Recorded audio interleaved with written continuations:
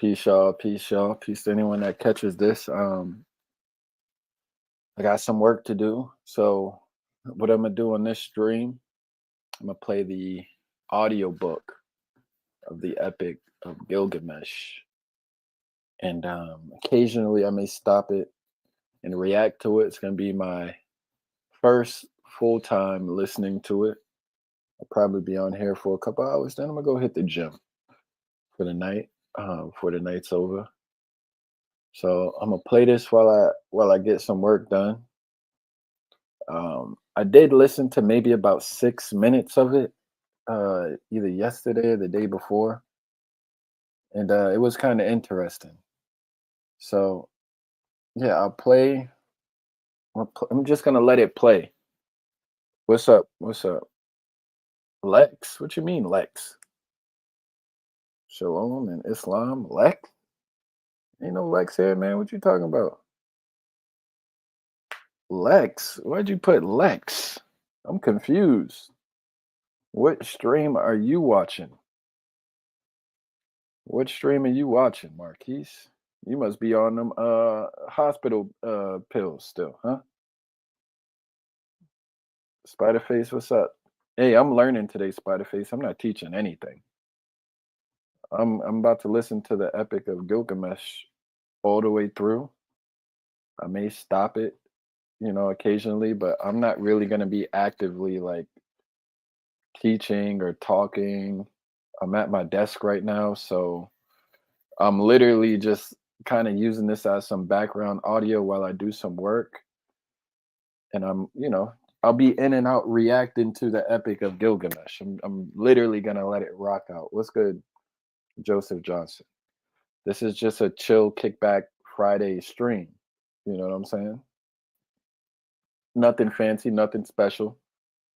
I see it's about an hour 43 minutes, so I'm gonna do my work for an hour 43 minutes, 2 hours. Probably go to the gym around 8 o'clock. And then yeah, that's it, man. So without further ado, let me get this up. I don't know if you guys ever listened to it. I always heard about it. And if you guys got a moment, just hit the like button. I'm not pressed over that though. But I'm gonna play the Epic of Gilgamesh. So here's the audio book. We're gonna start this now. Epic of Gilgamesh. Prologue. Gilgamesh, king in Uruk. I will proclaim to the world. Okay, I already got a question. Is and Uruk the same? No, and Uruk are not the same city, but they were both ancient city states in Mesopotamia. So let me get a map because I want to see where okay, I can see where it's at. All right, maybe you guys want to see, so I'll just bring this up real quick.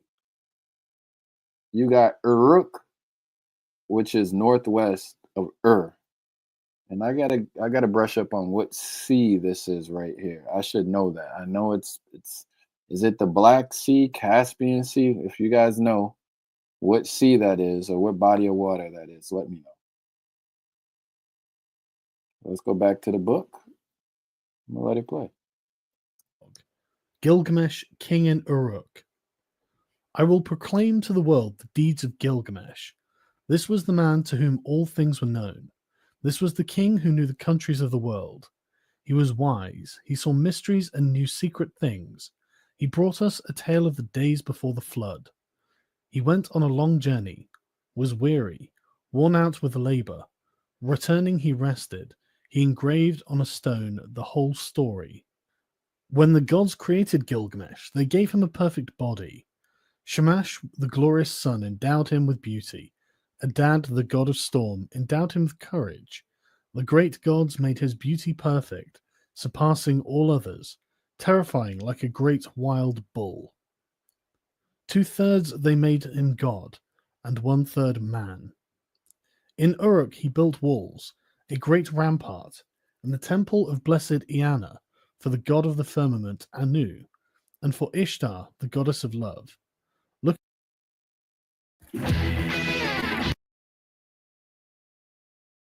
Marquise, you said you learn in Latin. What you studying Latin for, bro? For the god of the firmament, Anu, and for Ishtar, the goddess of love. Hey, Marquise, Anu and Ishtar. Weren't we studying this a couple months back? Anana. Remember? Yeah, these names, they sound familiar. Anana. In Uruk he built walls, a great rampart, and the temple of blessed Iana, for the god of the firmament, Anu, and for God of the firmament. God of the firmament. Anu. Ishtar, the goddess of love. Ishtar, the goddess of love. Look at it still today. The outer wall where the cornice runs, it shines with the brilliance of copper, and the inner wall it has no equal. Touch the threshold, it is ancient. Approach Iana, the dwelling of Ishtar, our lady of love and war, and like which no latter-day king, no man alive can equal. Climb upon the wall of Uruk, walk along it, I say, regard the foundation terrace and examine the masonry. Is it not burnt brick and good? The 7 sages laid the foundations. 1. The coming of Enkidu. Gilgamesh went abroad in the world, but he met with none who could withstand his arms, till he came to Uruk. But the men of Uruk muttered in their houses. Gilgamesh sounds the tocsin for his amusement. He bounds by day or night. No son is left with his father, for Gilgamesh. Okay, so it just brought up Enkidu, right? Y'all heard Enkidu. All I know from my prior knowledge about Enkidu is I'm wondering if it was symbolized by a bird. I don't know what kind of bird. It could be a falcon, right? I'm thinking it's the falcon because when I play my game, Enkidu is a falcon. You said Ishtar is Asherah, and Ishtar is Isis, and Isis is Hathor. Is that what you're saying? Okay. Their houses. Gilgamesh sounds the tocsin for his amusement. His arrogance has no bounds by day or night. No son is left with his father, for Gilgamesh takes them all, even the children. Yet the king should be a shepherd to his people. His lust leaves no virgin to her lover, neither the warrior's daughter nor the wife of a noble. Yet this is the shepherd of the city, wise, comely, and resolute. So this caught my attention. They're saying the king should be a shepherd to his people, but basically he's sleeping with everyone's woman. He's not leaving no virgins for the common man. The king is sleeping with everybody's wife. Takes them all, even the children. No son is left with his father, for Gilgamesh takes them all, even the children. Yet the king should be a shepherd to his people. His lust leaves no virgin to her lover, neither the warrior's daughter nor the wife of a noble. Yet this is the shepherd of the city, wise, comely, and resolute. The gods heard their lament. The gods of heaven cried to the Lord of Uruk, to Anu, the god of Uruk. A goddess made him, strong as a savage bull. None can withstand his arms. No son is left with his father, for Gilgamesh takes them all. And this is the king, the shepherd of his people? His lust leaves no virgin to her lover, neither the warrior's daughter nor the wife of the noble. When Anu heard their lamentation to the gods, cried to Aruru, the goddess of creation, You made him, O Aruru. Now create his equal. Let it be like him as his own reflection. Hey, that's funny, Spider Face. That's funny. I like that one. To Aruru, the goddess of creation, You made him, O Aruru. Okay, Aruru is the goddess of creation. Let me bring that back a little bit. The wife of the noble. When Anu heard their lamentation to the gods, cried to Aruru, the goddess of creation, You made him, O Aruru. Now create his equal. Let it be like him as his own reflection, his second self, stormy heart for stormy heart. Let them contend together and leave Uruk in quiet. So the goddess conceived an image in her mind, and it was of the stuff of Anu of the firmament. She dipped her hands in water and pinched off clay. She let it fall in the wilderness, and the noble Enkidu was created. There was virtue in him of the god of war, of Ninurta himself. His body was rough. Okay, so hold on. Enkidu was created by hold on. Because It sounds like Enkidu is supposed to be the equal and opposite of Gilgamesh. Let me get this correct. That might not be right. Hold on. She dipped her hands in water and pinched off clay. She let it fall in the wilderness, and the noble Enkidu was created. So now Enkidu is created by a female goddess, the goddess of creation. There was virtue in him of the god of war, of Ninurta himself. His body was rough. He had long hair like a woman's. It waved like the hair of Nisaba, the goddess of corn. His body was covered with matted hair, like Samugans, the god of cattle. He was innocent of mankind. He knew nothing of the cultivated land. Enkidu ate grass in the hills with the gazelle and lurked with the wild beasts at the water holes. He had the joy of the water with the herds of wild game. But there was a trapper who met him one day face to face at the drinking hole, for the wild game had entered his territory. On 3 days he met him face to face, and the trapper was frozen in fear. Okay, so I'm still wondering if Enkidu is man or non-man. Joseph, who believes in two flood stories? I heard of two creation stories, not two flood stories. He went back to his house with the game that he had caught, and he was dumb, benumbed with terror. His face was altered like that of one who has made a long journey. With awe in his heart, he spoke to his father. Father, there is a man, unlike any other, who comes down from the hills. He is the strongest in the world. He is like an immortal from heaven. He ranges over the hills with the wild beasts and eats grass. The ranges through your land and comes down to the wells. I am afraid and dare not go near him. He fills the pits which I dig and tears up my traps I set for the game. He helps the beasts to escape, and now they slip through my fingers. His father opened his mouth and said to the trapper, My son, in Uruk lives Gilgamesh. No one has ever prevailed against him. He is as strong as a star from heaven. Go to Uruk, find Gilgamesh, extol the strength of this wild man. Ask him to give you a harlot, a wanton from the temple of love. Return with her, and let her woman's power overpower this man. When next he comes down to drink at the wells, she will be there, stripped naked, and when he sees her beckoning, he will embrace her, and then the wild beast. See, I gotta stop that because why is he telling them to go get this harlot again? Hold on. I gotta understand this story because they're saying, this is where this story drew inspiration. I mean, the Bible drew inspiration from this epic. So I'm trying to understand it. Let me just go back a little bit. Eats grass. The ranges through your land and comes down to the wells. I am afraid and dare not go near him.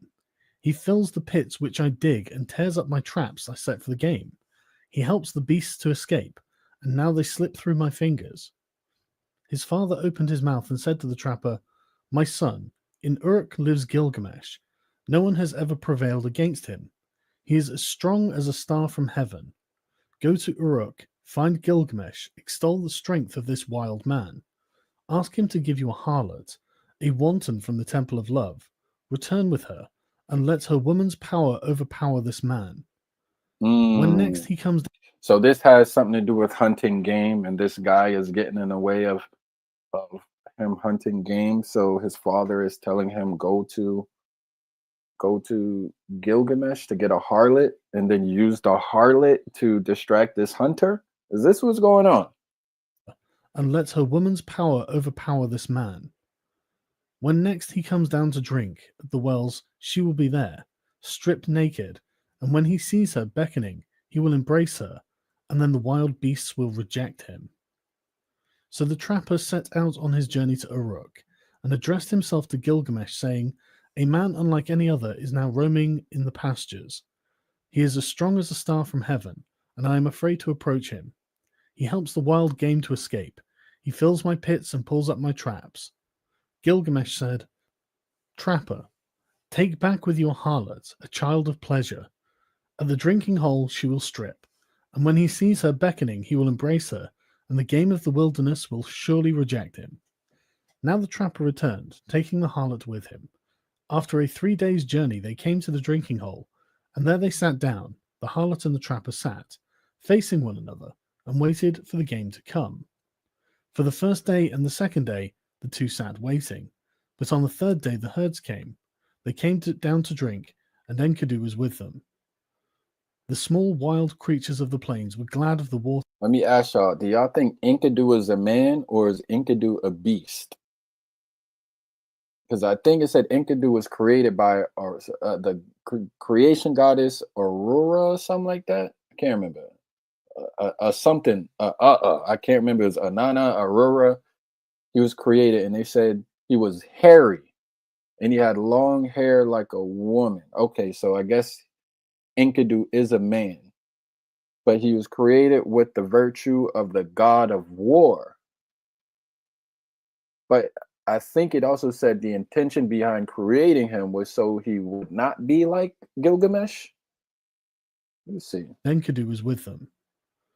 The small wild creatures of the plains were glad of the water, and Enkidu with them, who ate the grass with the gazelle, and was born in the hills, and she saw him, the savage man, come from the far off in the hills. The trapper spoke to her, There he is. Now, woman, make your breasts bare and have no shame. Do not delay, but welcome his love. Let him see you naked, let him possess your body. When he comes near, uncover yourself and lie with him.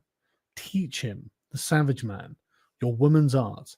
See that? Look at that. This is a back door of epic proportions from how many years ago? 6,000 years ago? Look, we get in the back door, the setup chick. You know what I'm saying? Recognizing man's fallibility, man's nature. Just use a woman. This is going to be his downfall. And lie with him. Teach him, the savage man, your woman's art. For when he murmurs love to you, the wild beast that shared his life in the hills will reject him. She was not ashamed to take him. She made herself naked and welcomed his eagerness.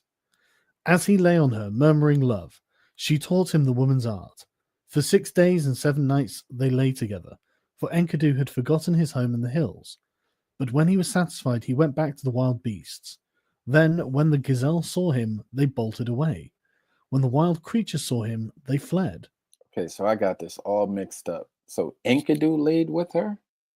I thought I thought that the trapper was supposed to lay with the harlot. Enkidu would have followed, but his body was bound as though with a cord. His knees gave way when he started to run. His swiftness was gone. And now the wild creatures had all fled away. That nigga was that nigga was weak in the knees after laying with her. Weak in the knees. He couldn't even go hunt. Enkidu was grown weak, for wisdom was in him, and the thoughts of a man were in his heart. So he returned and sat down at the woman's feet, and listened intently to what she said. You are wise, Enkidu, and now you have become like a god. Why do you want to run wild with the beasts of the hills? Come with me. I will take you to strong-walled Uruk, to the blessed temple of Ishtar and of Anu. Of love and of heaven there Gilgamesh lives, who is very strong, and like a wild bull he lords it over men. When she had spoken, Enkidu was pleased. He longed for a comrade, for one who could understand his heart. Come, woman, and take me to that holy temple, to the house of Anu and So let me ask y'all, so far, are you guys seeing any parallels with the Bible? The only parallel I see is just almost like a human nature thing. It's just like females being the weakness or a display of lack of discipline in men. And I'm just kind of loosely referencing or comparing that to like Adam and Eve. So it's kind of the same. I could kind of see similarities in the themes, so far. Ishtar, and to the place where Gilgamesh lords it over the people. I will challenge him boldly. I will cry out aloud in Uruk. I am the strongest here. I have come to change the old order. I am he who was born in the hills. I am he who is strongest of all. She said, Let us go. Let him see your face. I know very well where Gilgamesh is, in great Uruk. O Enkidu, there all the people are dressed in their gorgeous robes. Every day is holiday. The young men and girls are wonderful to see. How sweet do they smell! All the great ones are roused from their beds. O Enkidu, you who love life, I will show you Gilgamesh, a man of many moods. You shall look at him well in his radiant manhood. His body is perfect in strength and maturity. He never rests by night or day. He is stronger than you, so leave your boasting. Shamash, the glorious sun, has given favors to Gilgamesh, and Anu of the heavens, and Enlil and Ea, the wise, has given him deep understanding. Tell you, even before you have left the wilderness, Gilgamesh will know in his dreams that you are coming. Now Gilgamesh got up to tell his dream to his mother, Nin-sun, one of the wise gods. Mother, last night I had a dream. I was full of joy. The young heroes around me, and I walked through the night under the stars of the firmament, and one, a meteor of the stuff of Anu, fell down from heaven. I tried to lift it, but it proved too heavy. All of the people of Uruk came around to see it. The common people jostled and the nobles thronged to kiss its feet, and to me its attraction was like the love of a woman. They helped me. I braced my forehead, and I raised it with thongs, and I brought it to you. And you yourself pronounced it my brother. And a So here's what I want to do real quick. I want to get a little bit of clarity on the beginning of the story. So let me go into this AI real quick. We're gonna find out in the epic of Gilgamesh, who created Enkidu and for what purpose. We're gonna do a little refresher. Enkidu. All right. All right. So in the epic of Gilgamesh, Enkidu was created by the goddess Aruru. The purpose of his creation was to provide a counterbalance to Gilgamesh. Okay, so I was on point with that part. You know, I'm multitasking right now. You know, I'm doing two things at once. That's why I'm not really as active as I usually am.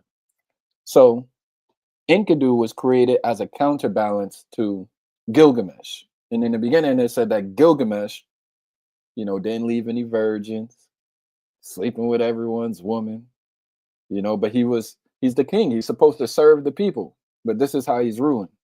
So now Enkidu is created by the goddess of creation, Aruru. It says Gilgamesh was a young, tyrannical king of Uruk. And Gilgamesh was 2/3 god and 1/3 human. He was oppressing his people with his strength and arrogance. Okay, so I'm not gonna go further than that because I don't want it to ruin it for me. Thongs, and I brought it to you, and you yourself pronounced it my brother. Then Nin-sun, who was well beloved and wise, said to Gilgamesh, this star of heaven, which descended like a meteor from the sky, which you tried to lift but found too heavy, when you tried to move it, it would not budge, and so you brought it to my feet. I made it for you, a golden spur, and you were drawn to it as though to a woman. This is the strong comrade, the one who brings help to his friend in need. He is the strongest of wild creatures, the stuff of Anu, born in the grasslands, and the wild hills reared him. When you see him, you will be glad. You will love him as a woman, and he will never forsake you. This is the meaning of the dream. Gilgamesh said, Mother, I have dreamed a second dream. In the streets of strong-walled Uruk, there lay an axe. The shape of it was strange, and the people thronged around. I saw it and was glad. I bent down, deeply drawn towards it. I loved it like a woman, and I wore it at my side. Nin-sun answered, that axe, which you saw, which drew you so powerfully like the love of a woman, that is the comrade who I give to you. And he will come in his strength like one of the host of heaven. He is the brave companion who rescues his friend in necessity. Gilgamesh said to his mother, a friend, a counselor has come to me from Enlil, and now I shall befriend and counsel him. So Gilgamesh told his dreams, and the harlot retold them to Enkidu. And now she said to Enkidu, when I look at you, you have become like a god. Why do you yearn to run wild again with the beasts in the hills? Get up from the ground, the bed of a shepherd. He listened to her words with care. It was good advice that she gave. She divided her clothing in two, and with one half she clothed him, and with the other herself, and holding his hand she led him like a child to the sheepfolds into the shepherds' tents. There all the shepherds crowded around to see him. They put down bread in front of him, but Enkidu could only suck the milk of wild animals. He fumbled and gaped, at a loss what to do or how he should eat the bread and drink the strong wine. Then the woman said, Enkidu, eat bread, it is the stuff of life. Drink the wine, it is the custom of the land. So he ate till he was full, and drank strong wine, 7 goblets. He became merry, his heart exulted, and his face shone.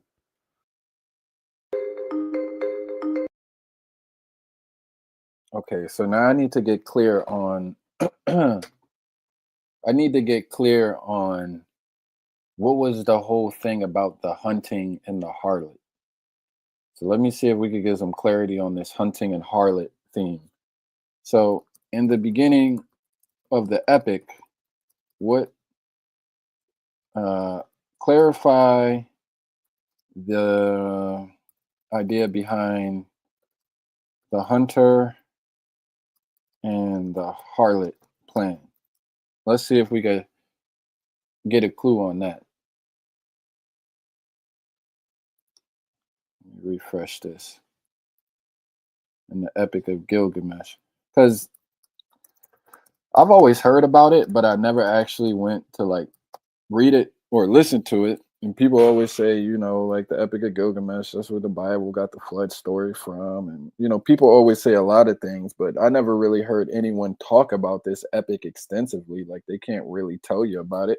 So in the beginning of the Epic of Gilgamesh, the hunter and the harlot plan is a pivotal element in this story. So I don't want to ruin it. I don't want to skip ahead too far, but the hunter's problem. A hunter from Uruk notices that someone has been releasing the animals he has caught. This person is Enkidu, a wild man created by the gods to counterbalance Gilgamesh's oppressive rule over Uruk. Enkidu lives among the animals, protecting them from hunters. Okay, this is why I was wondering, is Enkidu a beast or is he a man? You know what I'm saying? Um, okay, so oh, I got it backwards. So yeah, the harlot was to backdoor Enkidu.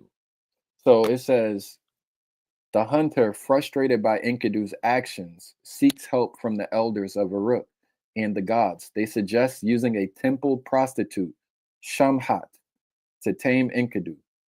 Shamhat is sent to the wilderness to seduce Enkidu with the intention of civilizing him through sexual initiation. Okay. All right. So I had it backwards, but we're still we're still on track with this story so far. But my whole thing is, why did he want to protect the animals? What's up, Ebez? We're doing like an audio book listening right now on the Epic of Gilgamesh. So my question is, why did Enkidu want to protect the animals from being hunted? Because he didn't have to want to protect them. Is there a reason why he wanted to protect them?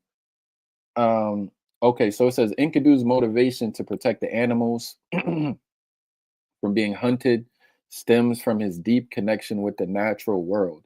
As a wild man created by the goddess Aruru, Enkidu lived among animals, sharing their habitats and behaviors. He was described as innocent of mankind and had no knowledge of cultivated lands, living freely without societal constraints. His actions as a guardian for the animals reflect his instinctual and empathetic nature as he identifies with them and sees himself as part of their world. All right, let's go back to the book. Now we understand who Enkidu is, and the harlot was sent to tempt him, right? He rubbed down the matted hair of his body and anointed himself with oil. Enkidu had become a man, but when he had put on man's clothing, he appeared like a bridegroom. He took arms to hunt the lion, so that the shepherds could rest at night. He caught wolves and lions, and the herdsmen lay down in peace, for Enkidu was their watchman, that strong man who had no rival. He was merry living with the shepherds, till one day lifting his eyes he saw a man approaching. He said to the harlot, "Woman, fetch that man here. Why has he come? I wish to know his name." She went and called the man, saying, "Sir, where are you going on this weary journey?"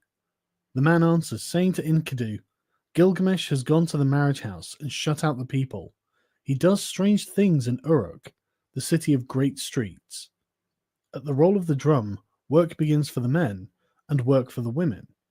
Gilgamesh the king is about to celebrate marriage with the queen of love, and he still demands to be the first with the bride. The king to be first and the husband to follow, for that was ordained by the gods from his birth, from the time the umbilical cord was cut. But now the drums roll for the choice of the bride, and the city groans." At these words, Enkidu turned white in the face. "I will go to the place where Gilgamesh lords it over the people. I will challenge him boldly. I will cry aloud in Uruk. I have come to change the old order, for I am the strongest here." Now Enkidu strode in front, and the woman followed behind.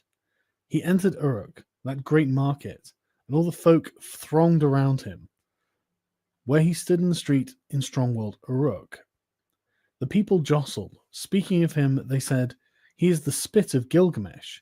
He is shorter, he is bigger of bone.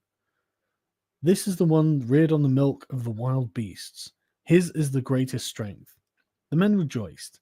Now Gilgamesh has met his match. This great one, this hero. Okay, so now Enkidu is like, yo, I'm gonna go challenge Gilgamesh. And I guess we're gonna get a fight. Where does the flood come into this shit though? That's what I want to know. Where does the flood come into this? You know, you got this unruly ruler, and then you got this young, righteous, wild man who is empathetic or sympathetic to beasts. And now he's like, yo, I'm gonna go holler at him. Where's this flood coming in? Hero whose beauty is like a god. He is a match even for Gilgamesh. In Uruk the bridal bed was made, fit for the goddess of love. The bride waited for the bridegroom, but in the night Gilgamesh got up and came to the house. Then Enkidu stepped out. He stood in the street and blocked the way. Mighty Gilgamesh came on, and Enkidu met him at the gate. He put out his foot and prevented Gilgamesh from entering the house. I tell you, y'all niggas ain't gonna be able to tell me shit, because I'm doing it. You know what I'm saying? All these people be saying all this stuff, right? They tell you that this is Morocco or this is Northwest. You know what I'm saying? They tell you all these crazy things, and then you read it for yourself, and you be like, nigga, it didn't say that. What the hell was you talking about? So now, if this flood story is the same or ain't the same, I'ma know. You know what I'm saying? I'ma know. Met him at the gate. He put out his foot and prevented Gilgamesh from entering the house, so they grappled, holding each other like bulls. They broke the doorposts and the walls shook. They snorted like bulls. Mighty Gilgamesh came on, and Enkidu met him at the gate. He put out his foot and prevented Gilgamesh from entering the house, so they grappled, holding each other like bulls. They broke the doorposts and the walls shook. They snorted like bulls locked together. They shattered the doorposts and the walls shook. Gilgamesh bent his knee with his foot planted on the ground, and with a turn Enkidu was thrown. Then immediately his fury died. When Enkidu was thrown, he said to Gilgamesh, "There is not another like you in the world." Ninsun, who is as strong as a wild ox in the byre, said she was the mother who bore you. Hold on. Who got the upper hand? Did Gilgamesh get the upper hand? Turn, Enkidu was thrown. Yep. So Gilgamesh got the upper hand on Enkidu. Then immediately his fury died. When Enkidu was thrown, he said to Gilgamesh, "There is not another like you in the world." Ninsun, who is as strong as a wild ox in the byre, said she was the mother who bore you. So now you are raised above all men. Okay. So we get the first encounter. I'm guessing there's gonna be another encounter, right? It ain't gonna just stop within the first 15 minutes of the book. And Gilgamesh proves to be stronger than Enkidu. And Enlil has given you the kingship. For your Hey, look at that. Enlil. We know that name too, right, Marquise? Enlil. So we heard a few. We heard Ishtar, Enlil. There was another one. Damn, I can't remember the first one. There was one before that. Your strength surpasses the strength of men. So Enkidu and Gilgamesh embraced, and their friendship was sealed. Oh, okay. That's very, that happens in real life, right? Like after you fight or get into it with someone, it's sometimes y'all become, cool. Like, yo, I respect you. You know what I'm saying? Like, I respect you. You know what I'm saying? So I didn't see that turn coming though. So now it looks like okay, but my thing is this, right? Enkidu, he still got to make a decision on the behavior of Gilgamesh. So I'm wondering, is Gilgamesh gonna change his behavior? Because now they're forging a friendship. You got one who was literally made to counterbalance the other one. You know what I'm saying? So how do they coexist? You got these two opposing forces, but now they respect each other. How do they coexist? If y'all can't hit the like button for me, thank you. 2. The forest journey. Enlil of the mountain, the father of the gods, had decreed the destiny of Gilgamesh. So Gilgamesh dreamed, and Enkidu said, "The meaning of the dream is this: the father of the gods has given you kingship. Such is your destiny. Everlasting life is not your destiny. Because of this, do not be sad at heart. Do not be grieved or oppressed. He has given you power to bind and to loose, to be the darkness and the light of mankind. He has given you unexampled supremacy over the people, victory in battle from which no fugitive returns, in forays and assaults from which there is no going back. But do not abuse this power. Deal justly with your servants in the palace. With great Deal power comes justly great before responsibility. Shamash." The Hmm. eyes of Enkidu were full of tears, and his heart was sick. He sighed bitterly, and Gilgamesh met his eye and said, "My friend, why do you sigh so bitterly?" But Enkidu opened his mouth and said, "I am weak. My arms have lost their strength. The cry of sorrow sticks in my throat. I am oppressed by idleness." It was then the Lord Gilgamesh turned his thoughts to the country of the living. On the land of cedars, the Lord Gilgamesh reflected. He said to his servant Enkidu, "I have not established my name stamped on bricks, as my destiny decreed. Therefore, I will go up to the country where the cedar is felled.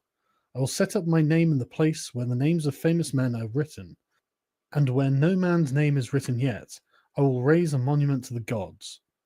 Because of the evil that is in the land, we will go into the forest and destroy the evil. For in the forest lives Humbaba, whose name is Hugeness, a ferocious giant." But Enkidu sighed bitterly and said, "When I went with the wild beasts ranging through the wilderness, I discovered the forest. Its length Hmm. is 10,000 leagues in every direction. Enlil has appointed Humbaba to guard it, and armed him with sevenfold terrors.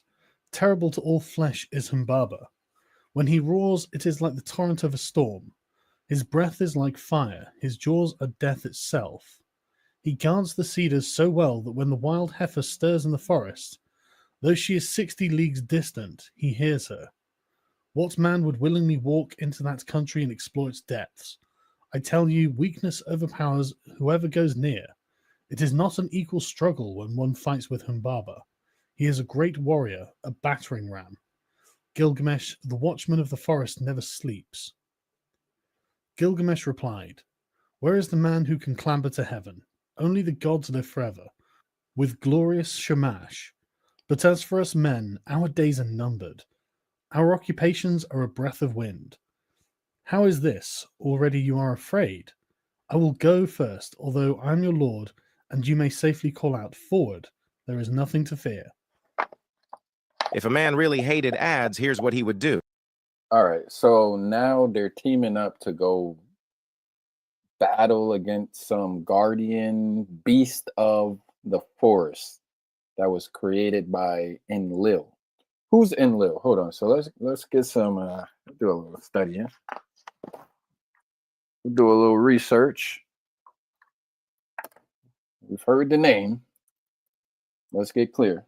Enlil was a Mesopotamian god of air, wind, storms, and earth. He was known as the king of gods and was a member of the Anunnaki. Okay, king of the gods, member of the Anunnaki.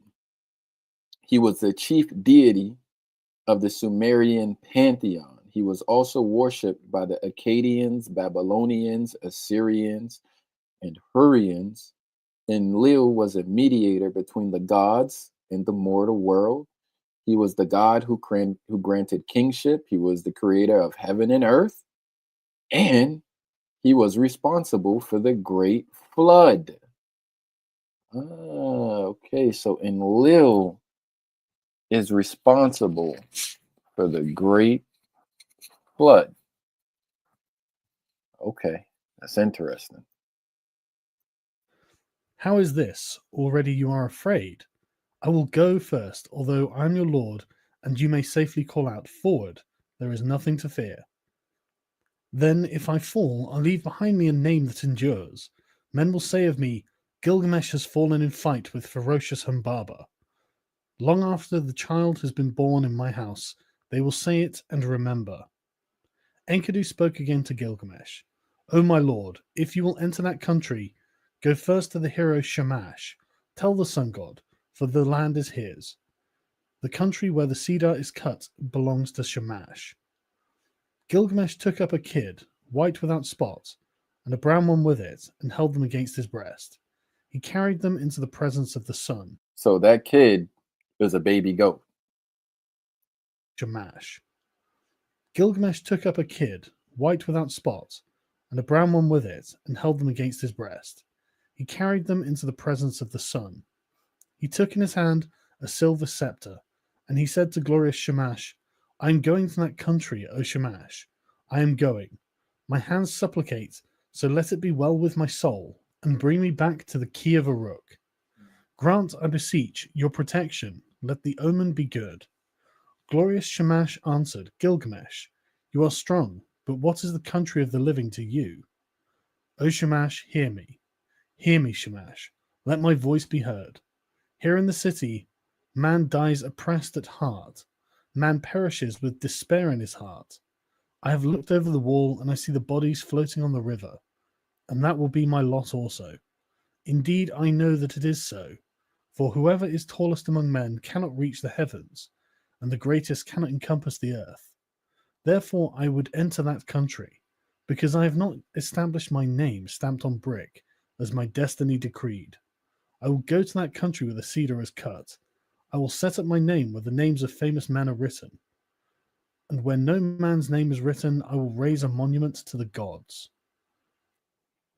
The tears ran down his face, and he said, Alas, it is a long journey I must take to the land of Humbaba.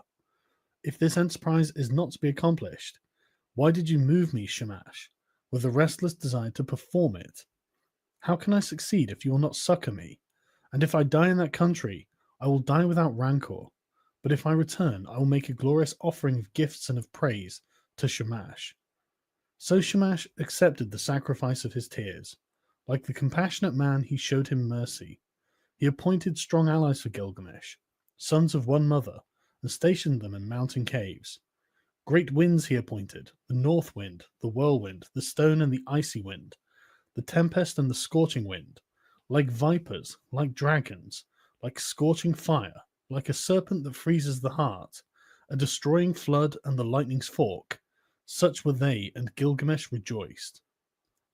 He went to the forge and said, I will give orders to the armorers. They shall cast us our weapons while we watch them. So they gave orders to the armorers and craftsmen and sat down in conference. They went to the groves of the plain and cut willow and boxwood. They cast for them axes of 90 pounds, and great swords they cast with blades of 60 pounds each one, with pommels and hilts of 30 pounds. They cast for Gilgamesh the axe, might of heroes, and the bow of Anshan. And Gilgamesh was armed, and Enkidu, with the weight of the arms they carried, was 30 pounds. The people collected, and the councillors in the streets and in the marketplace of Uruk. They came to the gate of 7 bolts, and Gilgamesh spoke to them in the marketplace. I, Gilgamesh, Go to see that creature of whom such things are spoken, the rumor of whose name fills the world. I will conquer him in his cedar wood, and show the strength of the sons of Uruk, and all the world shall know. I am committed to this enterprise, to climb the mountain, to cut down the cedar, to leave behind me an enduring name. The councillors of Uruk, the great market, answered him, Gilgamesh, you are young and your courage carries you far. You cannot know what this enterprise means, which you have planned. We have heard that Humbaba is not like men who die. His weapons are such that none can stand against them. The forest stretches for 10,000 leagues in every direction. Who would willingly go down to explore its depths? As for Humbaba, when he roars, it is like the torrent of a storm. His breath is like fire, and his jaws are death itself. Why do you crave to do this thing, Gilgamesh? It is no equal struggle when one fights with Humbaba, that battering ram. When he heard these words of the councillors, Gilgamesh looked at his friend and laughed. How shall I answer them? Shall I say I am afraid of Humbaba? I will sit at home all the rest of my days? Then Gilgamesh opened his mouth again and said to Enkidu, My friend, let us go to the great palace. So, Humbaba. Humbaba. Who is Humbaba? Who is Humbaba? So, okay. Humbaba is invariably portrayed as the inhabitant of the guardian of the cedar forest to which Gilgamesh ventures with his companion Enkidu. He's also known as Huwawa in Sumerian. Origin and meaning of his name unknown, portrayed as an anthropomorphic figure comparable to an ogre or a giant. Okay, so they're about to go visit Humbaba. Then Gilgamesh opened his mouth again and said to Enkidu, My friend, let us go to the great palace, to Egalma, and stand before Ninsun the queen. Ninsun is wise with deep knowledge. She will give us counsel for the road that we must go. They took each other by the hand, and they went to Egalma.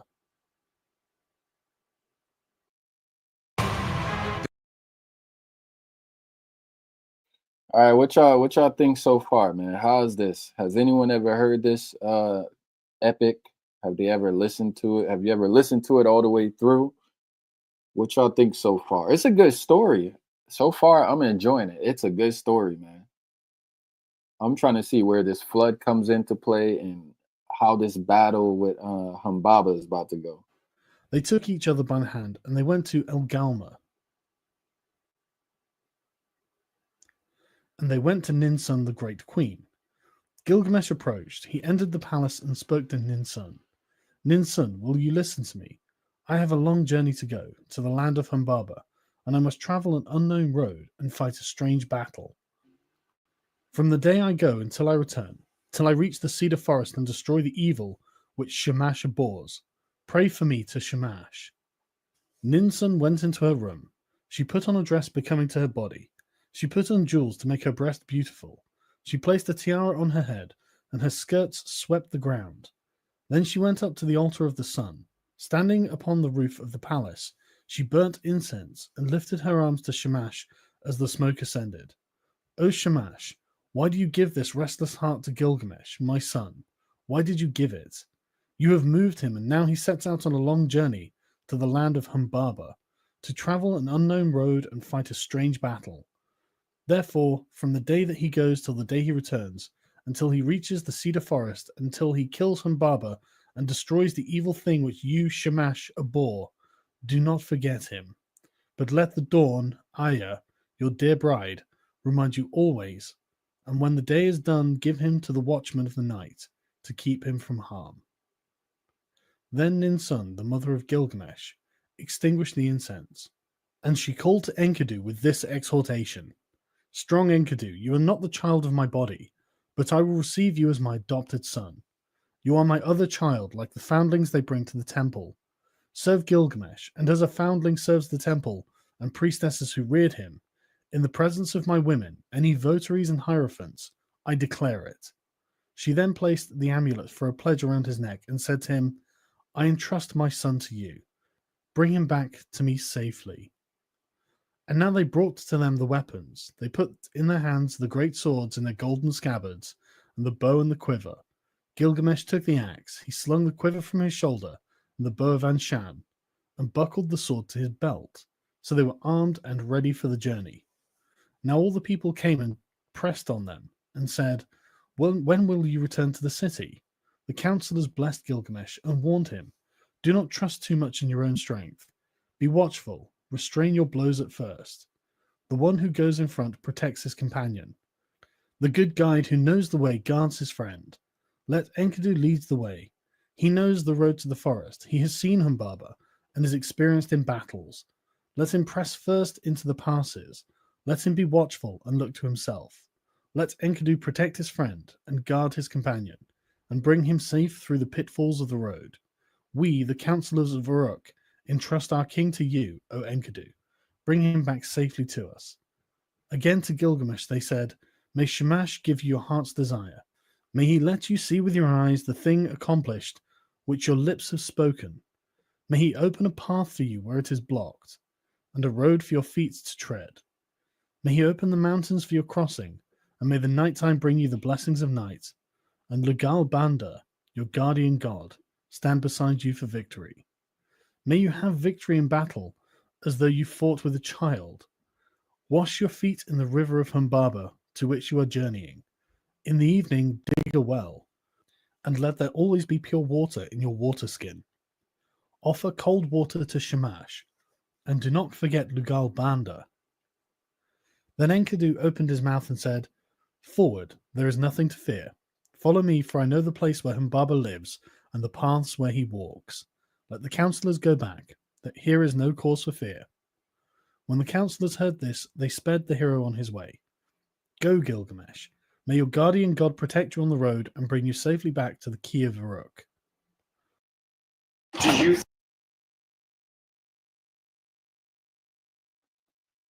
All right. So that was a long, drawn out way of getting them ready for battle. Here we go. I got to get this computer on the charger. Leagues. So this section is called the Great Queen, and we're going into the Mountain Dream. Okay. Your guardian god protect you on the road and bring you safely back to the key of Uruk. After 20 leagues, they broke their fast. After another 30 leagues, they stopped for the night. 50 leagues they walked in one day, and in 3 days they had walked as much of a journey as a month and 2 weeks. They crossed 7 mountains before they came to the gates of the forest. Then Enkidu called out to Gilgamesh, do not go down into the forest. When I opened the gate, my hand lost its strength. Gilgamesh answered him, dear friend,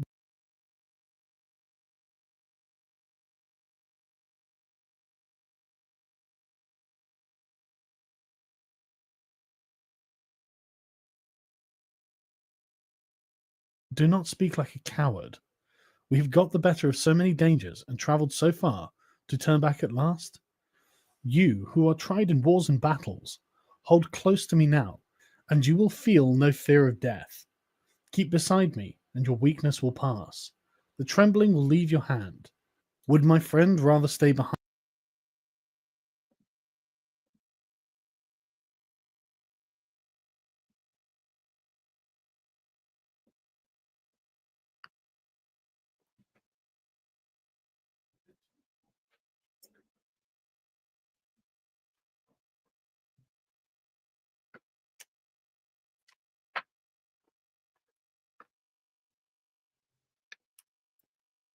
Hold on, y'all. I got to charge this up real quick, man. System freezing up on me.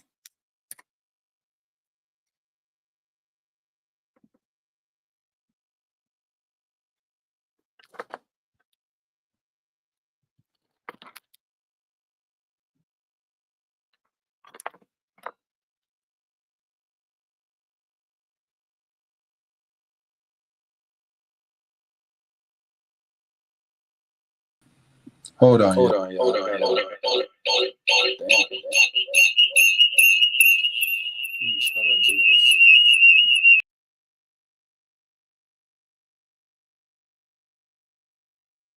Let me see.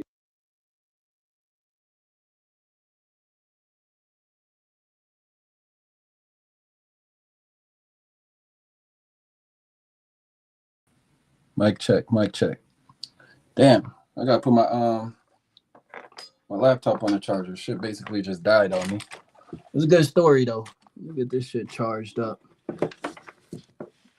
What's good, Darvis? I see you, man. I see you. All right, that shit's plugged in. So far, I'm not really seeing nothing that's like overly like obviously connected to the Bible yet. I'm not really seeing it too closely. All right, I got my computer back up, so let me get this back on the screen. I gotta keep this on the charger. All right, Darvis, I know you never really read this story from beginning to end. All right, let me share my screen. Boom. Epic of Gilgamesh. We gotta go back a little bit though, because I done screwed it up a little bit. Who's oh, I thought someone was in the back. All right, let me rewind a little bit. All right. Damn. All right, so coming on this one. Who told me that? I just know. You know when someone, know their stuff, and you know when someone don't know their stuff, bruh. You know what I'm saying? All right, okay, that was the wrong one I took out. Let's take this.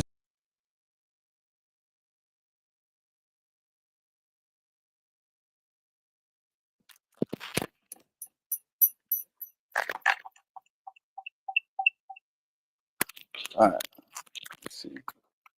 Switching back over to my computer. Get out of here. Okay. Who told you that? I just be knowing, bruh. I just be knowing. Who goes in front protects his companion. The good guide who knows the way guides. Enkidu leads the way. He knows the road to the forest. He has seen Humbaba and is experienced in battles. Let him press first into the passes. Let him be watchful and look to himself. Let Enkidu protect his friend and guard his companion, and bring him safe through the pitfalls of the road. We, the councillors of Uruk, entrust our king to you, O Enkidu. Bring him back safely to us. Again to Gilgamesh they said, May Shamash give you your heart's desire. May he let you see with your eyes the thing accomplished which your lips have spoken. May he open a path for you where it is blocked, and a road for your feet to tread.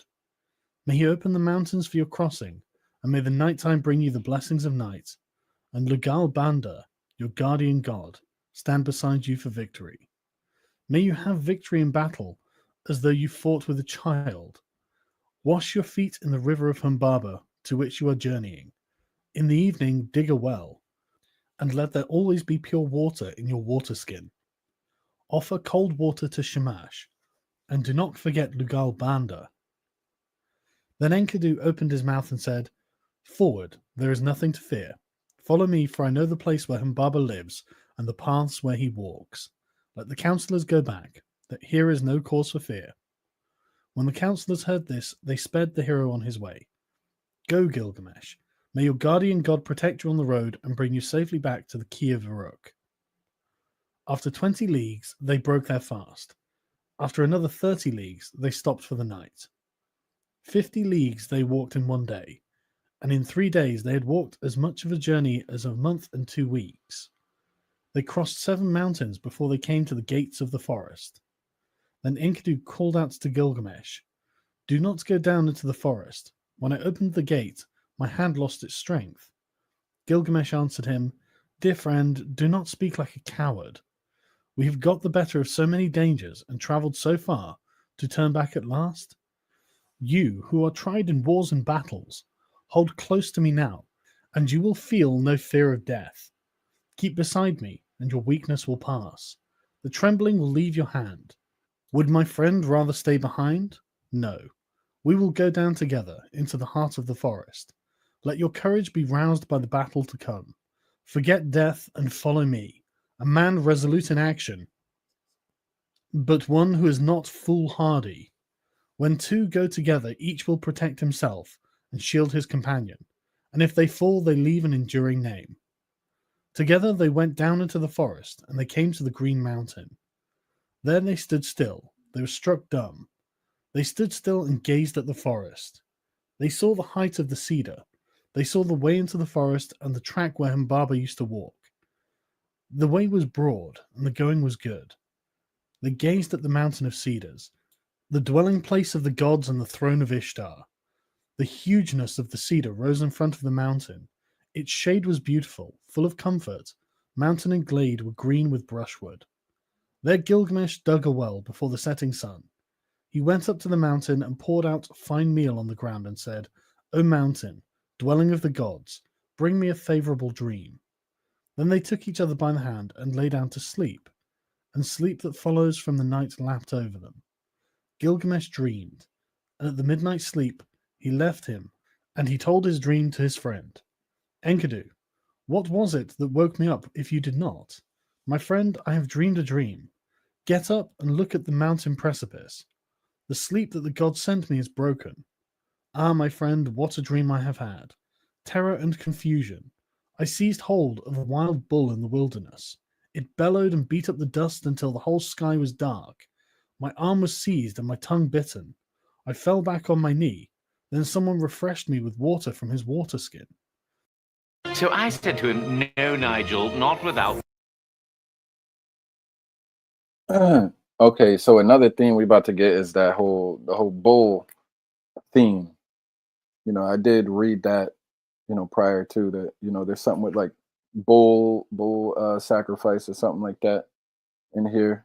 So I know that's familiar, making sacrifices and whatnot. Here we go. Enkidu said, Dear friend, the god to whom we are traveling is no wild bull, though his form is mysterious. That wild bull which you saw is Shamash the Protector. In our moment of peril he will take our hands. The one who gave water from his water skin, that is your own god, who cares for your good name, your Lugal Banda.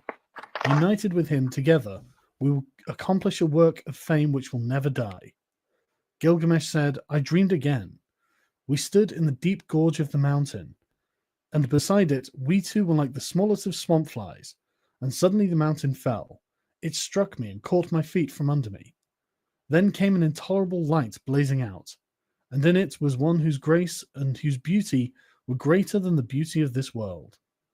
He pulled me out from under the mountain, he gave me water to drink, and my heart was comforted, and he set my feet on the ground. Then Enkidu, child of the plains, said, Let us go down from the mountain and talk this thing over together. He said to Gilgamesh, the young god, Your dream is good. Your dream is excellent. The mountain which you saw is Humbaba. Now surely we will seize and kill him and throw his body down as the mountain fell on the plain. The next day, after 20 leagues, they broke their fast, and after another 30, they stopped for the night. They dug a well before the sun had set, and Gilgamesh ascended the mountain. He poured out fine meal on the ground and said, O mountain, dwelling of the gods, send a dream for Enkidu, make him a favorable dream. The mountain fashioned a dream for Enkidu. It came, an ominous dream. A cold shower passed over him. It caused him to cower like the mountain barley under a storm of rain. But Gilgamesh sat with his chin on his knees, till the sleep which flows over all mankind lapped over him. Then, at midnight, sleep left him. He got up and said to his friend, Did you call me, or why did I wake? Did you touch me? Why am I terrified? Did not some god pass by? For my limbs are numb with fear. My friend, I saw a third dream, and this dream was altogether frightful. The heavens roared, and the earth roared again. Daylight failed, and the darkness fell. Lightning flashed, and fire blazed out. The clouds lowered, they rained down death. Then the brightness departed. The fire went out, and all was turned to ashes, fallen about us. Let us go down from the mountain and talk this over, and consider what we should do. When they had come down from the mountain, Gilgamesh seized the axe in his hand. He felled the cedar. When Humbaba heard the noise from far off, he was enraged. He cried out, "Who is this that has violated my woods and cut down my cedar?" But glorious Shamash called to them out of heaven, "Go forward, do not be afraid." But now Gilgamesh was overcome with weakness, for sleep had seized him suddenly. A profound sleep held him. He lay on the ground, stretched out speechless, as though in a dream. When Enkidu touched him, he did not rise. When he spoke to him, he did not reply. "O Gilgamesh, lord of the plain of Kalub, the world grows dark. The shadows have spread over it, and now is the glimmer of dusk. Shamash has departed. His bright head is quenched in the bosom of his mother Ningal. O Gilgamesh, how long will you lie like this in sleep? Never let the mother who gave you birth be forced into mourning in the city square." At length Gilgamesh heard him and put on his breastplate. The voice of heroes, of 30 shekels weight. He put it on as though it was a light garment that he carried, and it covered him altogether. He straddled the earth like a bull that snuffs the ground, and his teeth were clenched. "By the life of my mother Ninsun, who gave me birth, and the life of my father, divine Lugal Banda, let me live to be the wonder of my mother, as when she nursed me on her lap." A second time he said to him, "By the life of Ninsun, my mother, who gave me birth, and by the life of my father, divine Lugal Banda, until we have fought this man. If man he is, this God, if God he is, the way I took to the country of the living will not turn back to the city." Then Enkidu, the faithful companion, pleaded, answering him, "O my lord, you do not know this monster, and that is the reason that you are not afraid. I know him. I am terrified. His teeth are dragon's fangs. His countenance is like a lion. His charge is the rushing of the flood, and with his look he crushes alike the trees of the forest and the reeds of the swamp.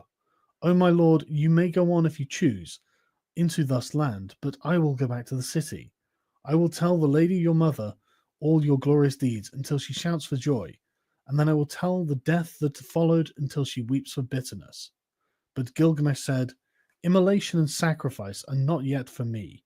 The boat of the dead shall not go down, nor the 3-ply cloth be cut for my shrouding. Not yet will my people be desolate, nor the pyre be lit in my house, and my dwelling burnt on the fire. Today give me your aid, and you shall have mine. What then can go amiss with us two? All living creatures born of the flesh shall sit in the last boat of the west, and when it sinks, the boat of Maglium sinks, and they are gone. But we shall go forward and fix our eyes on the monster. If your heart is fearful, throw away fear. If there is terror in it, throw away terror. Take your axe in your hand and attack. He who leaves the fight unfinished is not at peace." My name is Becky G, and I am an artist. Okay, they really, focusing on Enkidu being afraid, and Gilgamesh is the one that doesn't have fear. And actually, he's the one that's leading the charge. He doesn't know the forest as well as Enkidu knows the forest, but he doesn't have fear. He's driven. This is this is really his idea. And he's willing to die for it. He's willing to die for it.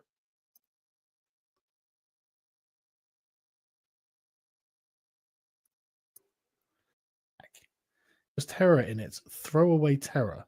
Take your axe in your hand and attack. He who leaves the fight unfinished is not at peace. Humbaba came out of his strong house of cedar. Then Enkidu called out, "O Gilgamesh, remember your bosun Uruk. Forward, attack." Yeah, why do people do that? Nobody's talking about Jesus, man. You know what I'm saying? What is this about? Jesus Christ, King of Kings, everlasting Father, way, truth, and life. Salvation by the blood of the Lamb. Y'all, a lot of y'all Jesus people be coming across real crazy, bro. You know what I'm saying? Don't know how to have a civil conversation. History is a lie. His story is truth. This is Satan's little season of Revelations 20. All right, man. I hope you're having a good day, bro. Yo, people are cuckoo, yo. called out, O Gilgamesh, remember your bosun Uruk. Forward, attack, son of Uruk. There is nothing to fear. When he heard those words, his courage rallied. He answered, make haste, close in. If the watchman is there, do not let him escape the woods, where he will vanish. He has put on the first of his 7 splendors, but not yet the other 6. Let us trap him before he is armed. Like a raging wild bull, he snuffed the ground. The watchman of the woods turned full of threatenings. He cried out. Humbaba came from his house of strong cedar. He nodded his head and shook it, menacing Gilgamesh, and on him he fastened his eye, the eye of death. Then Gilgamesh called out to Shamash, and his tears were flowing. O glorious Shamash, I have followed the road you've commanded, but now if you send no succor, how shall I escape? Glorious Shamash heard his prayer, and he summoned the great wind, the north wind, the whirlwind, the storm, the icy wind, the tempest, and the scorching wind. They came like dragons, like a scorching fire, like a serpent that freezes the heart, a destroying flood, and a lightning's fork. The 8 winds rose up against Humbaba. They beat against his eyes. He was gripped, unable to go forward or back. Gilgamesh shouted, by the life of Ninsun, my mother, and divine Lugalbanda, my father, in the country of the living, in this land I have discovered your dwelling. My weak arms and my small weapons I have brought into this land against you, and now I will enter your house. And so he felled the first cedar, and they cut the branches and laid them at the foot of the mountain. At the first stroke, Humbaba blazed out, but still they advanced. They felled 7 cedars and cut and bound branches and laid them at the foot of the mountain, and 7 times Humbaba loosed his glory upon them. As the 7th blaze died out, they reached his lair. He slapped his thigh in scorn. Do y'all understand what's going on right now? Right now, we're having the battle between Humbaba and, I'm guessing, Gilgamesh and Enkidu. He approached like a noble wild bull roped on the mountain, a warrior whose elbows are bound together. The tears started to his eyes and he was pale. Gilgamesh, let me speak. I have never known a mother nor father who reared me. I was born of the mountain, he reared me, and Enlil made me the keeper of this forest. Let me go free, Gilgamesh, and I will be your servant. You shall be my lord, and all the trees of... Damn, Gilgamesh is gangster. Oh, shit. Gilgamesh making everybody bow down, man. Enkidu, bow down. Humbaba, bow down. Wait, is that Humbaba or hold on, let me see it. Make sure this is Humbaba. the forest that I have tended on the mountain shall be yours. I will cut them down and build you a palace. Yeah, Gilgamesh is he's moving. He's moving it. You know what I'm saying? He's putting in work. He took him by the hand and led him to his house, so that the heart of Gilgamesh was moved with compassion. He swore by the heavenly life, by the earthly life, by the underworld itself, O Enkidu, should not the snared bird return to its nest, and the captive man return to his mother's arms? Enkidu answered, the strongest of men will fall to fate if he has no judgment. Namtar, the evil fate that knows no distinction between men, will devour him. If the snared bird returns to its nest, if the captive man returns to his mother's arms, then you, my friend, will never return to the city where the mother is waiting who gave you birth. He will bar the mountain road against you and make all the pathways impassable. Humbaba said, Enkidu, what you have spoken is evil. You, a hireling, dependent for your bread. In envy and for fear of a rival, you have spoken evil words. Enkidu said, do not listen, Gilgamesh. This Humbaba must die. Kill Humbaba first and his servants after. But Gilgamesh said, if we touch him, the blaze and the glory of the light will be put out in confusion. The glory and glamour will vanish. Its rays will be quenched. Enkidu said to Gilgamesh, not so, my friend. First entrap the bird. And where shall the chicks run then? Afterwards we can search out the glory and the glamour, when the chicks run distracted through the grass. Gilgamesh listened to the word of his companion. He took the axe in his hand, he drew the sword from his belt, and he struck Humbaba with the thrust of the sword to the neck. And Enkidu, his comrade, struck the second blow. At the third blow, Humbaba fell. Then there followed confusion, for this was the guardian of the forest, whom they had felled to the ground. For as far as 2 leagues the cedars shivered. When Enkidu felled the Watcher of the Forest, he at whose voice Hermon and Lebanon used to Lebanon.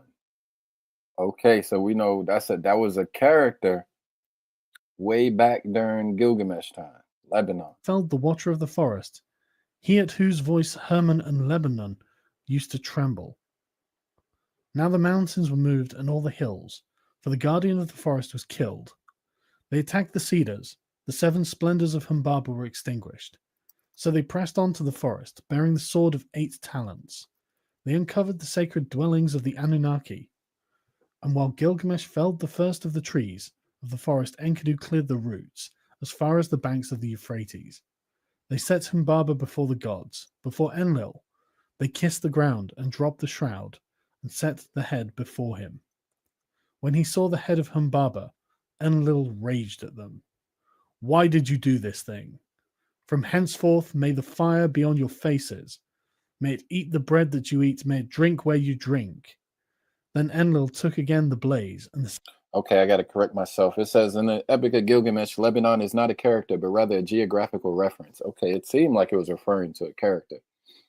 The story mentions the cedar forest, which early translators often associated with the cedars of Lebanon.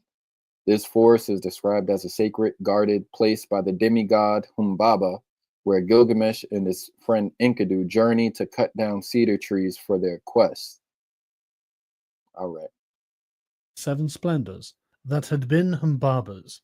He gave the first to the river, and he gave to the lion, to the stone of execration, to the mountain, and to the dreaded daughter of the queen of hell. O Gilgamesh, king and conqueror of the dreadful blaze, wild bull who plunders the mountain, who crosses the sea, glory to him, and from the brave the greater glory is Enki's. 3. Ishtar and Gilgamesh and the death of Enkidu. Gilgamesh washed out his long locks and cleaned his weapons. He flung his hair back from his shoulders. He threw off his stained clothes and changed them for new. He put on his royal robes and made them fast.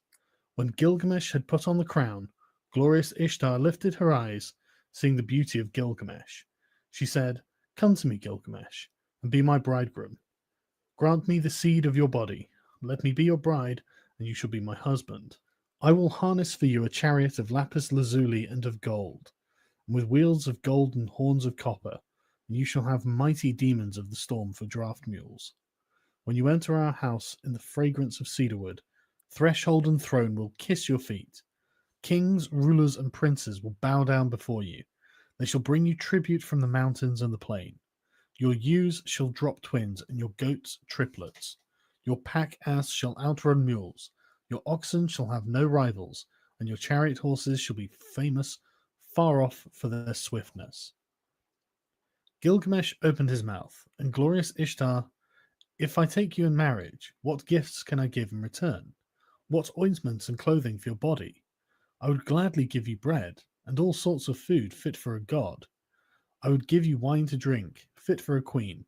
I would pour out barley to stuff your Man, slow down. We didn't get there yet. But if you're wrong, you deserve a strike for falsely uh what's it called when you ruin the movie by what's it called when you ruin the movie because you told somebody the ending and they didn't watch it yet? You know what I'm saying? Whatever that's called. I forget what it's called. Hold on, let me see. Spoiler. When you spoil it.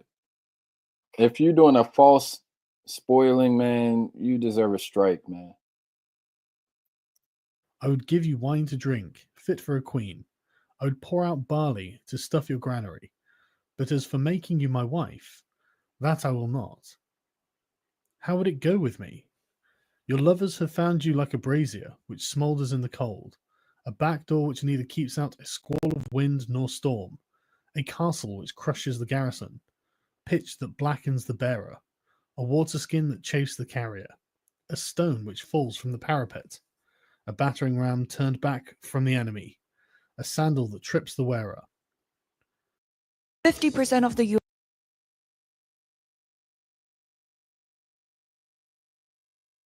Okay, well, you're getting a refresher right now, man. You're getting a refresher, Darvis. Which of your lovers did you ever love forever? What shepherd of yours has pleased you for all time? Listen to me while I tell the tale of your lovers. There was Tammuz, the lover of your youth. For him you decreed wailing year after year. You loved the many-coloured roller, but still you struck and broke his wing. Now in the grove he sits and cries, Cappy, Cappy, my wing, my wing. You have loved the lion, tremendous in strength. 7 pits you dug for him, and 7.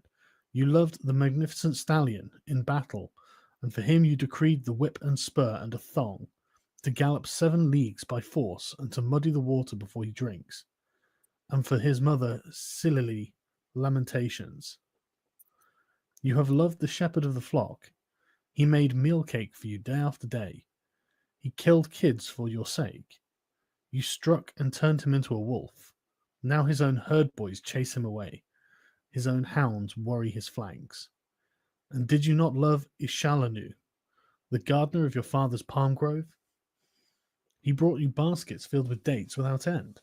Every day he loaded your table. Then you turned your eyes on him and said, Dearest Ishalanu, come here, let's enjoy your manhood. Come forward and take me, I am yours. Ishalanu answered, What are you asking from me? My mother has baked, and I have eaten. Why should I come to such as you for food that is tainted and rotten? For when was a screen of rushes sufficient protection from frosts? But when you had heard this answer, you struck him. He was changed to a blind mole deep in the earth, one whose desire is always beyond reach. And if you and I should be lovers, should not I be served in the same fashion as all of these others whom you have once loved? When Ishtar heard this, she fell into a bitter rage. She went up into high heaven. Her tears poured down in front of her father Anu and Antum, her mother. She said, Father, Gilgamesh has heaped insults on me. He has told all over my abominable behavior, my foul and hideous acts. Anu opened his mouth and said, Are you a father? Can't hold women accountable. Heaped insults on me. He has told all over my abominable behavior, my foul and hideous acts. Anu opened his mouth and said, Are you a father of gods? Did you not quarrel with Gilgamesh the king? So now he has related your abominable behavior, your foul and hideous acts? Ishtar opened her mouth and said again, My father, give me the bull of heaven to destroy Gilgamesh. Fill Gilgamesh, I say, with arrogance to his destruction. But if you refuse to give me the bull of heaven, I will break in the doors of hell and smash the bolts, and there will be confusion of people, those above with those from the lower depths. I shall bring up the dead to eat the food like the living, and the hosts of the dead will outnumber the living. Anu said to great Ishtar, If I do what you desire there will be 7 years of drought throughout Uruk, when corn will be seedless husks. Have you saved grain enough for the people and grass for the cattle? Ishtar replied, I have saved grain for the people and grass for the cattle. For 7 years of seedless husks, there is grain and grass enough.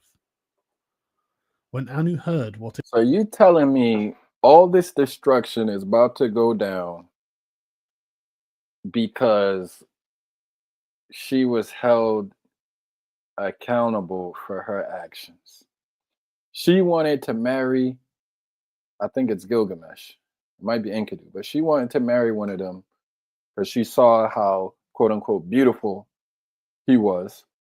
And he tells her, No, I'm not going to marry you, but maybe we could have some exchanges. But I'm not marrying you because I know your history. So now she's going to go and throw a fit and cause utter destruction. All because he knew about her history and would not marry her. This is crazy. But it's I not. have saved grain for the people and grass for the cattle. For 7 years of seedless husks, there is grain and grass enough. When Anu heard what Ishtar had said, he gave her the bull of heaven to lead by the halter down to Uruk. When they reached the gates of Uruk, the bull went into the river, and with his first snort, cracks opened in the earth, and 100 young men fell down to death. With his second snort, cracks opened, and 200 fell down to death. And with his third snort, cracks opened, Enkidu doubled over, but instantly recovered. He dodged aside and leapt on the bull, and seized it by the horns. The bull of heaven foamed in his face. It brushed him with the thick of its tail. Enkidu cried to Gilgamesh, "My friend, we boasted that we would leave enduring names behind us. Now thrust your sword between the nape and the horns." So Gilgamesh followed the bull. He seized the thick of its tail. He thrust the sword between the nape and the horns and slew the bull. When they had killed the bull of heaven, they cut out its heart and gave it to Shamash, and the brothers rested. But Ishtar rose tip and mounted the great wall of Uruk. She sprang on the tower and uttered a curse. "Woe to Gilgamesh, for he has scorned me in killing the bull of heaven."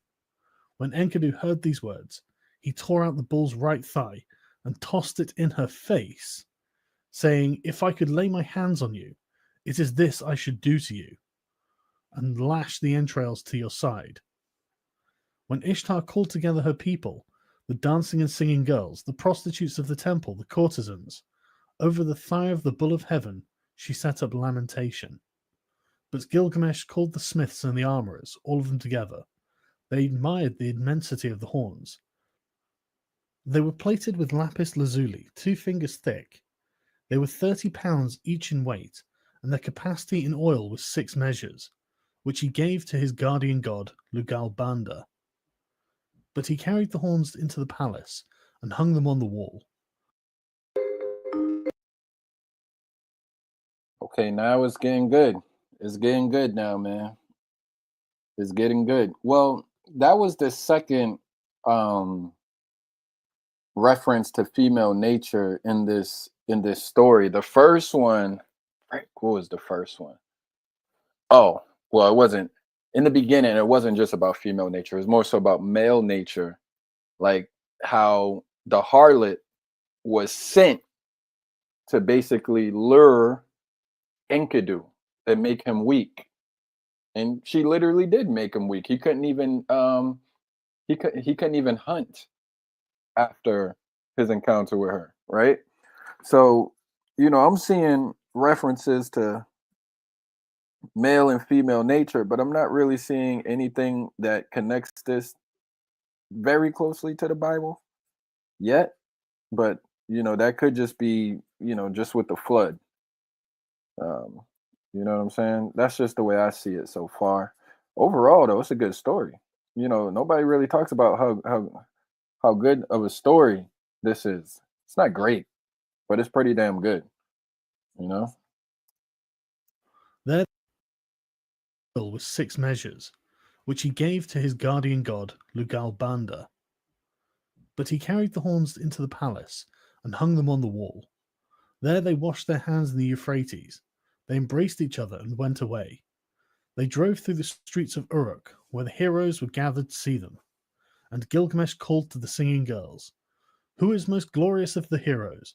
Who is the most eminent among men?" "Gilgamesh is the most glorious of heroes. Gilgamesh is the most eminent among men." And now there was feasting, and celebrations and joy in the palace, till the heroes lay down, saying, "Now we will rest for the night." When the daylight came, Enkidu got up and cried to Gilgamesh, "O my brother, such a dream I had last night." Anu, Enlil, Ea, and heavenly Shamash took counsel together, and Anu said to Enlil, "Because they have killed the bull of heaven, and because they have killed Humbaba, who guarded the cedar mountain." Who spoke of him in the book of Enoch? And spoke of who? You made reference to 2 people, they and him. Who's they and who's him, Darvis? "One of the 2 must die." Then glorious Shamash answered the hero Enlil, "It was by your command that they killed the bull of heaven, and killed Humbaba. And must Enkidu die, although innocent?" Enlil flung around in rage at glorious Shamash. "You dare to say this, you who went about them every day like one of themselves." I gotta find out who Shamash is. Is Shamash the harlot?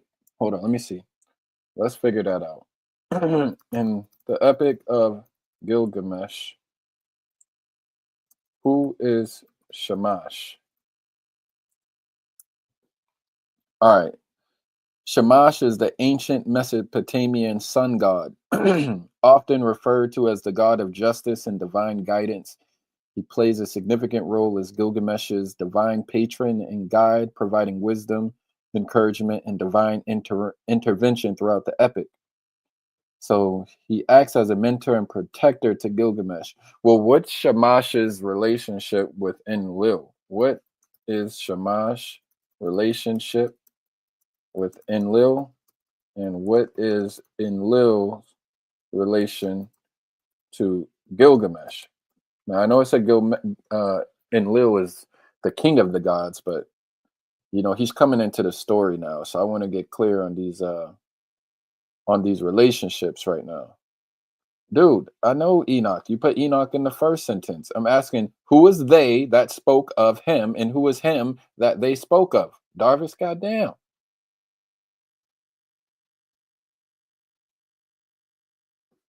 It's too early for you to be off them Bud Lights, Darvis. Too early for you to be off them Bud Lights, man. All right. So Shamash's relationship with Enlil is this. They have distinct roles in Mesopotamian. Okay. They have distinct roles in Mesopotamian mythology. While Shamash is often depicted as a god of justice and protection, Enlil is portrayed as a powerful deity with control over the fates and natural disasters. Why? Okay, so it seemed like that. Okay, let me move on. Enlil, as the supreme god in the Epic of Gilgamesh, holds significant power and authority. He is responsible for decreeing the fate of Gilgamesh and his friend Enkidu. Enlil decides that Enkidu. Okay, I don't want to spoil it. I don't want to spoil it. So Enkidu lay stretched out before Gilgamesh. His tears ran down in streams, and he said to Gilgamesh, "O my brother, so dear as you are to me, brother, yet they will take me from you."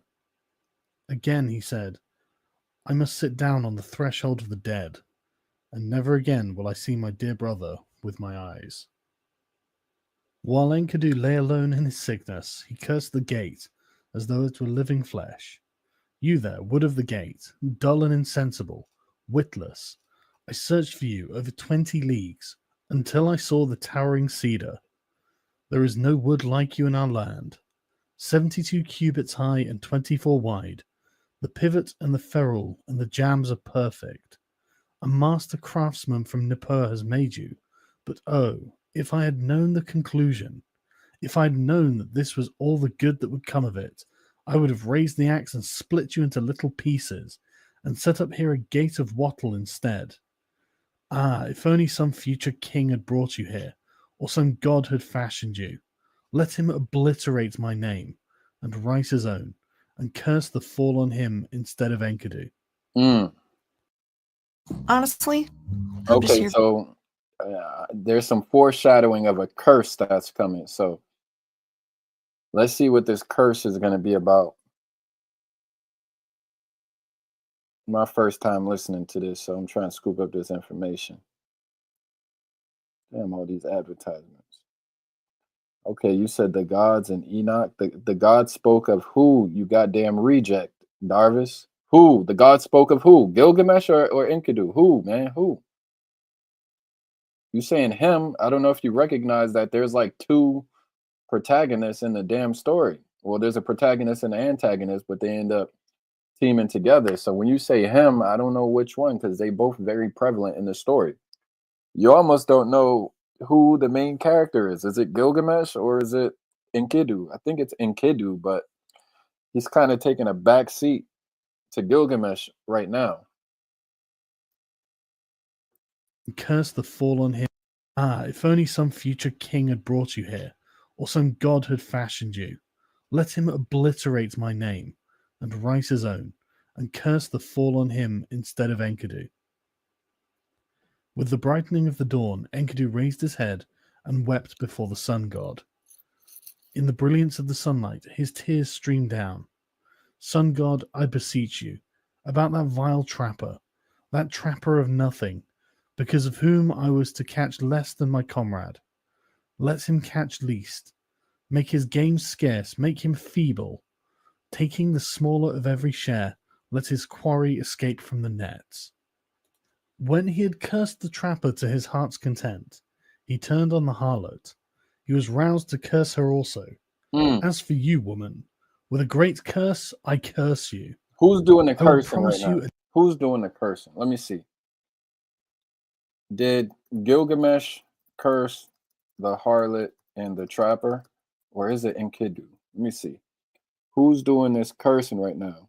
It was Enkidu who cursed the harlot Shamhat and the trapper. Enkidu cursed them because he felt that they had disrupted his life in the wilderness. He blamed the trapper for capturing him and the harlot for seducing him away from his wild life and introducing him to civilization. Which ultimately, oh man, dang, I don't want to spoil it. I don't want to spoil it. a destiny to all eternity. My curse shall come upon you soon and sudden, for you shall be without a roof for your commerce, for you shall not keep house with other girls in the tavern, but do your business in places fouled by the vomit of the drunkard. Your hire will be the potter's earth, your thievings will be flung into the hovel. You will sit at the crossroads in the dust of the potter's quarter. You will make your bed on the dunghill at night, and by day take your stand in the wall's shadow. Brambles and thorns will tear at your feet. The drunk and the dry will strike your cheek, and your mouth will ache. Let you be stripped of your purple dyes. This isn't a creation story though. So I'm trying to figure out how this gets connected to the Bible. Now, the only thing that I'm seeing is, well, someone could say, well, this is a story of how man became civilized or something like that with Enkidu because he was a wild man. Maybe he was I don't know. Well, it does have creation because Enkidu was created by Aruru or whatever her name is. But he was created as a wild man, an uncivilized man, but somehow more virtuous than Gilgamesh. Mm. For I too once, in the wilderness with my wife, had all of the treasure I wished. When Shamash heard these words of Enkidu, he called to him from heaven, Enkidu, why are you cursing the woman, the mistress who taught you to eat bread fit for gods and drink wine of kings? She who put upon you a magnificent garment, did she not give you the glorious Gilgamesh for your companion? And has not Gilgamesh, your own brother, made you rest on a royal bed and recline on a couch at his left hand? He has made the princes of the earth kiss your feet, and now all the people of Uruk lament and wail over you. When you are dead, he will let his hair grow long for your sake. He will wear a lion's pelt and wander through the desert. When Enkidu heard glorious Shamash, his angry heart grew quiet. He called back the curse and said, Woman, I promise you another destiny. The mouth which cursed you shall bless you. Kings, princes, and nobles shall adore you. On your account, a man, though 12 miles off, will clap his hand to his thigh, and his hair will twitch. For you he will undo his belt and open his treasure, and you shall have your desire, lapis lazuli, gold, and carnelian, from the heap in the treasury. A ring for your hand and a robe shall be yours. The priest will lead you into the presence of the gods. So I said to him, No. So he's taking his curse back from the harlot and the trapper. I'm still trying to figure out how we get into a flood. I'm trying to see how we get in there. On your account, a wife, a mother of 7, was forsaken. As Enkidu slept alone in his sickness, in bitterness of spirit, he poured his heart out to his friend. It was I who cut down the cedar. Yeah, Darvis, it says Gilgamesh is 2/3 God, 1/3 human. That's what I read earlier. Who leveled the forest, who slew Humbaba, and now see what has become of me. Listen, my friend, this is the dream I dreamed last night. The heavens roared and the earth rumbled back in answer. Between them stood I before an awful being, a somber-faced man-bird. He had directed me on his purpose. His was a vampire Wait. Who was the man bird? Hold on. down the cedar, who leveled the forest out, who slept alone in his sickness. Okay, so Enkidu's sick and he's sleeping. In bitterness of spirit, He poured his heart out to his friend. It was I who cut down the cedar, who leveled the forest, who slew Humbaba, and now see what has become of me. Listen, my friend, this is the dream I dreamed last night. The heavens roared and the earth rumbled back in answer. Between them stood I before an awful being, a somber-faced man-bird. He had directed me on his purpose. His was a vampire face, his foot was a lion's foot, and his hand was an eagle's talon. He Okay, so he's detailing his dream right now. fell on me, and his claws were in my hair. He held me fast, and I smothered. He then transformed me, so that my arms became wings covered with feathers. He turned his stare towards me, and he led me away to the palace of Urkala, the queen of darkness, to the house from which none who enters ever returns, down the road from which there is no coming back. There is the house whose people sit in darkness. Dust is their food and clay their meat. They are clothed like birds. With wings for covering, they see no light. They sit in darkness.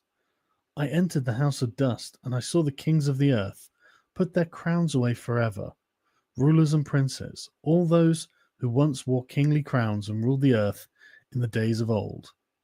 They who stood in the place of gods like Anu and Enlil stood now like servants to fetch baked meat in the house of dust, to carry cooked meat and cold water from the water skin.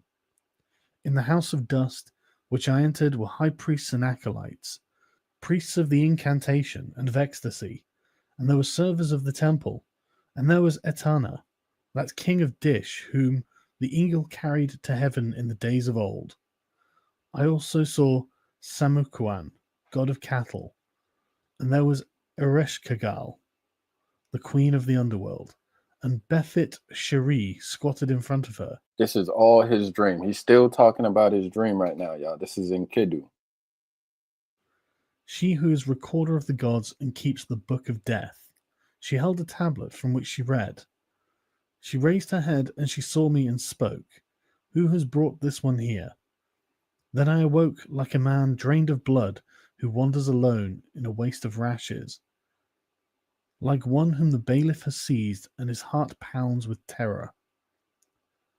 Gilgamesh peeled off his clothes as he listened to his words and wept quick tears. Gilgamesh listened and his tears flowed. He opened his mouth and spoke to Enkidu. Who is there in strong world Uruk who has wisdom like this? Strange things have been spoken. Why does your heart speak so strangely? The dream was marvelous, but the terror was great. We must treasure the dream, whatever the terror, for the dream has shown that misery comes at last to the healthy man, and the end of life is sorrow. And Gilgamesh lamented. Now I will pray to the great gods, for my friend had an ominous dream. This day on which Enkidu dreamed came to an end, and he lay stricken with sickness. One whole day he lay on his bed, and his suffering increased. He said to Gilgamesh, the friend on whose account he had left the wilderness, once. Hold on. How did he how did he even get to the point of look, how did Enkidu get to the point of stricken with sickness and ultimately death? Because I think I missed whatever happened to him. I don't remember him getting nashed or So it says Enkidu's illness and death in the Epic of Gilgamesh are a direct consequence of the god's decision to punish him for his actions. Here's a summary of how he reached that point. Okay. 1. Killing of Humbaba in the Bull of Heaven. Enkidu and Gilgamesh embark on the adventure that include killing Humbaba, the guardian of the cedar forest, in the Bull of Heaven, which was sent by Ishtar to punish Gilgamesh for spurning her advances. Okay, so 2. Dream and divine judgment. Enkidu has a dream in which the gods Anu, Enlil, Ea, and Shamash gather to discuss his fate. Anu decrees that one of the two heroes must die as punishment for their actions. Enlil decides that Enkidu should be the one to die, despite Shamash's protest that Enkidu was innocent and actor under divine orders.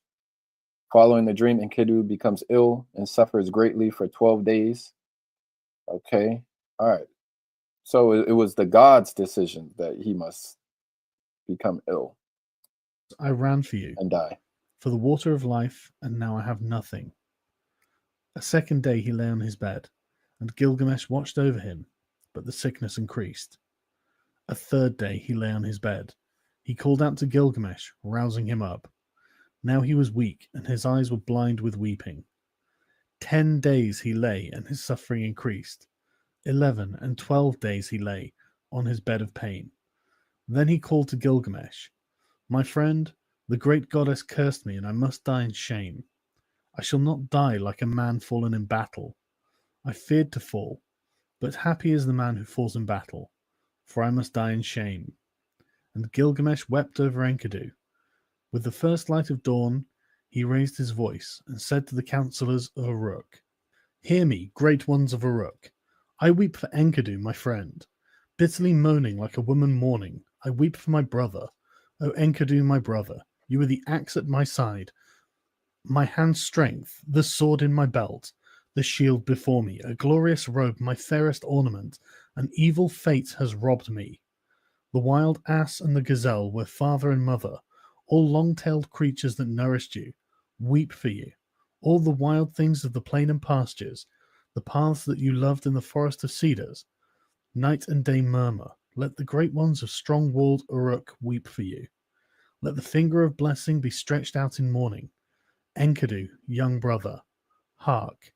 There is an echo through all the country, like a mother mourning. Weep all the paths where we walked together. I just think it's crazy that they ended up becoming so close after, the fight and, one being created to literally combat the other one. I really didn't expect the story to take this turn. And the beasts we hunted, the bear and the hyena, the tiger and panther, the leopard and lion, the stag and the ibex, the bull and the doe, the river along whose banks we used to walk, weeps for you. Ula of Elam and dear Euphrates, where once we drew water for waterskins. The mountains we climbed where we slew the watchman, weeps for you. The warriors of strong-walled Uruk, where the bull of heaven was killed, weep for you. All the people of Eridu, weep for you, Enkidu. Those who brought grain for your eating mourn for you now. Who rubbed oil on your back mourn for you now. Who poured beer for your drinking mourn for you now. The harlots who anointed you with fragrant ointment laments for you now. The women of the palace who brought you a wife, a chosen ring of good advice, lament for you now. And the young men, your brothers, as though they were women, go long-haired in mourning. What is this sleep which holds you now? You are lost in the dark and cannot hear me. He touched his heart, but it did not beat, nor did he lift his eyes again. When Gilgamesh touched his heart, it did not beat. So Gilgamesh laid a veil, as one veils a bride, over his friend. He began to rage like a lion, like a lioness robbed of her whelps. This way and that he paced around the bed. He tore out his hair and strewed it about. He dragged off his splendid robes and flung them down as if they were abominations. In the first light of dawn, Gilgamesh cried out. So let me see okay, so it's saying that um Anu, Enlil, Ea, and Shamash. Okay, so let's go back to who created Enkidu, right? In the epic of Gilgamesh. Let's just go there with it. Because I want to know, like, all right, he was created by the goddess Aruru from clay in the wilderness to serve as a companion and equal for King Gilgamesh. Oh, okay, you know what? I'm thinking he's created as like an adversary of Gilgamesh, but no, he's literally created to be a companion of Gilgamesh, who was oppressing his people with divine strength. Okay. However, some versions suggest that the creation of Enkidu was influenced by the god Anu. who was mentioned as involved in the process of creating Enkidu as a wild man to counterbalance Gilgamesh's rule. Okay, so he was sent. See, that almost sound like a female and male thing. Like the female was created to balance out the male, right? I don't know, but this is two males, one unrighteous, the other created virtuous and righteous to balance out each other. Okay. I made you rest on a royal bed. You reclined on a couch at my left hand, and the princes of the earth kissed your feet. I will cause all of the people of Uruk to weep over you. And So the people that say, maybe I need to read Genesis next, right? Because they make parallels between Genesis and in this epic, but I'm not really seeing too many parallels. Like, if so, it's very loose. It's not really strong ties, connections, similarities. It's very loose to me. At least an hour into this damn thing, there's like 40 minutes left. So if it's only the flood, man, I'm gonna have to tell people like, yo, you gotta get a better argument. Like, this flood story better be exactly like the Genesis flood story, bro. You know what I'm saying? Like putting the animals on the ark and everything. It better be that. Because if it's not that, I'm gonna say these two stories are not the same, man. So I'm guessing that the flood stories are gonna be like a 1-for-1. Because the rest of this stuff, nah, man, it's not really similar. raise the dirge of the dead. The joyful people will stoop with sorrow. And when you have gone to the earth, I will let my hair grow long for your sake. Well, I was thinking that, Darvis, because it literally talks about them holding hands and going to sleep with each other. You know what I'm saying? I know in like Middle Eastern culture and stuff, like holding hands is not considered, what I'm saying, gay. But it's also, I'm just adding in the part where they talked about them like laying together. You know what I'm saying? Like you hold their hands laying together. That could be something there, but I don't know. It just sounds like it, at least in our cultural context, that's what it sounds like. But I do know even today, it might even be like Middle East and Africa, even today, like holding hands for guys, they don't view it as gay. So, Sake. I will wander through the wilderness in the skin of a lion. The next day also, in the first light, Gilgamesh lamented. 7 days and 7 nights he wept for Enkidu, until the worm fastened on him. Only then he gave him up to the earth, for the Anunnaki, the judges, had seized him. Then Gilgamesh issued a proclamation throughout the land.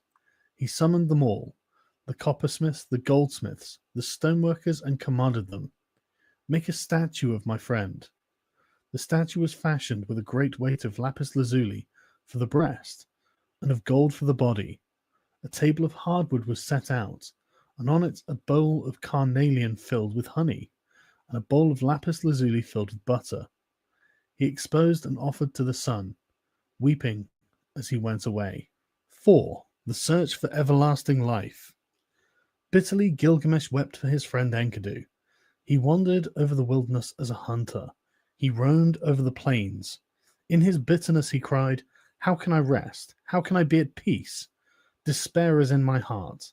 What my brother is now, I shall be when I am dead. Because I am afraid of death, I will go as best I can to find Utnapishtim. now you could look at it as gay, but you could also look at it as like, like brotherhood. Like they went on missions together. One, they got into a fight. One took the other one under his wing. They worked together to achieve a goal, accomplish a mission. And in the process of that, one of them died. And now he's weeping over the loss of his brother, or like his little brother. Because it kind of seemed like Enkidu was more like the little brother and Gilgamesh was the big brother. So you could also look at it that way, right? You know what I'm saying? But no, I understand why you would, because I had the same thought though. I'm like, they talking about them sleeping together. They didn't say it like that, but essentially that's what they were saying. And they hold hands and stuff like that. But I think that's a Middle Eastern culture thing. That whole holding hands thing. him, whom they call the Far Away, for he has entered the assemblies of the gods. So Gilgamesh travelled over the wilderness.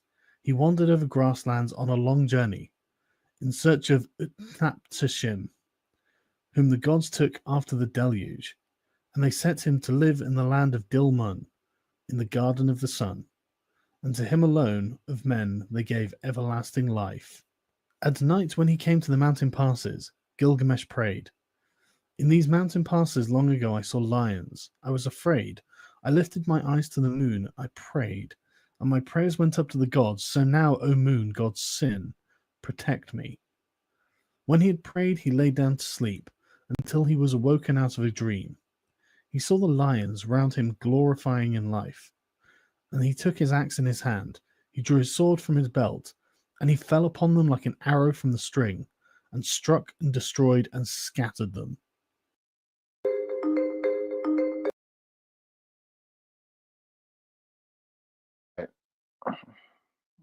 Sit back to this through these advertisements.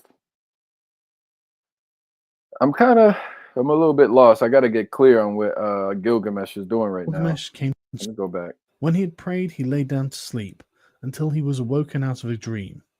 He saw the lions round him glorifying in life. And he took his axe in his hand. He drew his sword from his belt, and he fell upon them like an arrow from the string, and struck and destroyed and scattered them. So at length Gilgamesh came to Marshu, the great mountains about which he had heard many things, which guard the rising and the setting sun. Its twin peaks are as high as the wall of heaven, and its paps reach down into the underworld. At its gates scorpions stand guard, half man, half dragon. Their glory is terrifying. Their stare strikes death into men, and shimmering halo sweeps the mountains that guard the rising sun. When Gilgamesh saw them, he shielded his eyes for the length of a moment only. Then he took courage and approached. When they saw him so undismayed, the man-scorpion called to his mate. This one who comes to us now is flesh of the gods. The mate of the man-scorpion answered, 2/3 is God, but 1/3 is man. Then he called to the man Gilgamesh. He called to the child of the gods. Why have you come so great a journey? For what have you travelled so far, crossing dangerous waters? Tell me the reason for your coming. Gilgamesh answered, For Enkidu. I loved him dearly. Together we endured all kinds of hardships. On his account, I have come, for the common lot of man has taken him. I have wept for him day and night. I would not give up his body for burial. I thought my friend would come back because of my weeping. Since he went, my life is nothing. That is why I've travelled here, in search of Utnapishtim, my father, for men say he has entered the assembly of the gods and has found everlasting life. I have a desire to question him concerning the living and the dead.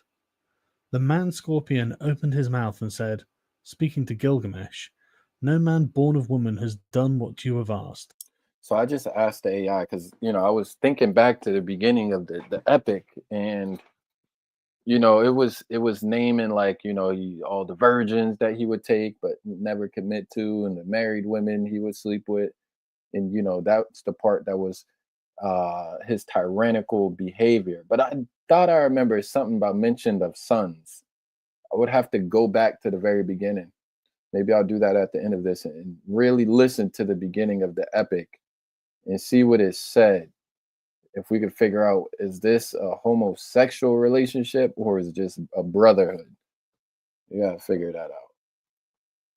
No mortal man has gone to the mountain. The length of it is 12 leagues of darkness. In it there is no light, but the heart is oppressed with darkness. From the rising of the sun to the setting of the sun, there is no light. Gilgamesh said, although I should go in sorrow and in pain, with sighing and with weeping, still I must go. Open the gate of the mountain. And the man-scorpion said, go, Gilgamesh. I permit you to pass through the mountain of Marshu, and through the high ranges may your feet carry you safely home. The gate of the mountain is open. Okay, so I just I just asked AI, give me the, the relevant excerpts from the beginning of the epic that could highlight Gilgamesh's sexual behavior. And it says, it gave me this quote: "The daughter of the warrior, the bride of the young man, the gods kept hearing their complaints. So the gods of the heavens implored the Lord of Uruk, or Anu. You have indeed brought into being a mighty wild bull head raised. There is no rival who can raise a weapon against him. His fellows stand at the alert, attentive to his orders. Gilgamesh does not leave a son to his father day and night. He arrogantly blah, blah, blah." Okay, that's not what I was looking for. So let me ask AI, give me the excerpt that refers to the virgins he would take. Let's see if it could give me that excerpt.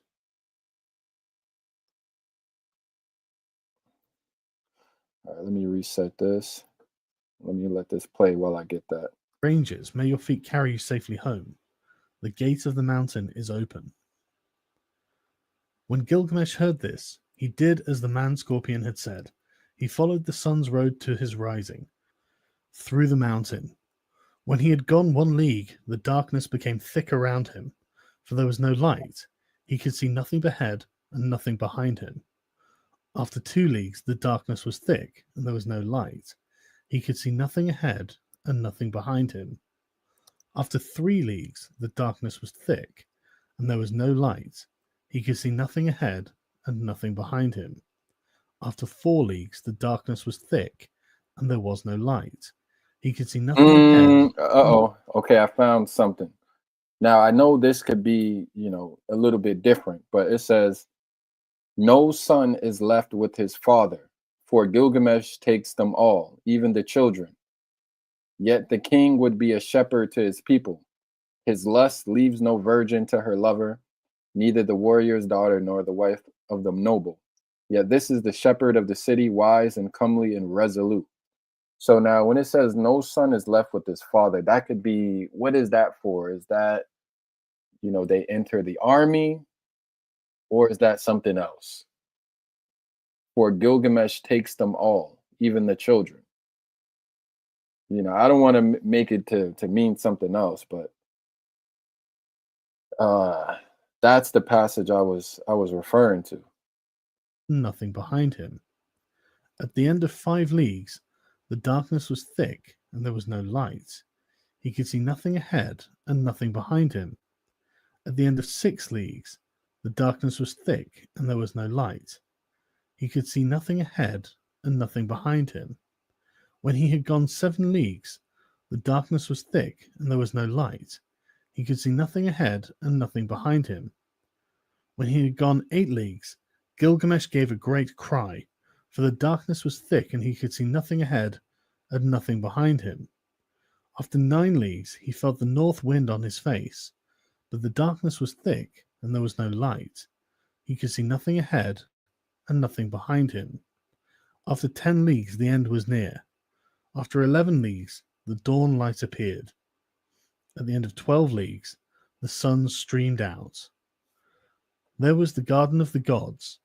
All round him stood bushes bearing gems. Seeing it, he went down at once, for there was fruit of carnelian with the vine hanging from it, beautiful to look at. Lapis lazuli leaves hung thick with fruit, sweet to see. For thorns and thistles there were hematite and rare stones, agate and pearls from out of the sea. While Gilgamesh walked in the garden by the edge of the sea, So he basically walked his way to the garden of the gods, basically. But here it is, Darvis. Let's read it. Blow that up real quick. All right. So it says, quote, "No son is left with his father, for Gilgamesh takes them all, even the children. Yet the king would be a shepherd to his people. His lust leaves no virgin to her lover, neither the warrior's daughter nor the wife of the noble. Yet this is the shepherd of the city, wise, comely, and resolute." Okay, well, he's not taking husbands. He's taking wives, basically. So I'm not going to say he was gay. because it would have just said, he neither the warrior's son nor the husband of the, what I'm saying, nor the husband of the mistress. You know, okay, I'm not gonna. It's not clear that he's gay from that. I can't put that label on him from that right there because it seemed like he's just taking women, in my opinion. Gilgamesh saw him, and he saw that he was dressed in the skins of animals and ate their flesh. He was distressed, and he spoke and said, "No mortal man has gone this way before, nor will, as long as the winds drive over the sea." And to Gilgamesh he said, "You will never find the life for which you are searching." Gilgamesh said to glorious Shamash, "Now that I have toiled and strayed so far over the wilderness, am I to sleep and let the earth cover my head forever?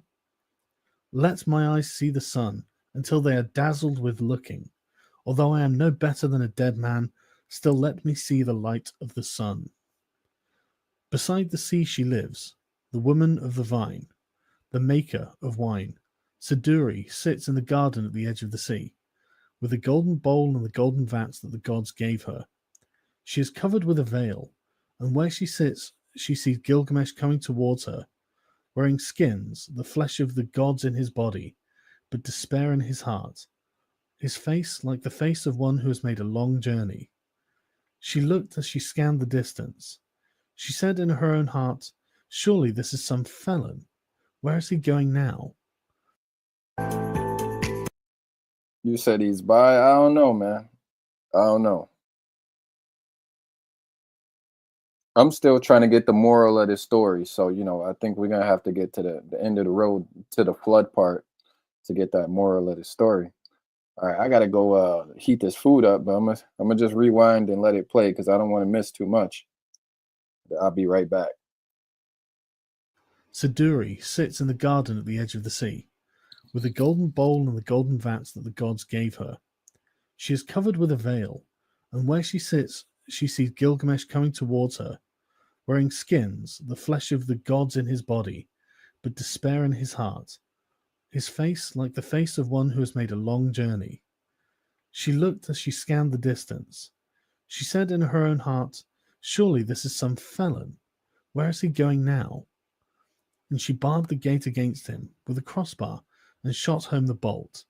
But Gilgamesh, hearing the sound of the bolt, threw up his head, dislodged his foot in the gate, and he called to her, "Young woman, maker of wine, why do you bolt your door?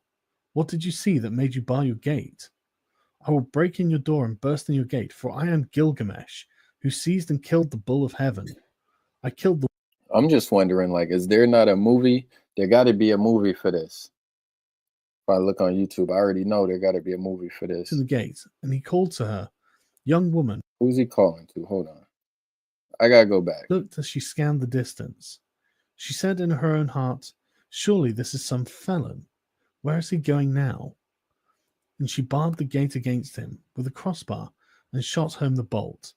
But Gilgamesh, hearing the sound of the bolt, threw up his head, dislodged his foot in the gate, and he called to her, "Young woman, maker of wine, why do you bolt your door? What did you see that made you bar your gate? I will break in your door and burst in your gate, for I am Gilgamesh, who seized and killed the bull of heaven. I killed the watchman of the cedar forest. I overthrew Humbaba, who lived in the forest, and I killed the lions of the passes of the mountain." Then Siduri said to him, "If you are that Sidori. Gilgamesh, who seized and killed the bull of heaven, who killed the watchman of the cedar forest, who overthrew Humbaba that lived in the forest, and killed the lions of the passes of the mountain, why are your cheeks so starved, and why is your face so drawn? Why is despair in your heart, and your face like one of the face of one who has made a long journey? Yes, why is your face burned from heat and cold? Why do you come here wandering over the pastures in search of the wind?" Gilgamesh answered her, "And why should not my cheeks be starved and my face drawn? Despair is in my heart, and my face is the face of one who has made a long journey. It was burned with heat and with cold. Why should I not wander over the pastures in search of the wind? My friend, my younger brother, he who hunted the wild ass of the wilderness." Okay, he's calling him a brother, right? He's literally calling him a friend and a younger brother. So we can't put that gay shit on him, man. We can't do that to him. That was just his bro. They got into a fight. You know what I'm saying? Gilgamesh took him under his wing. You know, they went and tried to conquer the forest, defeated Humbaba, defeated the Bull of Heaven. And then the gods determined that one of them had to die, and it just turned out that it was Enkidu that was put to death through sickness, through an illness. So I'm just wondering where he's going now. Like, yeah, it said he's going to the Garden of the Gods, but I want to know what he's going there for. Let me see if I could get an answer. Let's keep playing this. And the Panther of the Plains, nay friend, my younger brother, who seized and killed the Bull of Heaven, and overthrew Humbaba in the cedar forest, my friend who was very dear to me, and who endured dangers beside me, Enkidu, my brother, whom I loved, the end of mortality has overtaken him. I wept for him for 7 days and nights, till the worm fastened on him. Because of my brother, I am afraid of death. Because of my brother, I stray through the wilderness and cannot rest. But now, young woman, maker of wine, since I have seen your face, do not let me see the face of death, which I dread so much. She answered, Gilgamesh, where are you hurrying to? You will never find that life for which you are looking. When the gods created man, they allotted to him death, but life they retained for their own keeping. As for you, Gilgamesh, fill your belly with good things, day and night and day.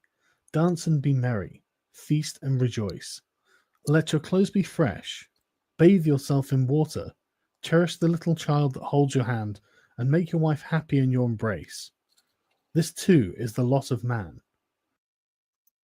I like that right there. So this has to do with mortality, right? This is more so the theme of this epic than any damn flood, right?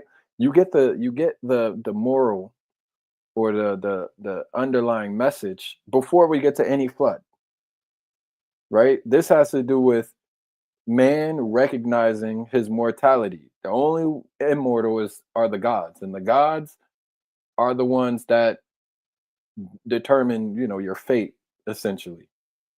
So let's see what role this flood plays, man, because I'm having difficulty understanding what role the flood is going to play in this overall story. Overall, it's a great story, though. It's a great story. Fresh. I do see some like similarities in as far as like themes, like the theme of mortality with the whole Adam and Eve thing with the garden and the, you know what I'm saying? There is a garden. This is the garden of the gods in this story, but in Genesis it's the Garden of Eden. You got the serpent and the apple, whatever. Like there's some similarities, but it's almost like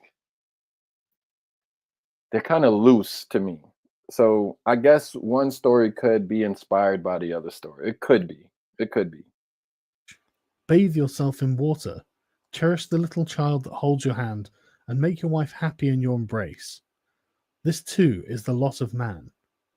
But Gilgamesh said to Siduri, the young woman, how can I be silent? How can I rest? When Enkidu, whom I love, is dust, and I too shall die and be laid in the earth. You live by the seashore and look into the heart of it, young woman. Tell me now, which is the way to Utnapishtim, the son of Ubaratutu? What directions are there for passage? Give me directions. I will cross the ocean if it's possible. If it is not, I will wander still farther in the wilderness. The winemaker said to him, Gilgamesh, there is no crossing the ocean. Whoever has come since the days of old has not been able to pass that sea. The sun in his glory crosses the ocean, but who besides Shamash has ever crossed it? The place and the passage are difficult, and the waters of death are deep, which flow between. Gilgamesh, how will you cross the ocean? When you have come to the waters of death, what will you do? But Gilgamesh, down in the woods you will find Urshanabi, the ferryman of Utnapishtim. With him are the holy things, the things of stone. He is fashioning the serpent prow of the boat. Look at him well, and if it's possible, perhaps you will cross the waters with him. But if it's not possible, then you must go back. When Gilgamesh heard this, he was seized with anger. He took his axe in his hand, his dagger from his belt. He crept forward, and he fell on them like a javelin. Then he went into the forest and sat down. Urshanabi saw the dagger flash and heard the axe, and he beat his head, for Gilgamesh had shattered the tackle of the boat in his rage. Urshanabi said to him, "Tell me, what is your name?" "I am Urshanabi, the ferryman of Utnapishtim, the far away." He replied to him, "Gilgamesh is my name. I am from Uruk, from the house of Anu." Then Urshanabi said to him, "Why are your cheeks so starved and your face drawn? Why is despair in your heart and your face like the face of one who has made a long journey? Yes, why is your face burned with heat and with cold? And why do you come here wandering over the pastures in search of the wind?" Gilgamesh said to him, "Why should my cheeks not be starved and my face drawn? Despair is in my heart, and my face is the face of the one who has made a long journey. I was burned with heat and cold. Why should I not wander over the pastures? My friend, my younger brother, who seized and killed the bull of heaven and overthrew Humbaba in the cedar forest, my friend who was So this is just repetition here. He's repeating what he told Sidori. very dear to me, who endured dangers beside me, Enkidu, my brother whom I loved, the end of mortality has overtaken him. I wept for him for 7 days and nights, until the worm fastened on him. Because of my brother, I am afraid of death. Because of my brother, I stray through the wilderness. His fate lies heavy upon me. So I'm pretty sure I didn't rewind back. I think he's literally repeating what he said to Sidori. Now he's saying it to this other god. How can I be silent? How can I rest? He is dust, and I too shall die, and be laid in the earth forever. I am afraid of death. Therefore, Urshanabi, tell me, which is the Okay, so now he's talking to Ashinabi. road to Utnapishtim? If it is possible, I will cross the waters of death. If not, I will wander still farther through the wilderness. Urshanabi said to him, "Gilgamesh, your own hands have prevented you from crossing the ocean. When you destroyed the tackle of the boat, you destroyed its safety." Then the two of them talked it over, and Gilgamesh said, "Why are you so angry with me, Urshanabi? For you yourself cross the sea by day and night. All of the seasons you cross it. Gilgamesh, those things you destroyed, their property is to carry me over the water, to prevent the waters of death from touching me. It was for that reason that I preserved them, but you have destroyed them, and the Urnu snakes with them. But now go into the forest, Gilgamesh. With your axe cut poles, 120, cut them 60 cubits long, paint them with bitumen, set them on ferules, and bring them back." When Gilgamesh heard this, he went into the forest. He cut poles 120. He cut them 60 cubits long, and he painted them with bitumen. He set them on ferules, and he brought them to Urshanabi. Then they boarded the boat, Gilgamesh and Urshanabi together, launching it out Hey, I got a reading I'm gonna go into right after this, but I'm thinking about even playing Genesis, the flood, the whole Genesis story too. on the waves of the ocean. For 3 days they ran on it, as were a journey of a month and 15 days. And at last Urshanabi brought the boats to the waters of death. Then Urshanabi said to Gilgamesh, "Press on, take a long pole and thrust it in, but do not let your hands touch the waters. Gilgamesh, take a second pole, take a third, take a fourth pole. Now Gilgamesh, take a fifth, take a sixth and seventh pole. Gilgamesh, take an eighth and a ninth and a 10th pole. Gilgamesh, take an 11th, take a 12th pole." After 120 thrusts, Gilgamesh had used the last pole. Then he stripped himself, held his arms up for a mast, and cut his covering for a sail, so that Urshanabi the ferryman brought Gilgamesh to Utnapishtim, whom they call the Far Away, who lives in Dilmun at the place of the sun's transit, eastward of the mountain. To him alone of men the gods had given everlasting life.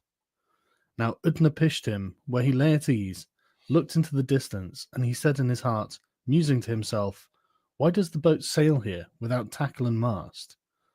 Why are the sacred stones destroyed, and why does the master not sail the boat? The man who comes is none of mine. Where I look, I see a man whose body is covered with the skins of beasts. Who is this who walks up the shore behind Urshanabi?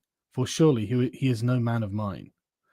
So Utnapishtim looked at him and said, "What is your name, you who come here wearing the skins of beasts, with your cheeks starved and your face drawn? Where are you hurrying to now? For what reason have you made this great journey, crossing the seas whose passage is difficult? Tell me the reason for your coming. He replied, Gilgamesh is my name. I am from Uruk, from the house of Anu. Then Utnapishtim said to him, If you are Gilgamesh, why are your cheeks so starved and your face drawn?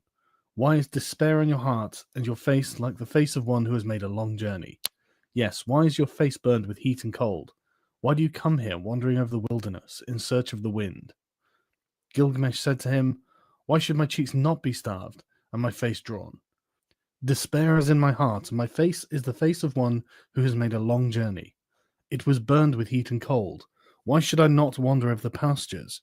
My friend, my younger brother, who seized and killed the bull of heaven, and overthrew Humbaba in the cedar forest, my friend who was very dear to me, and endured dangers beside me, Enkidu, my brother whom I loved, the end of mortality has overtaken him. I wept for 7 days and nights until the worm fastened on him. Because of my brother, I am afraid of death. Because of my brother, I stray through the wilderness. His fate lies heavy upon me. How can I be silent? How can I rest? He is dust, and I shall die also, and be laid in the earth forever. Again Gilgamesh said, speaking to Utnapishtim, It is to see Utnapishtim, whom we call the Far Away, that I have come on this journey. For this I have wandered the whole world. I have crossed many difficult ranges. I have crossed the seas. I have wearied myself with traveling. My joints are aching. I have lost acquaintance with sleep, which is sweet. My clothes were worn out before I came to the house of Siduri. I've killed the bear, the hyena, the lion and the panther, the tiger, the stag, the ibex, all sorts of wild game, and the small creatures of the pastures. I ate their flesh and wore their skin, and that is how I came to the gate of the young woman, the maker of wine, who barred her gate of pitch and bitumen against me. What up, Bizzle? You want to say something? No, I just wanted to check in with you, bro. How you feeling, bro? I'm doing good, man. I'm doing good. I was just playing this while I do some work in the background. What you think so far? Man, it's a good show. It's a good show, bro. Go ahead, keep on pushing, bro. All right. But from her I had news of the journey. So I came to Ushinabi, the ferryman, and with him I crossed over the waters of death. O Father Utnapishtim, you who have entered the assembly of the gods, I wish to question you concerning the living and the dead. How shall I find the life for which I am searching? Utnapishtim said, There is no permanence. Do we build a house to stand forever? Do we seal a contract to hold for all time? Do brothers divide an inheritance to keep forever? Does the flood time of rivers endure? It is only the nymph of the dragonfly who sheds her larva and sees the sun in his glory. So, okay, he spoke to Sidori. He spoke to another god. Now he's speaking to Utnapishtim. And I think what he's in search for is everlasting life. That's what I'm thinking he's in quest of because he's afraid to die now that Enkidu done died. Nymph of the dragonfly who sheds her larva and sees the sun in his glory. From the days of old there is no permanence. The sleeping and the dead, how alike they are painted with death. What is there between the master and the servant when both have fulfilled their doom? When the Anunnaki, the judges, come together, and Mamerton, the mother of destinies, together they decree the fates of men. Life and death they allot, but the day of death they do not disclose. Then Gilgamesh said to Utnapishtim the far away, I look at you now, Utnapishtim, and your appearance Hold on, I stepped away for a second. I gotta go back and hear that again. Hold on. permanence. The sleeping and the dead, how alike they are painted with death. What is there between the master and the servant when both have fulfilled their doom? When the Anunnaki, the judges, come together, and Mamerton, the mother of destinies, together they decree the fates of men. Life and death they allot, but the day of death they do not disclose. Then Gilgamesh said to Utnapishtim the far away, I look at you now, Utnapishtim, and your appearance is no different than mine. There is nothing strange in your features. I thought I should find you like a hero prepared for battle, but here you are taking ease on your back. Tell me truly, how was it that you came to enter the company of the gods, and to possess everlasting life? Utnapishtim said to Gilgamesh, I will reveal to you a mystery. I will tell you a secret of the gods. 5. The story of the flood. Uh-oh. Finally. God damn. We get to the flood. The hour and 23 minutes in. We're gonna hear the flood story. So now, Ibizu, I want you to keep your ears peeled, your eyes open Yeah. in this story. I know you've been talking about this. Right. We finally getting there. So Utnapishtim and Gilgamesh, they're having a one-on-one conversation. So let's see what happened with this flood, man. Gods. 5. The story of the flood. You know the city Shurupak, and it stands on the banks of the Euphrates? That city grew old, and the gods that were in it were old. There was Anu, lord of the firmament, their father, and warrior Enlil, their counselor, and Ninurta, the helper, and Enugi, the watcher over canals, and also with them was Ea. In those days the world teemed, the people multiplied, and the world bellowed like a wild bull. And the great god was aroused by the clamour.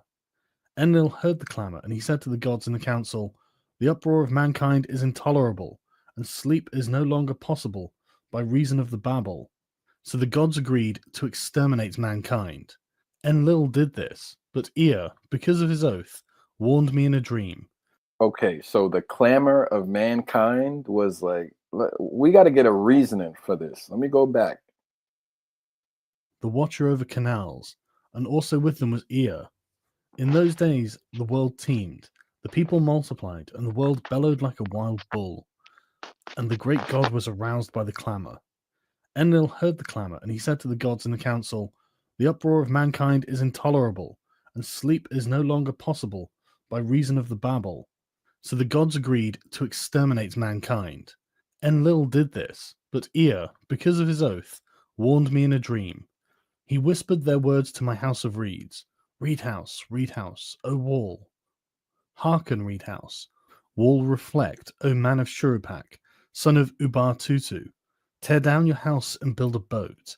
Abandon possessions and look for life. Despise worldly goods and save your soul alive. Tear down your house, I say, and build a boat. These are the measurements of the bark, as you shall build her.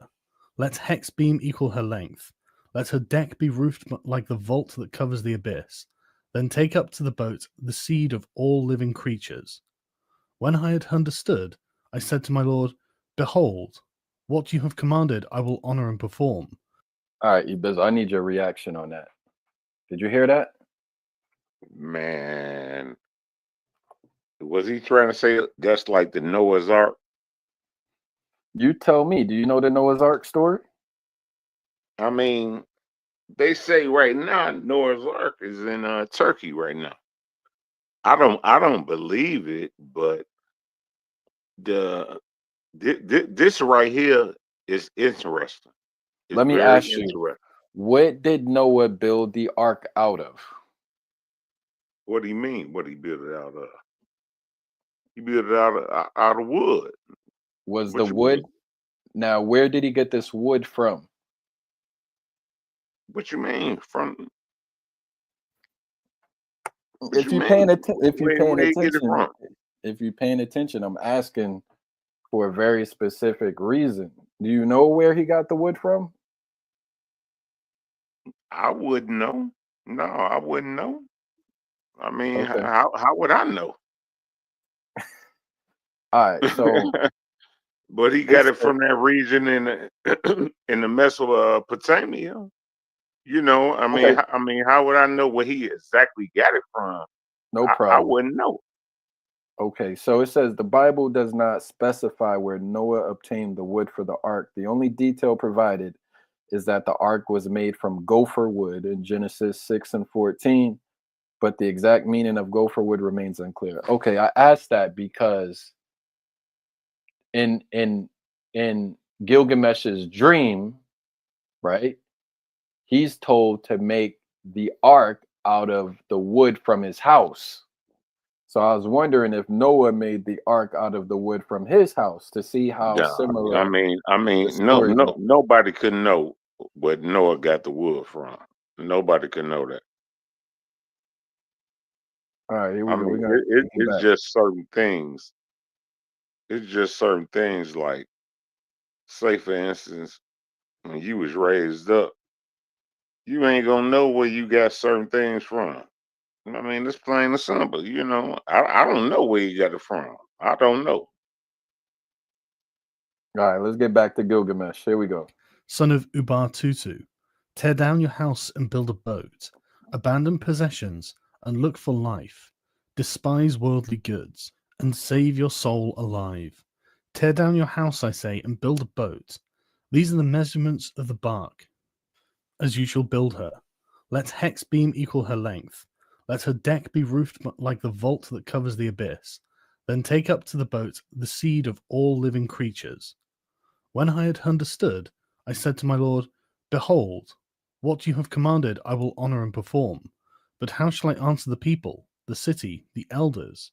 Then Ea opened his mouth and said to me, his servant, Tell them this. I have learnt that Enlil is wrathful against me. I dare no longer walk in his land nor live in his city. I will go down to the gulf to dwell with Ea my lord. But Hold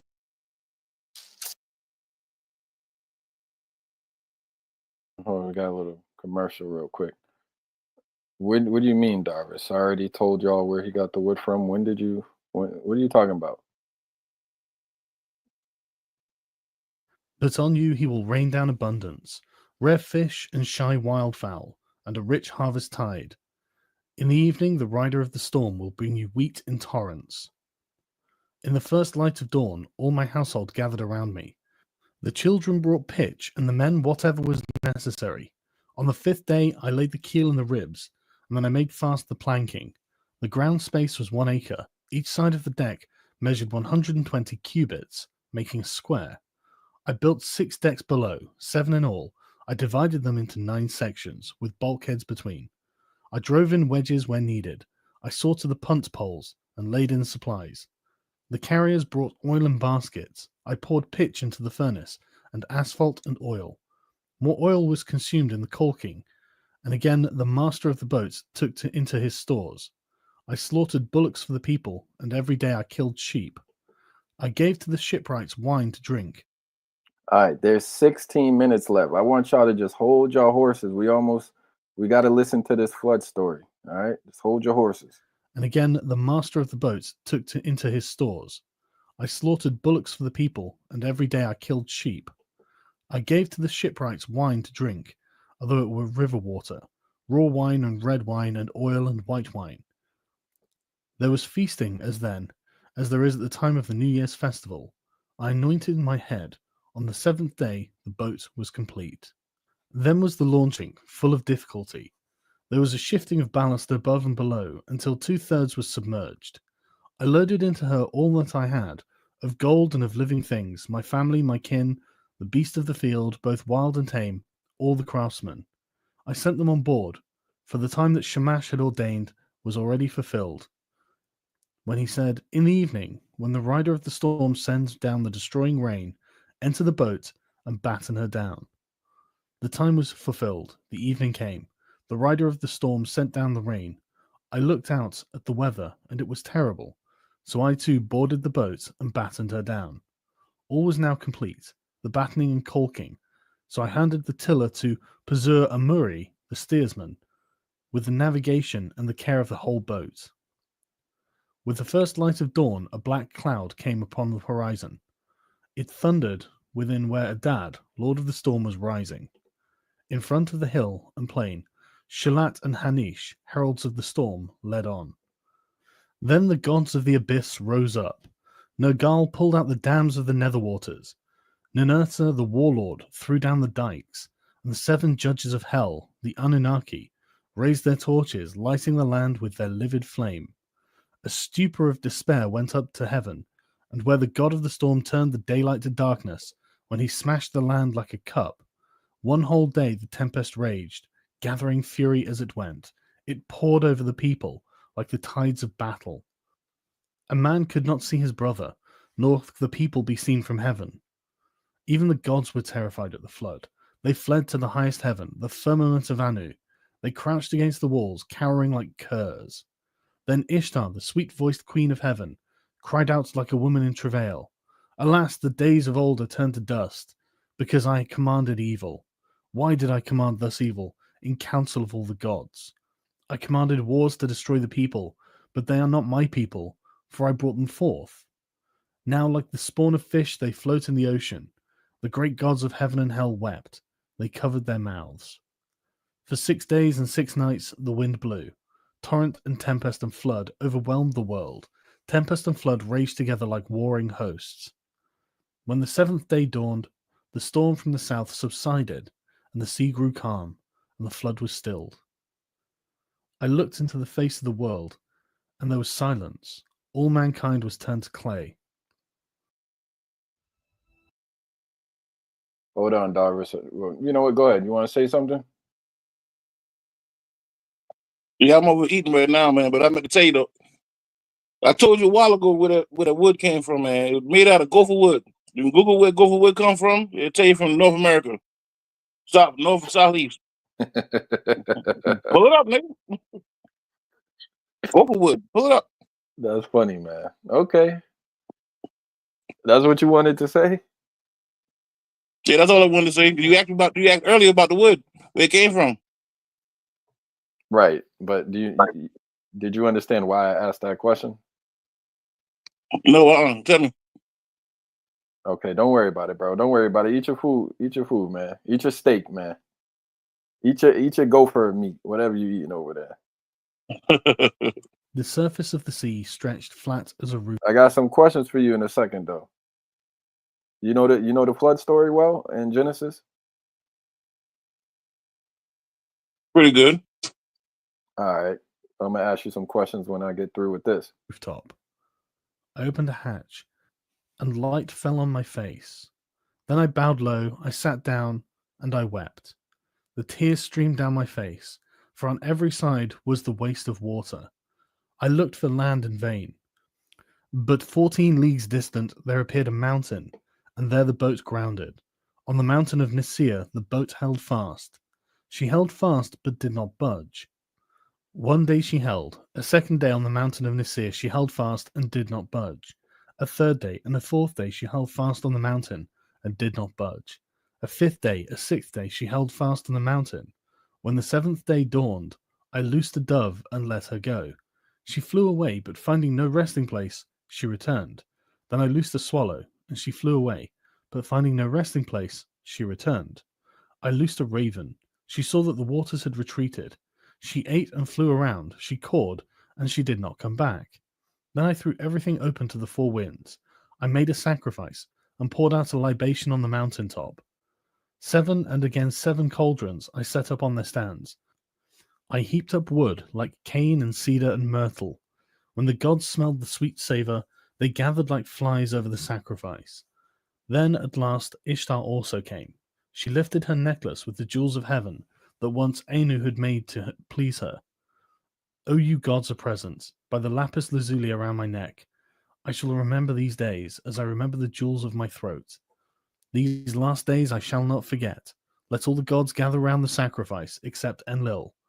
He shall not approach this offering, for without reflection he brought the flood.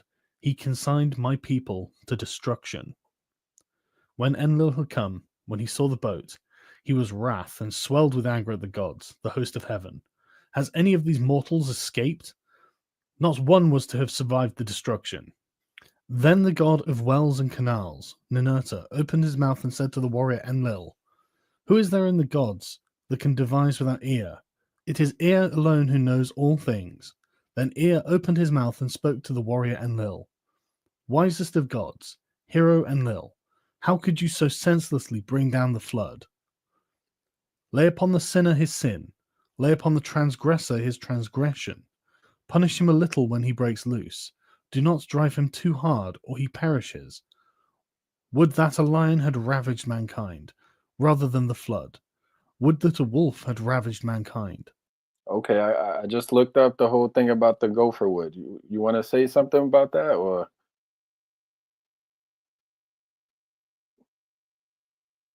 I Go could ahead. tell you what I found. It says gopher wood is mentioned in the Bible as a mysterious term that has been interpreted in various ways. There is no clear consensus on what specific tree or wood it refers to, and it is likely that the original wood used by Noah no longer exists today. However, there are a few places and trees associated with the term gopher wood in modern context. So it says India, Kerala, India. A tree referred to as gopher is found in the Periyar Tiger Reserve in Kerala, although its botanical identity is not clearly linked to the biblical term. Then it says Florida, USA. The Florida terrea, also known as gopher wood, is a rare and endangered conifer found in northern Florida and southwest Georgia. It is not directly linked to the biblical gopher wood, but shares the name. Then it says Apalachicola River, Florida. This area is noted for having a unique wood referred to as gopher wood, but it is not widely recognized as the biblical material. In ancient texts, gopher wood has been speculated to be similar to cypress, cedar, or boxwood based on translations and interpretations. However, these identifications are speculative and not universally accepted. Your reflection on that? They don't want you to know that story happened over here. That I could happen saw, over here, gang, Southwest. I saw you getting beat up. Probably. You got beat up by a woman last night. I saw that. The what? Yeah, I saw you got beat up by a girl. Yeah, come on, man. Yeah, you thought we wasn't gonna see that, huh, Darvis? He get beat up by a girl. Yeah, You must didn't understand. This one over here it must be. Who beat me up? She was beating you down, man. She was beating Who was? you over the head. Who Come on, was? you know who I'm talking about. She wasn't buying what you was selling, man. You know who I'm talking about. Did she prove me? Did she catch me in a lie? She was not buying that issue was selling. So, thing is, did she catch me in a lie? And then even Smoke Signal said he ain't see you win that one fight. You haven't won that one fight yet. You gotta understand, man. Them boy ain't really that smart. Oh man, he said he ain't seen you win not one fight. Not one, Davis. God damn, not one. So he's You know better than that, gang. I don't know why I'm wasting my time. He's saying you lost to Root Word, you lost to Hawk School, you lost to everybody. I heard you, man. Damn, Davis. You gotta get Well, your up, man. You gotta get listen, your man. up. Haters go hate, man. That's what they do. Know what I mean? And listen, everybody really want a shot at the goddamn kid, but don't really know how to come at the kid. You know what I mean? So all they can do is hate. Come up with some shit with somebody else may have told them that, but ain't nobody really ever said that they ever caught me in a lie. Everything I said been on it. I want your reflection on this. Do you feel like this mirrors the Genesis story? What? No, I was asking you, do you feel like this epic mirrors the Genesis story? I mean, we didn't even get through it yet. Yeah, it's not really that similar to me, but I want to get through it though. Hold on. I got 10 more minutes, man. Rather than the flood. Would that a famine had wasted the world rather than the flood. Would that pestilence had wasted mankind rather than the flood. It was not I that revealed the secrets of the gods. The wise man learned it in a dream. Now take your counsel, and what shall be done with him? Then Enlil went up to the boat. He took me by the hand, and my wife made us enter the boat and kneel down on either side, he standing between us. He touched our foreheads to bless us, saying, in time past, Utnapishtim was a mortal man. Henceforth he and his wife shall live in the distance at the mouth of the rivers. Thus it was the gods took me and placed me here to live in the distance at the mouth of the rivers. 6. The Return. Utnapishtim said, as for you, Gilgamesh, who will assemble the gods for your sake, so that you may find a life for which you are searching? But if you wish, come and put it to the test. Only prevail against sleep for 6 days and 7 nights. But while Gilgamesh sat there resting on his haunches, a mist of sleep, like soft wool teased from the fleece, drifted over him. And Utnapishtim said to his wife, look at him now, the strong man who would have everlasting life. Even now the mists of sleep are drifting over him. His wife replied, touch the man to wake him. so that he may return to his own land in peace, going back through the gate by which he came. Utnapishtim said to his wife, "All men are deceivers. Even you he will attempt to deceive. Therefore bake loaves of bread, each day 1 loaf, and put it beside his head, and make a mark on the wall for the number of days that he has slept." So she baked loaves of bread, each day 1 loaf, and put it beside his head, and she marked on the wall the days that he had slept. And there came a day when the first loaf was hard, the second loaf was like leather, the third was soggy, the crust of the fourth had mold, and the fifth was mildewed, the sixth was fresh, and the seventh was still on the embers. Then Utnapishtim touched him, and he woke. Gilgamesh said to Utnapishtim the faraway, "I hardly slept when you touched and roused me." But Utnapishtim said, "Count these loaves, and learn how many days that you slept. For your first is hard, your second is like leather, the third is soggy, and the crust of your fourth has mold. Your fifth has mildewed, the sixth is fresh, and the seventh is still over on the glowing embers, when I touched and awoke you." Hey, it's me. Okay, so I just snuck and did a little reading. I don't want to ruin the ending though. Here we go. Gilgamesh said, "What shall I do when I is mildewed, the sixth is fresh, and the seventh is still over on the glowing embers, when I touched and awoke you?" Gilgamesh said, "What shall I do, O Utnapishtim? Where shall I go? Already the thief in the night has hold of my limbs. Death inhabits my room. Wherever my foot rests, there I find death." Then Utnapishtim spoke to Ushanabi the ferryman. "Woe to you, Ushanabi! Now and forevermore you have become hateful to this harborage. It is not for you, nor for you are the crossings of the sea. Go now, banished from the shore. But this man before whom you have walked, bringing him here, whose body is covered with foulness and the grace of whose limb has been spoiled by wild skins, take him to the washing place. There he shall wash his long hair clean, as snow in the water. He shall then throw off his skins, and let the sea carry them away, and the beauty of his body shall be shown. The fillet on his forehead shall be renewed, and he shall be given clothes to cover his nakedness. Till he reaches his own city and his journey is accomplished, these clothes will show no sign of age. They will wear like a new garment. So Urshanabi took Gilgamesh and led him to the washing place. He washed his long hair as clean as snow in the water. He threw off his skins, which the sea carried away, and he showed the beauty of his body. He renewed the fillet on his head, and to cover his nakedness gave him clothes which would show no sign of age, but would wear like a new garment until he reached his own city, and his journey was accomplished. Then Gilgamesh and Urshanabi launched the boat onto the water and boarded it, and they made ready to sail away.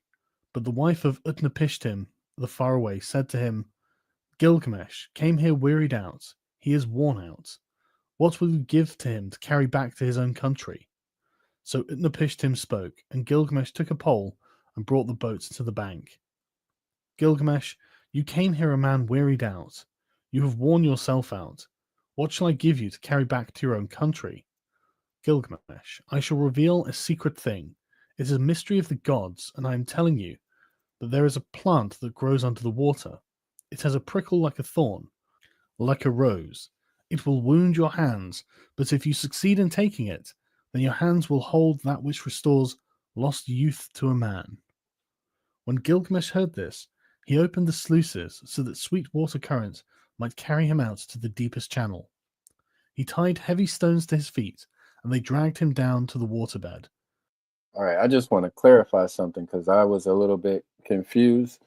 It wasn't Gilgamesh that received the dream warning from Ea. It was Utnapishtim who was instructed to tear down his house and build a boat to save himself and his family and all the living creatures from the great flood.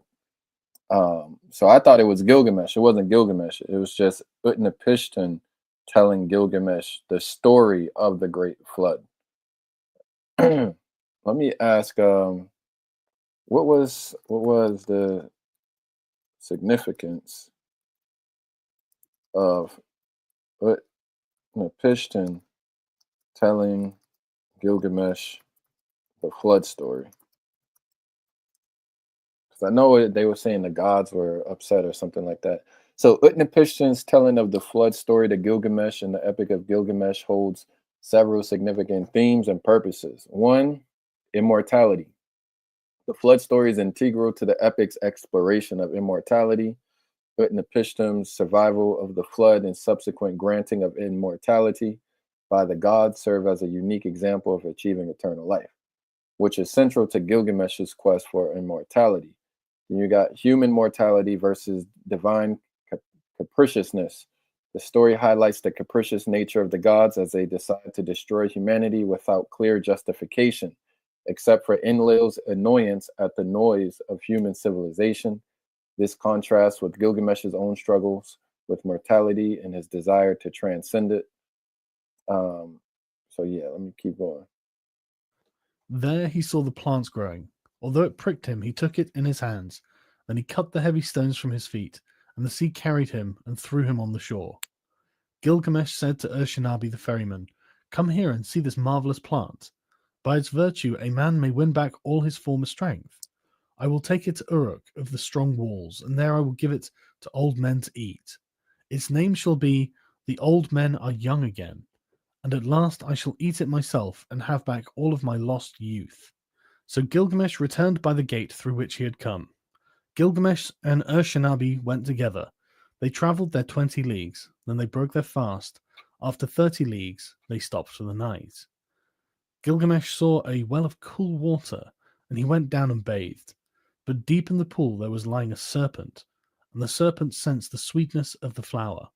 It rose out of the water and snatched it away, and immediately sloughed off its skin and returned to the well. Then Gilgamesh sat down and wept. Tears ran down his face, and he took the hand of Urshanabi. "O Urshanabi, was it for this that I toiled with my hands? Is it for this that I have wrung out my heart's blood? For on myself I have gained nothing, for the beast of the earth has joy of it now. Already the stream has carried it 20 leagues back to the channels where I found it. I found a sign, and now I have lost it.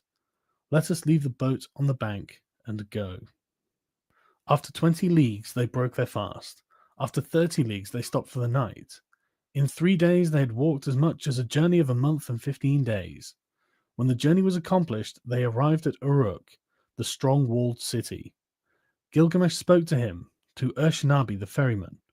"Urshanabi, climb up onto the wall of Uruk, inspect its foundation terrace, examine well the brickwork, see if it is not of burnt bricks, and did not the 7 wise men lay the foundations? 1/3 of the whole is city, 1/3 is garden, and 1/3 is field, with the precinct of the goddess Ishtar. These parts and the precinct are all Uruk." This too was the work of Gilgamesh the king, who knew the countries of the world. He was wise, he saw mysteries and knew secret things. He brought us the tale of the days before the flood, and he went on a long journey, was weary, worn out with labor, and returning engraved on a stone the whole story. 7. The death of Gilgamesh. All right, so now we nearing the end of this story. I'm gonna bring up this Genesis story right after. The destiny was fulfilled, which the father of the gods, Enlil, of the mountain, had decreed for Gilgamesh. In nether earth the darkness will show him a light. Of mankind all that are known, none will leave a monument for generations to come to compare with his. The heroes, the wise men, like the new moon have their waxing and waning. Men will say, "Who has ever ruled with might and power like him?" As in the dark month, the month of shadows, so without him there is no light. O Gilgamesh, this was the meaning of your dream. You were given Whatever, I'm just doing a comparative study right now, man. I was just letting the audio play. I'm about to bring up Genesis in a second. We seeing, did the flood story in Genesis come from the Epic of Gilgamesh? I will say the only overlap that I do see, there's a few that are like loose connections, but the real one is like, take the seed of every living creature and put it on the boat type of thing. And then the gods flooded the earth, and then, but Utnapishtim survived and he was made immortal. That's a little bit of a different outcome than the the Noah's Ark story. But in the Noah's Ark story, he did take a pair of every living creature and put it on the damn boat. So I do see that. So we got 3 more minutes left in this, and then I'm gonna play the new King James version of Genesis 6. It's only like 5 minutes, and then I'm gonna really make my assessment. Given the kingship, such was your destiny. Everlasting life was not your destiny. Because of this, do not be sad at heart. Do not be grieved or oppressed. He has given you power to bind and to loose, to be the darkness and the light of mankind. He has given unexampled supremacy over the people, victory in battle from which no fugitive returns, in forays and assaults from which there is no going back. But do not abuse this power. Deal justly with your servants in your palace. Deal justly before the face of the sun. The king has laid himself down and will not rise again. The Lord of Calub will not rise again. He overcame evil. He will not come again. Though he was strong of arm, he will not rise again. He had wisdom and a comely face. He will not come again. He has gone into the mountain. He will not come again. On the bed of fate he lies. He will not rise again. From the couch of many colors he will not come again. The people of the city, great and small, are not silent. They lift up the lament. All men of flesh and blood lift up the lament. Fate has spoken. Like a hooked fish he lies stretched on the bed, like a gazelle that is caught up in a noose. Inhuman Namtar is heavy upon him.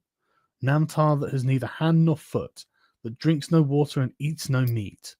For Gilgamesh, son of Ninsun, they weighed out Got their one more offerings, minute. his dear wife, his son, his... Got 1 more minute to the end of this. Then we're going to 5 minutes of Genesis. concubine, his musicians, his jester, and all his household, his servants, his stewards, all those who lived in the palace, weighed out their offerings for Gilgamesh, the son of Ninsun, the heart of Uruk. They weighed out their offerings to Erishkigal, the queen of death, to all the gods of the dead, to Namtar, who is fate. They weighed out the offering. Bread for Nade, the keeper of the gate. Bread for Ningizda, the god of the serpent, the lord of the tree of life. For Dumuzi, also the young shepherd. For Enki and Ninki. For Endukuga and Nindukuga. For Emnul and Nim. Doesn't these names sound very Hindu and Indian? This is one thing I know about that region, like, you know, that India, Persia / Iran connections. I definitely see it. Null, all the ancestral gods, the forebears of Enlil. A feast for Shulpe, the god of feasting. For Samuquan, the god of the herds. For the mother Ninhursag and the gods of creation in the place of creation. For the host of heaven, priestesses weighed out the offering of the dead.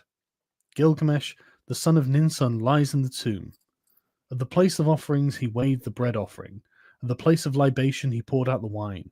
In those days the Lord Gilgamesh departed, the son of Ninsun, the king, peerless, without an equal among men, who did not neglect Enlil his master.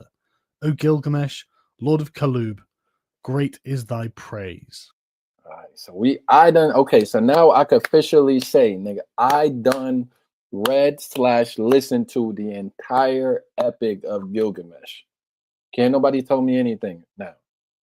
So for so long, you know, I've heard people say, oh, the flood story, that comes from the epic of Gilgamesh. You know, like people just regurgitate what they heard without actually like reading the epic itself. Like it's literally one small, like it is similar, but it's such a small inkling of the story itself. Like a lot of people summarize the epic of Gilgamesh like it is a flood story. It's absolutely not a flood story at all. You know, and the flood portion that comes into the story is like it's the very end of the story, and it doesn't even actually take place during the time of Gilgamesh. It takes place prior to Gilgamesh, and the person who survived it becomes immortal, right? The story of Gilgamesh is really a story of mortality. You know what I'm saying? Man realizing his mortality. and coming to grips with it, not accepting it, and then having to come to grips with it and accepting his fate. That's what the story is about. It's really not even about a flood. Man, I mean, it was a good story, though. That was a good story, man. Gilgamesh was a beast. He didn't fear death until his brother died, till his little brother died. Marquise, did you listen to that? Yeah, Marquise, I think it's similar, but it's so small and like almost insignificant in the story. If the writers of the Old Testament took that from the Epic of Gilgamesh, I'm like, I mean, that's such a small portion of the story that like most people wouldn't even think to snatch that up. But it is similar. It's just such a small piece of the story, though. You know, I was expecting a completely different story, to be real. So I got the New King James version of what's it called? I got Genesis 6 right here. I was heating up some food, so y'all let me do this real quick. I gotta play a little music as a segue. You know what I'm saying? Let me play a little Kodak Black real quick. And then I want to go into this Genesis 6, and then I'm good. Then I'll just open it up. Anybody want to come up, or I'll shut it down, man. Let me play this real quick. I'm gonna go heat my food up, man. Y'all stay tuned. Hit the like button. Be right back.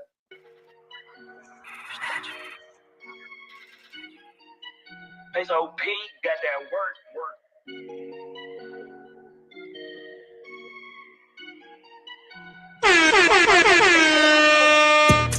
Kodak Valerie, say look Kodak Valerie. And I keep the best smiley coming out of space. Scat Pat Ure, I painted matte black today.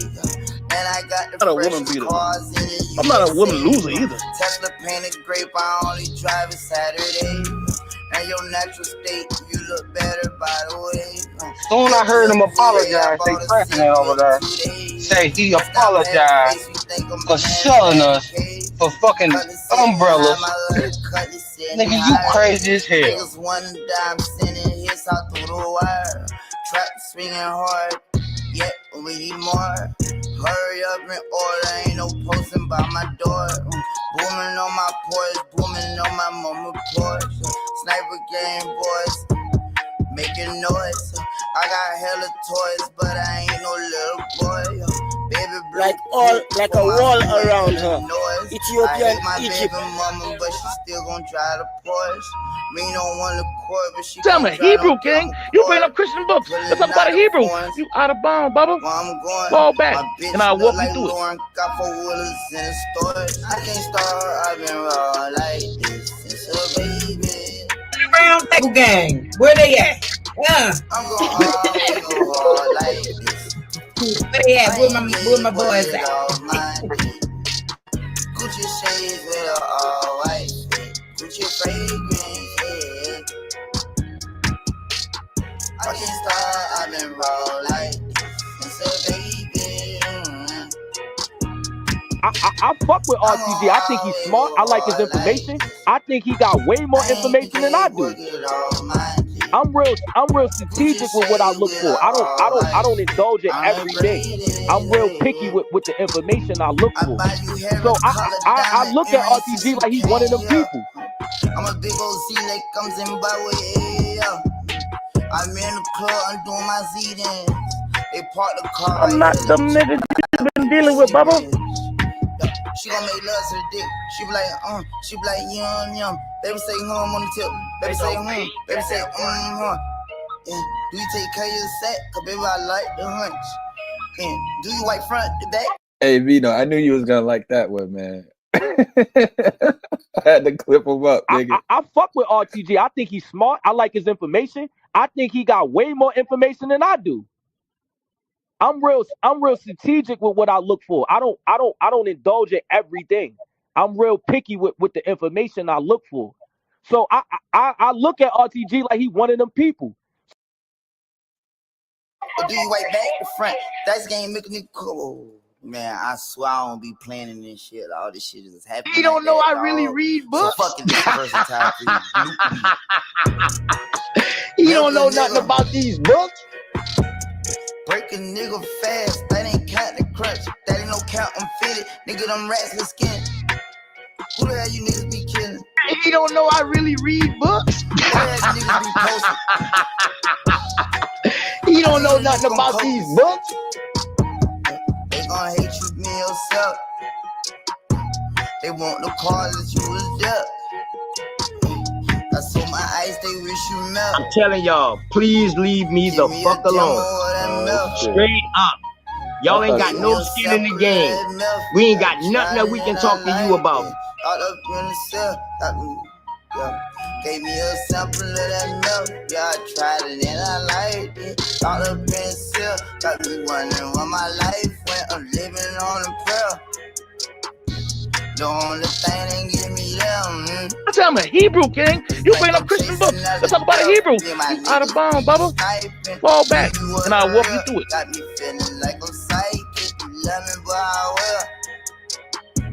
This shit be hard for me to tell. I'm blowing KK in the air. That shit be hard for me to smell. You proved it. You proved me wrong. I stand corrected. That shit be hard for you me proved to it. help. You proved me wrong. I stand corrected. Surrounded by the goons, trying to my son, you can't be running around. Johnny and my soul, I need another more shrooms. Johnny and my soul, I feel like blood is on the moon. Johnny and my soul, I think I'm Johnny Monsoon. You can't be calling You don't so know I really soon. read books. Johnny Monsoon, you can't be calling me to slay I'm sleep. Johnny You don't know Monsoon, nothing about these party books. 7 freaking days a week. Johnny and Monsoon, tonight the party's at the rave. I don't like my women underage. Free all of my dogs, they in the cage. Yeah, let them know I'm from Broward and don't say they.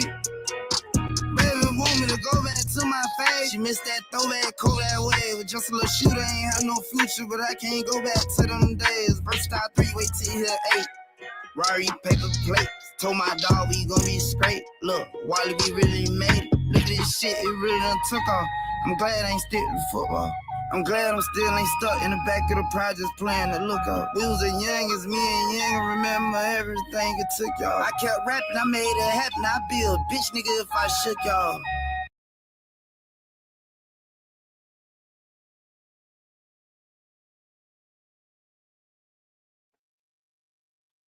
All right, let me reconnect this audio. You know, when you switch the tabs and whatnot, then the damn audio get disconnected. All right, my food warmed up. I'm about to kick back and play this Genesis 6. It's 4 minutes, 47 seconds. Told y'all I'm kind of doing it passively today. I fuck with RTG. I think he's smart. I like his information. I think he got way more information than I do. I'm real strategic with what I look for. I don't indulge in everything. I'm real picky with the information I look for. So I look at RTG like he one of them people. Let's go. Now it came to pass, when men began to multiply on the face of the earth, and daughters were born to them, that the sons of God saw the daughters of men, that they were beautiful, and they took wives for themselves of all whom they chose. And the Lord said, My spirit shall not strive with man forever, for he is indeed flesh. Yet his days shall be 120 years. There were giants on the earth in those days, and also afterward, when the sons of God came into the daughters of men, and they bore children to them. Those were the mighty men who were of old, men of renown. Then the Lord saw that the wickedness of man was great in the earth, and that every intent of the thoughts of his heart was only evil continually. And the Lord was sorry that he had made man on the earth, and he was grieved in his heart. I will destroy man whom I have created from the face of the earth. Okay, so in the other Gilgamesh story, I'm pretty sure it was Enlil that was like the king of all the gods, and he destroyed mankind with the flood because he was just He is basically annoyed, right? It didn't even give a good reason. Let me go back a little bit. Earth, and he was grieved in his heart. I will destroy man whom I have created from the face of the earth, both man and beast, creeping thing, and birds of the air. For I am sorry that I have made them. But Noah found grace in the eyes of the Lord.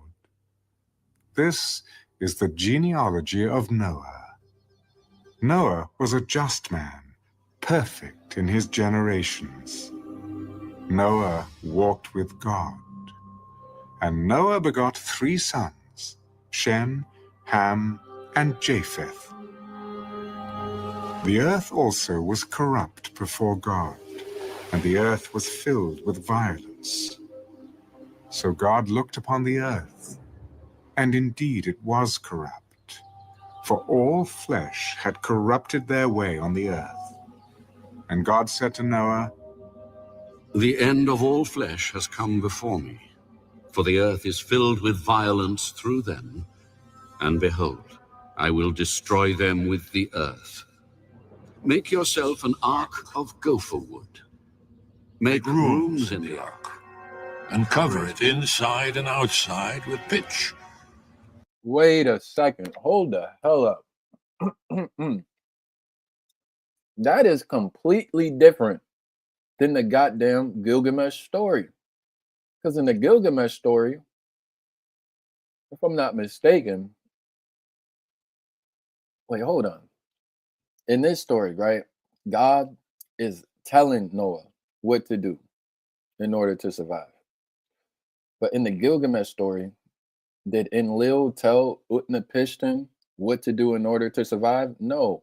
Actually, Utnapishtim received a dream from Ea, I think it was Ea or somebody, and she told him what was about to happen and to make an ark out of the wood from his house. So basically, one of the gods or goddesses went behind the back of the main god that wanted to destroy the whole earth. That's different than this to me. You know what I'm saying? I'm seeing differences. And cover it inside and outside with pitch. And this is how you shall make it. The length of the ark shall be 300 cubits, its width 50 cubits, and its height 30 cubits. You shall make a window for the ark, and you shall finish it to a cubit from above, and set the door of the ark in its side. You shall make it with lower, second, and third decks. And behold, I myself am bringing floodwaters on the earth, to destroy from under heaven all flesh in which is the breath of life. Everything that is on earth shall die. But I will establish my covenant. Okay, so I got it. Who told Utnapishtim to build an ark? Utnapishtim was told to build an ark by the god Enki or Ea, right? We're talking about the Epic of Gilgamesh. According to the Epic of Gilgamesh, Ea or Enki was sworn to secrecy about the god's plan to cause a flood. Cleverly betrayed this secret by speaking to the walls of Utnapishtim's house, thus not technically violating his oath. Through this method, Ea instructed Utnapishtim to demolish his house and to build a boat to save himself, his family, and all living things from the impending flood. Now, the saving all living things from the flood, that is the same. But as far as like, one God, like in Genesis, God is on the same accord as Noah. But in Gilgamesh story, Enlil and the rest of the gods are not even supposed to tell him about the flood. That's another difference. Here we go. With you, and you shall go into the ark. You, your sons, your wife, and your sons' wives with you. And of every living thing of all flesh you shall bring 2 of every sort into the ark, to keep them alive with you. They shall be male and female, of the birds after their kind, of animals after their kind, and of every creeping thing of the earth after its kind. 2 of every kind will come to you to keep them alive. And you shall take for yourself of all food that is eaten, and you shall gather it to yourself, and it shall be food for you and for them.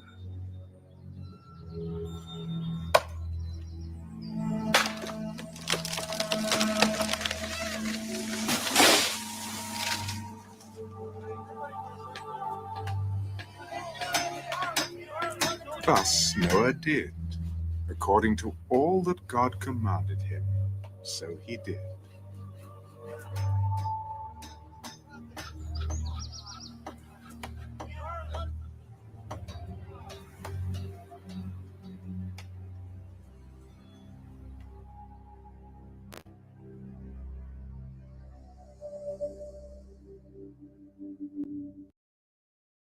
I took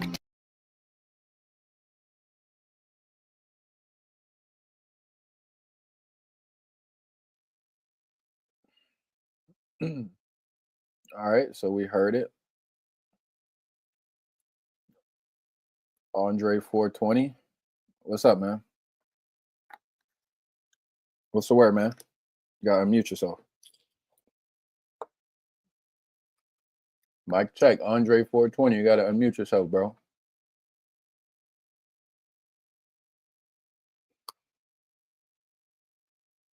All right. When you get ready, you come back up here, bro. But you're not saying anything. What y'all think, man? Marquise, you still out there? What you think, man? I want to hear from you, Marquise. Where you at? I want to hear what you think about this Epic of Gilgamesh story. Did the Bible take that flood story from the Epic of Gilgamesh? I'm inclined to not say yes or no, but to just say they're so scarcely similar. They so scarcely overlap. They're so like, Andre, it says your device is not connected. Oh, there we go. Mic check. Yeah, sorry, y'all. I was actually multitasking. Okay. So, you was watching the show?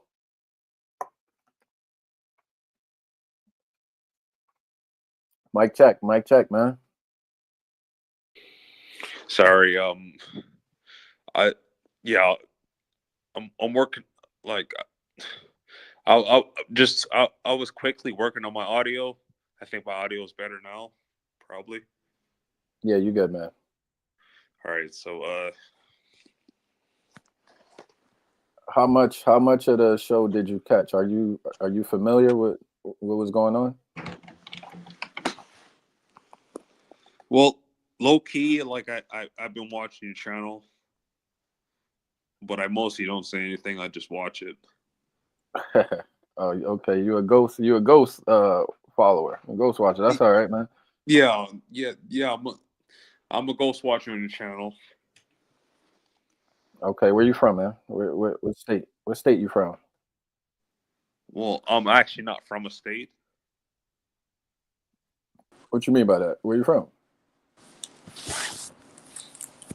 Well, I actually live in Canada. Is where I live. Oh, okay. Yeah. Oh, okay, that's what's up, man. No doubt. So, let me ask you, what type of content do you like to watch? Like, are you into like the Bible and Quranic stuff? What are you into? I have studied both, and I, you know, unfortunately, basically is I unfortunately I listen to like just black people. Okay. Unfortunately. So what are you're Caucasian? No, well, if you really want to know, like my family is Jamaican, so. So why is it unfortunate that you listen to black people? I don't understand that. Well, I wouldn't be here if that wasn't the case. But I mean, if you want to break it down, like that's cool. All right. Anyway, you want to discuss the Gilgamesh Genesis story? Go ahead. I'm listening to you.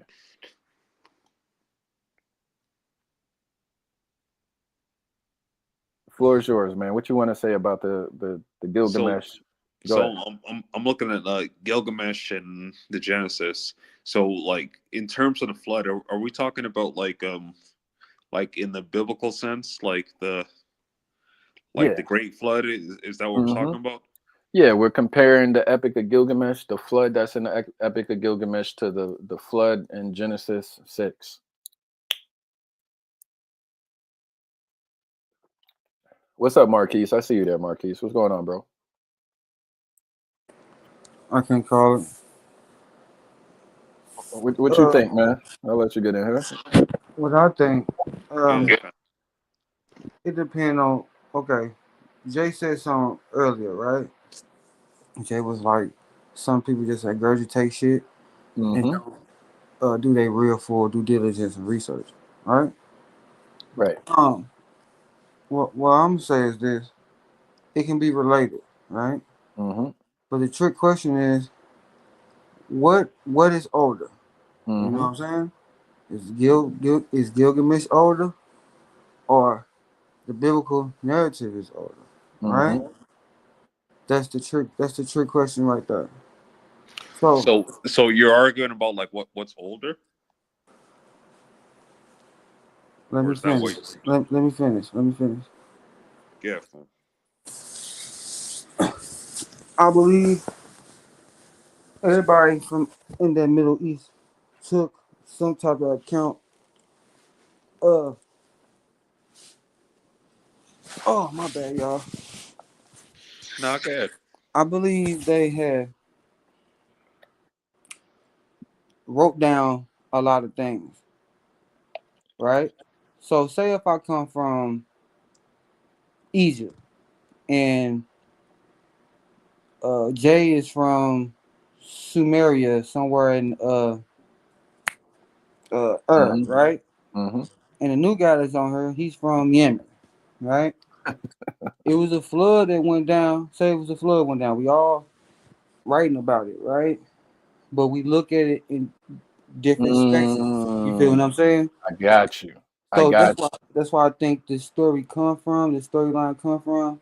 And if So you go deeper in a lot so of people, can you please clarify like what story or are we talking about? Like, because I, we're talking. I thought we talking about the flood. you. Mm-hmm. Be So patient with him, Marquise. are Be we patient talking with about him. like the biblical flood, or is this another flood that I'm unaware of? Be patient with him, Marquise. Answer his question. Well, I know it was accountants of accounts where they're talking about a flood. They were talking about a flood in the Atlas Mountains. They were talking about a flood in Egypt. They were talking about a flood in Sumeria, and they even was talking about a flood in the American culture, some of the Indian culture, right? So our thing is try to connect that story to the same timeline. Mm-hmm. Something that anthropologists fail to do, and I wouldn't say fail. I just think when it comes to anthropologists and timeline, it's always gonna be some type of gap. You know what I'm saying? Me, I don't think all science is how can I put this? I don't think science is complete. Just like the English letters, the English vocab is not complete. So what I'm saying is what's come first? The Gilgamesh story or the biblical story? Or So is the story that's what I'm actually trying to figure out right now. Like, if y'all have advice on this, 'cause I haven't even heard about like the Gilgamesh like story. Like, I haven't heard anything about that. So like I'm learning. right? And you gotta understand it was different languages at that time too. So some of it can be a lot of mistranslations. Well, Marquise, you summed it up perfectly, right? You basically said the way I interpret what you said. Just mute real quick. You got a little background air or something in your space. So the way I interpret what you said, Marquise, is basically this, right? You have a flood. We don't know the scale. Maybe it's regional, maybe it's big as hell. Who knows? Some people think it's global, but at the very least, you got a regional flood, right? But now you got people in different regions who are potentially experiencing the same event. The way they write about this event from their cultural perspective comes out being maybe the Epic of Gilgamesh. And then for someone else, somewhere else, it comes out as Genesis 6, right? And then Right. somewhere else, it comes out as whatever the fuck else they wrote, right? But it doesn't need to be, did this steal from that? Instead, it could be, are these people telling the same story in their own way, basically? Exactly.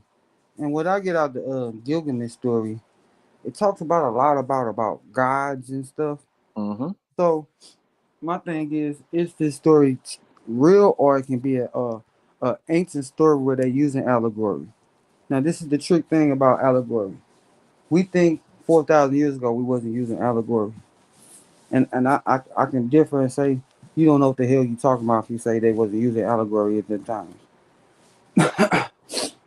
Especially when it come through as far as language, as far as like mistranslations. You know what I'm saying? We gotta think Mm-hmm. about the birth of language. You feel what I'm saying? So we don't know the birth of language, how it really sounds. So what I'm getting at is it sounds like more of an allegory story, an ancient allegory story. They use too So, much of like gods or whatnot in it. well, it sounds like you're speaking about like the tendency of like religion in general, but especially like Christianity. Like there's a tendency to over exaggerate on certain things. You know, Mm-hmm. Right? Or it can be just a mistranslation. mistranslation or over exaggeration. Mm-hmm. I don't even care what it is. It Okay. happens. Is all I'm saying. Okay. I understand what you're saying. They're saying that the Epic of Gilgamesh was written on tablets. Wait, sorry, written in Sumerian cuneiform, dating back to 2000 BC. Right. But that doesn't mean that it couldn't have happened before 2000 BC. That's just when we first see it written. Exactly. And I think that even with stories, parts of stories could be true, but some parts could be untrue, or like, metaphors or hyperbole or embellishments, you know? Exactly.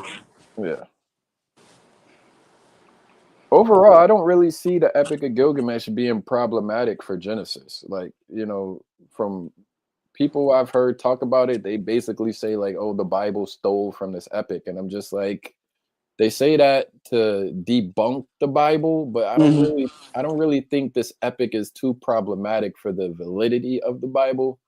It's not the strongest argument, in my opinion, against the Bible, or against Genesis, I should say. Hmm. See, when it comes to the Bible with me, I don't. How can I take this? I can't. I don't waste too much time on certain things that can scramble my brain. Like as far as like people Nigga, try to what? throw people try to throw this Adam and Eve story up there, right? And people will be like, "Is this the first person or not?" I don't spend that much time on that. I just look at it for what it is, get the message out of it, and that's it. I'm not gonna sit up here and argue with you about that type of uh, So topic. You know what I'm saying? so it, like the host. I'm not sure like what you like to be called, but I'm Jay. So my name is Jay. The other brother that got the southern accent is Marquise. you, your name is Jake. Jay. Jay. Oh, Jay. Okay, Jay. Basically, because I actually like listened to you for a little. Well, well, now it's probably been like a few months where I've been ghost watching. Yeah. Okay. You say you like listen. What's some of the like content that you like to listen to, though. I'm trying to figure out what topics you listen to. Well, it seems like you mostly like have like religious conversations. Mm-hmm. That's what I've mostly been seeing from your channel. Okay. I'm not Yeah. sure if that's true or not. That's what I've just been seeing just recently. I think it involves religion and history. Yeah, for sure. I don't think it's too much like scriptural stuff, but I do think we talk about religious. Oh, how would I say it? Religious people and nations and history. But for example, I don't think we do too much like, yo, let's talk about Quran chapter 2 verse 68, or let's talk about Bible chapter 4 verse 88. Like, we don't really do that much, but we do it. We definitely do it. Yes, because it's always great to be accurate, right? So, you know, like, not saying that you need to do that or you should do that or anything, but it's always great to be accurate, Right? because just so you know, it's like I was actually just like watching you know who Andrew Wilson is, right? Nah, I don't know Andrew Wilson. So he's one of those Orthodox Christians, and like I was watching him crash out like the other day because he tried to argue with like a black dude about religion, and he was completely wrong. So Yeah, what's your religious background? What's your religious background? My religious background is I'm not Orthodox. I was raised Catholic. Mm-hmm. I went to like a Catholic elementary school. I went to a Catholic high school. Mm-hmm. My dad's a pastor, and I have like very religious people in my family, but I don't exactly follow all this stuff. Okay, what do you believe? Well, I believe in the existence of God, and I've learned about other religions as well. So You stuck in between. well, I actually like I know all about, maybe not all about it, but like the majority of like Christianity, like Catholicism, and I have studied Islam. You know, like a little bit of everything. Gotcha. Okay, no doubt, man. No doubt. Respect that. Darvish, you said you back. Okay. Yeah, Marquise, man. I mean, I was expecting, like, when I went into this Epic of Gilgamesh, like, I was expecting a flood story, but it's not really a flood story, right? It's more so like a story of brotherhood, of mortality. So from basically what happens is you got Gilgamesh, and he's kind of seen as like an unrighteous ruler, you know, kind of like a tyrant. So then Aruru, the goddess Aruru, the creation goddess, creates Enkidu to be his counterpart, basically to balance him out. So then they go and they have a squabble. Gilgamesh wins the squabble. Oh, Darvish just came up. Gilgamesh wins the squabble out of the two. He proves to be stronger.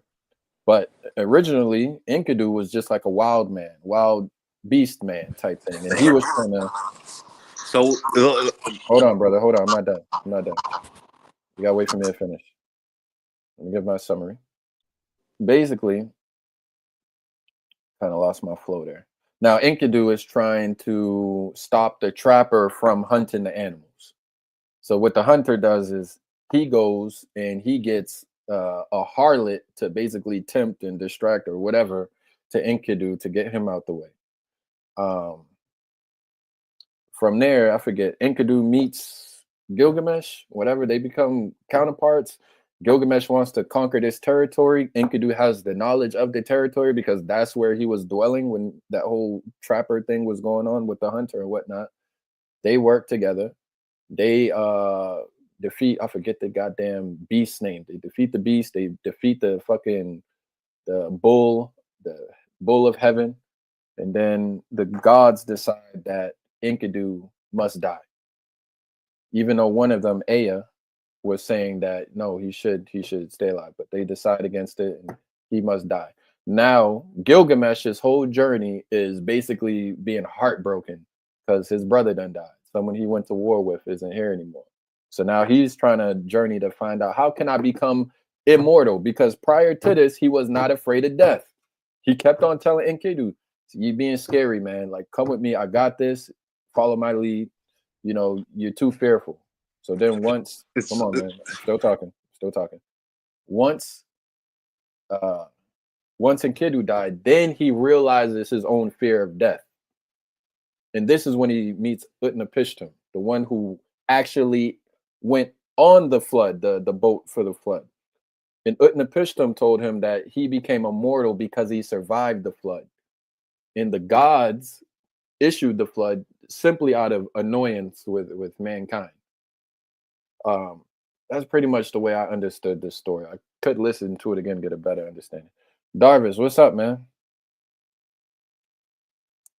Darvis, Hey, what up, man? peace was good. Ain't shit, man. Ain't shit. Yeah, we just up here chopping it up. Y'all got it. Go ahead. We got Marquise and Andre up here. Andre's from Canada. Yeah. What's good, fam? Peace to the gods. Peace to the gods. Peace to the guys. Was good. So Darvis, did you hear? Oh, what happened to Marquise? Damn, Marquise. Come on, Marquise. Hey, Marquise, come back up here, man. We need you up here, Marquise. Damn, lost Marquise. Well, Darvis, I'm just summarizing. I'm gonna conclude this. Oh, did you hear what we just said though, Darvis? About like, okay, even if like, okay, these stories, right? The Genesis story and the Epic of Gilgamesh can both be talking about the same event, just from different cultural perspectives. Do you agree with that? Yeah. Like this, yeah. So like I like how Marquis said that. He's like, yo, like, you know, this could be someone in Sumeria talking about the flood, and then this is someone over in the Levant talking about the flood, or wherever talking about the flood.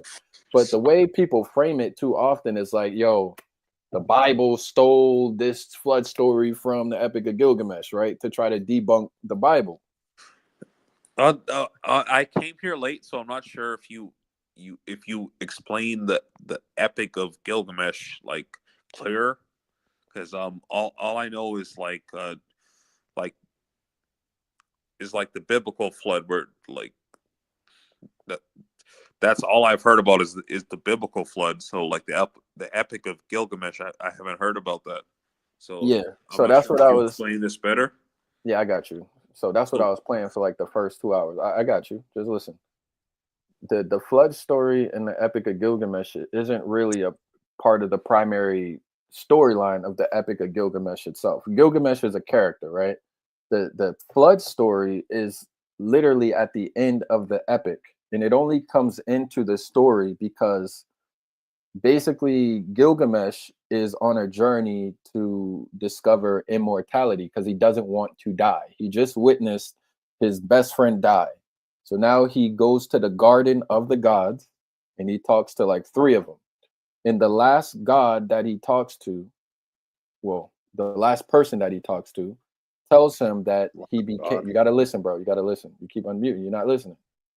The last person that he talks to tells him that the way he became immortal was because he survived the flood. Marquise is back. So the flood story in the Epic of Gilgamesh is very small. Gilgamesh doesn't even experience the flood himself. He comes after. This flood story in the epic takes place in some other time period by another person or character. You know, it's experienced by Utnapishtim, who tells Gilgamesh about the flood. That's all it is. It's really not even a major part of the story itself. It's kind of like a sidebar, if you ask me. Go ahead, y'all. Well, if nobody's going to say anything, I'm basically A lot of people. all right. Good. Anybody that's talking. Quick, good.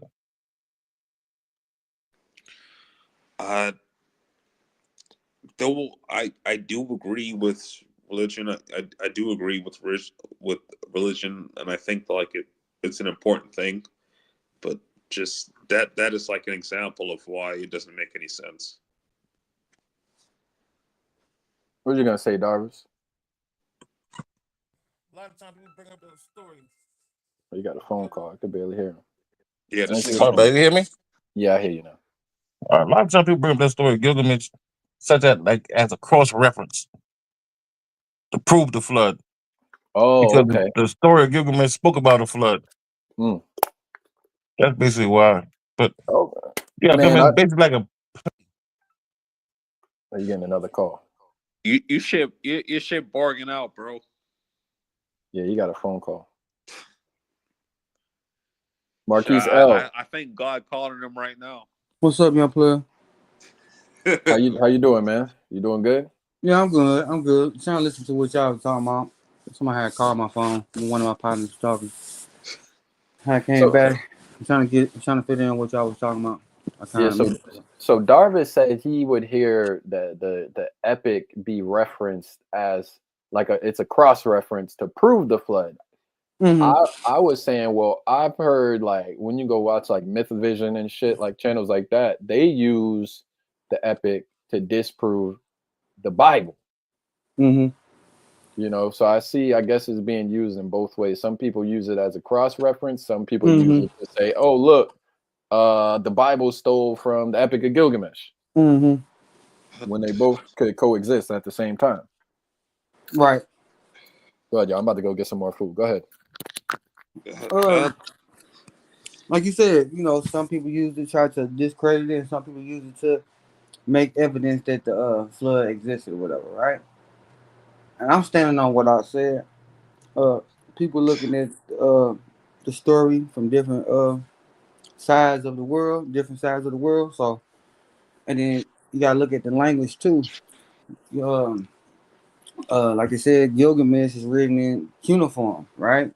So the language, the definition of certain things could change through time. Now, the biblical narrative is mainly uh, uh, Aramaic and Hebrew. Then it been cross-referenced into Latin and Greek and whatnot, right? So, like I said, I know for a fact that it's some of it is mistranslation, and it's talking about the same story, but in different parts of the world. So speaking about like if you guys could clarify this like the whole Gilgamesh thing, like I'm not sure about that. It's like all I know about is the Great Flood, which like talk about like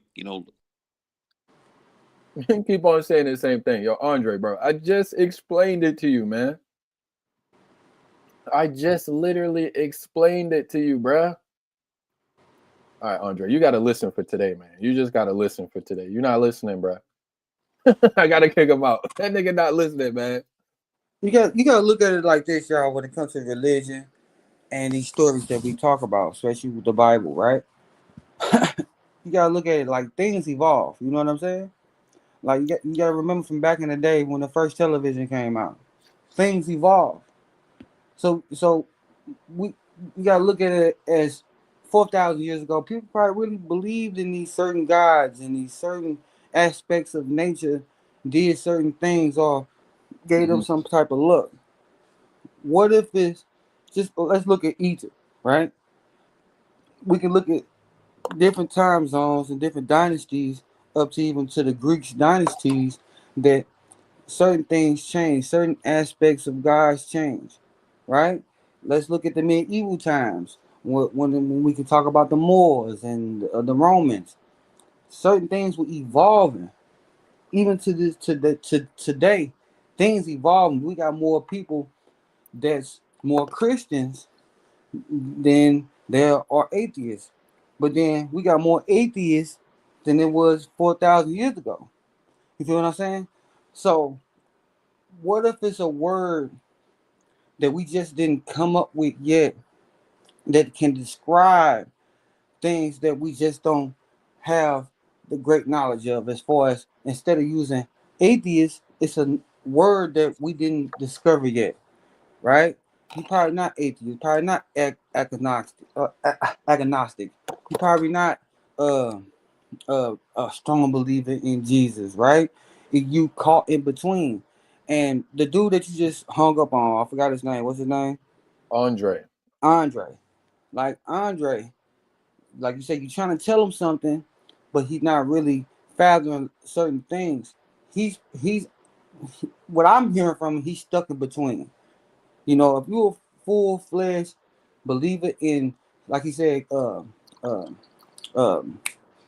Catholic, he said he came from a Catholic bloodline, but he went through Islam. He went through this and is that and that, and nothing wrong with that. That's a part of evolving. So you got to step into everything.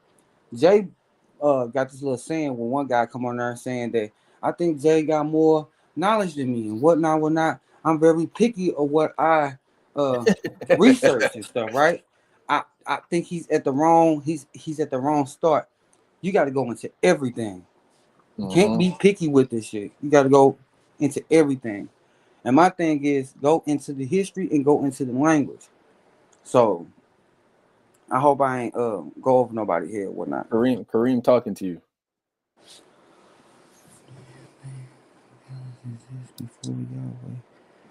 And God, hold on, and God of the Jews. Do I believe that gods exist? I believe there was always a time where people was trying to explain life. And people put titles and names on these things. If you look just through history, you can tell through Samaria, through Egypt, through even the Berbish language. I mean the Berbish culture, right? They was always trying to figure out knowledge and waves and science and stuff like that. They just gave it a different name. You know what I'm saying? The way the Chinese man will say Yahweh is way totally different than the way we say Yahweh. The Chinese man probably say Yahweh or Yehweh, but it's the same deity. You feel what I'm saying? So do I believe? See, we can this word right here. This God's words. Let's use this. Let's take the word God from and just use forms of nature, because that's all it is just form of nature. Love is a form of nature. Knowledge is a form of nature. You know what I'm saying? So if you look very hard into these gods, they always have an attributes of the sky or the thunder or the sun or you know what I'm saying? So even through the oldest deities, this is just attributes of nature. So to answer your question, yes, I believe that it was always some type of form of knowledge trying to understand life more. You want to answer that question he got for you? I mean that what he just said. Hold on, let me see. My eyes. Hold on, y'all. There's some historical saying that Yahweh was the son of the Sumerian god El. Okay, what's your thought? A lot of these words are titles. Like El is just a form of a short word of saying Elohim. So we say gods, right? We say gods. That's an English word, but the real name is Elohim's. And who is the top El? Yahweh. Feel what I'm saying? So every nature or gods, whatever words you want to use, because I'm not trying to confuse anyone, they have a name. You feel what I'm saying? So the Bible is polytheistic? I'm gonna say this. It's a lost story of a paganism story. Where we don't understand paganism either, right? We think paganism comes like, okay, it's the sun, it's the trees, somebody worship the water, right? But what we're missing is it's a top god out of all of this. What birthed all of this?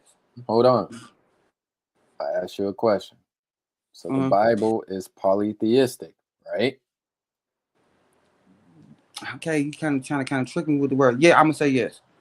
Right. I mean, it's acknowledging more than one deity. It's just saying that one is the supreme deity over all the other deities.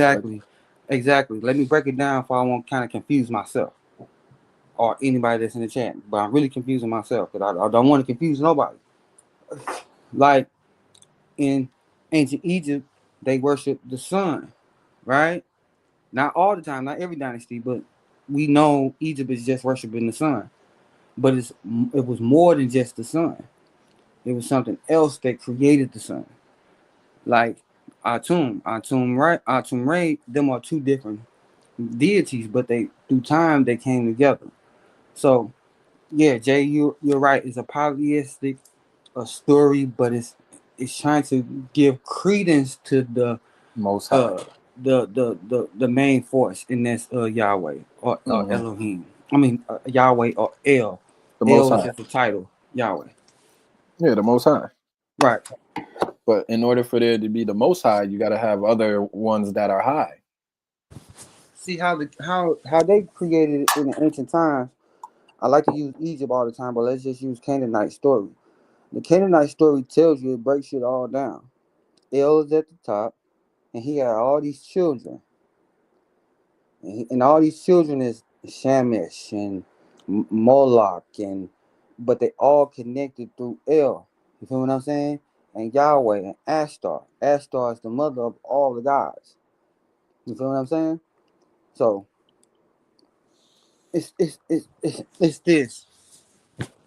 You don't want to give credit to just the moon god, and if he's not the supreme deity, and all through life, that's what all through the biblical narrative, that's what was going on.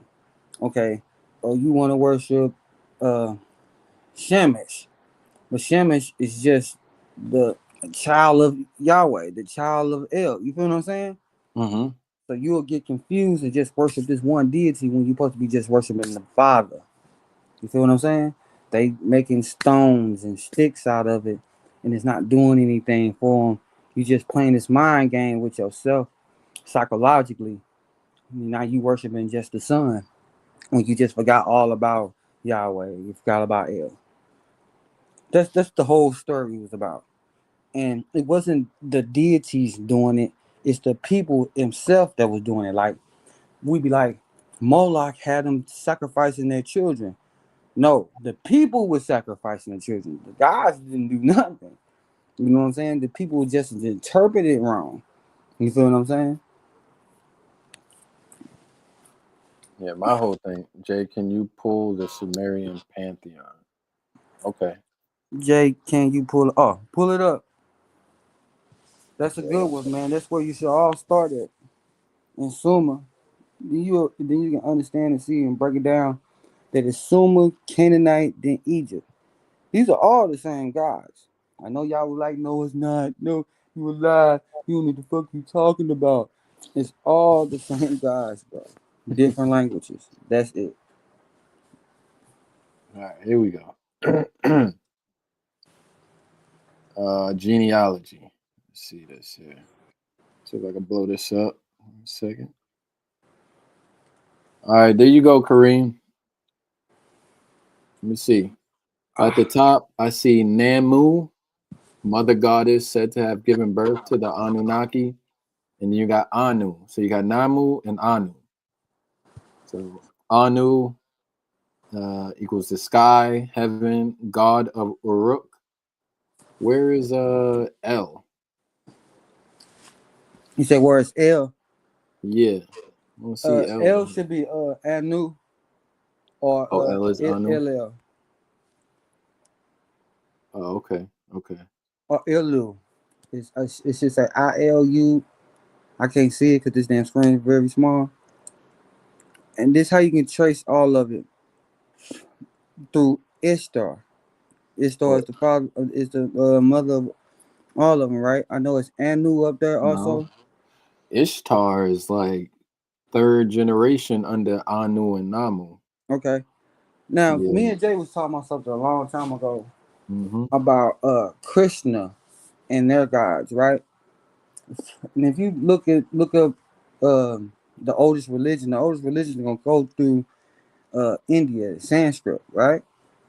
So at the time of Sumerian times, it's a split. Some of it is going into India, Some of it is going towards Egypt and further down south. Now now, I already know what y'all gonna think because I've been doing this for a long time. This motherfucker don't know what he's talking about. You gotta go into that language, y'all. You gotta go into the history. You cannot be picky of like dude said, oh, I'm very picky. You can't do that. Can't be picky because if you be picky about shit, you're gonna say, oh, these not the same guys. It's all the same guys. Some of them got thicker plots. Like if you go into like India guys, as far as like Brahma uh and all them other guys, right? My mind scrambled up. So it's a breaking off point. Let me break it down. The Roman Catholic Church today is all Sanskrit. No, you're not. You don't know what the fuck you talking about. It's all Sanskrit, bro. That's why if you look it up, it will tell you the oldest religion comes from India. Mm-hmm. Now you gotta look at the hat that the Pope wore. The Pope wore the Mistra. He wore the Mistra crown. Slow down.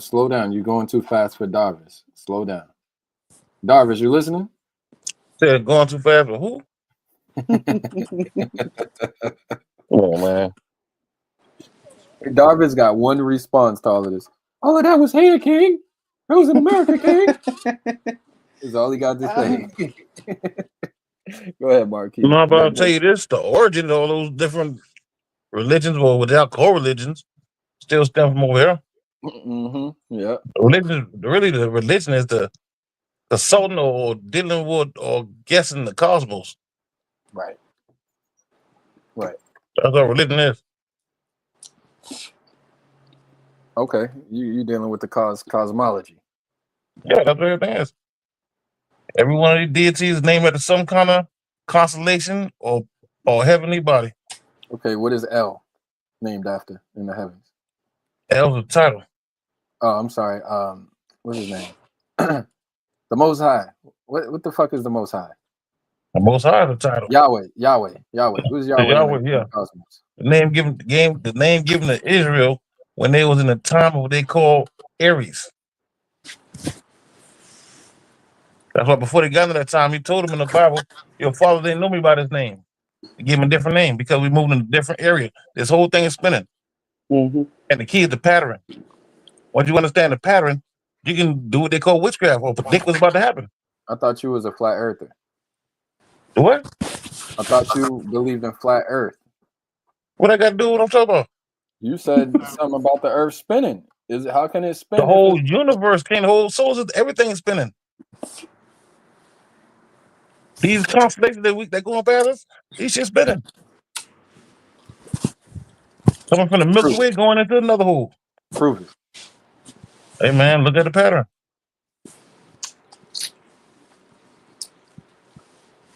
All right, my bad, Marquise. You said the Pope wears what? He wears the crown called Mistra. Okay, say it slow for Darvis. Go ahead. Mistra. If I'm spelling it right, Mitra. Yep. All right. This is Why all. you keep saying it's slow for Darvis though, man? He's just fucking with you, dog. What I say, man? Come on, I got the damn secret teachers all ages. And you ain't ready yet. Man, you stop that. You ain't ready yet, nigga. You know who's still dealing with these goddamn plays? Talk about a fucking Gilgamesh and comparing that to the. Come on, man. They can tell you really ain't learned like you say you learned. But if you was, you know the epic of Gilgamesh was a fucking play. Darvis, you haven't come up with any new information in 2 years, bro. You should not be talking. Nigga, the truth don't change, nigga. The truth don't change. The truth don't change. That's a good one. I'm listening, man. I'm listening. Okay, so this is what we. Oh, I got a question for you. Marquise. Make the connection between the Hindus and the Persians. The Hindus and the Persians. The Hindus and the Persians. All them all the same people. Why? No, because I'm listening to the names, and the names sound like the Persian names, like the Sumerian, old Sumerian names, or Anunnaki, whatever times. Mm-hmm. It sound like Indian shit. It sound like Hindu shit. Okay, Utnapishtim. we speaking in English. The ancient name of Persia was called Medes, Medes, right? And India was called Hudu. That's the oldest name, Hudu, Hodu. Now, where's I'm getting this from? I'm getting it all from Hebrew. So when I say them the oldest languages, I'm saying it's the oldest languages because all the Semitic languages are related. So if I'm using gears, it's still going to sound some familiar the same way, all right? Because it's all Semitic languages. I probably Mhm. missing me calling it hoodoo. Uh, anyways, I'm confusing myself. It's all the same people. It's just different nations, different tribes. Everybody got tribes. All Africans got tribes. All the white man, the Greeks, they got tribes. The Indians got tribes. The Chinese men got tribes. And Semitic people got tribes. When we say tribes, we just think about Africa. You know, that's a person that's just ignorant to tribal culture. But Persia and Hindu, these are the same people, just different tribes. If that's Gotcha. what you ask me. Okay. So what you think, man? What should we study next, man? I got some ideas where I want to go with it, but I want to know what you been studying. You know me since for the past couple months, man, I ain't been studying shit, man. You know what I'm saying? I've been doing me chilling, going to work, chilling. Then I got this accident. I ain't been doing nothing but trying to focus again, getting well or whatever. You know what I'm saying? Right. It seemed like when I talk, I go over people's heads. I think I went a little bit too far with the linguistic part. So I'm kind of slowing down for everybody else can catch up. Yeah, man. A lot of stuff you done said since day one is, you know, turned out to be true, man. You definitely been ahead of niggas for a while now. Yeah, I don't know I give you everything. that. I Give you just that. try to stay focused on certain things. That's all. Right. Right. Nah, but you definitely been right about a lot of stuff that you were saying early on. I give you your credit. Uh, Kareem Lear explained. I'm just trying to heal, man. My knees shattered, man. You know. Mm. Yeah. Yeah. Yeah. Now, where's True is that? Oh, Truist is I spoke to him earlier, man. What Spider at? Spider in the crowd? He was. He was.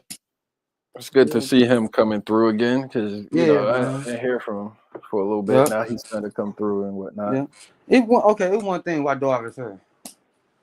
Now, Darvis, he think everything came from over her, right? Mm-hmm. I'm gonna say he's right, then he's wrong. You feel what I'm saying? Uh, cause what I know of,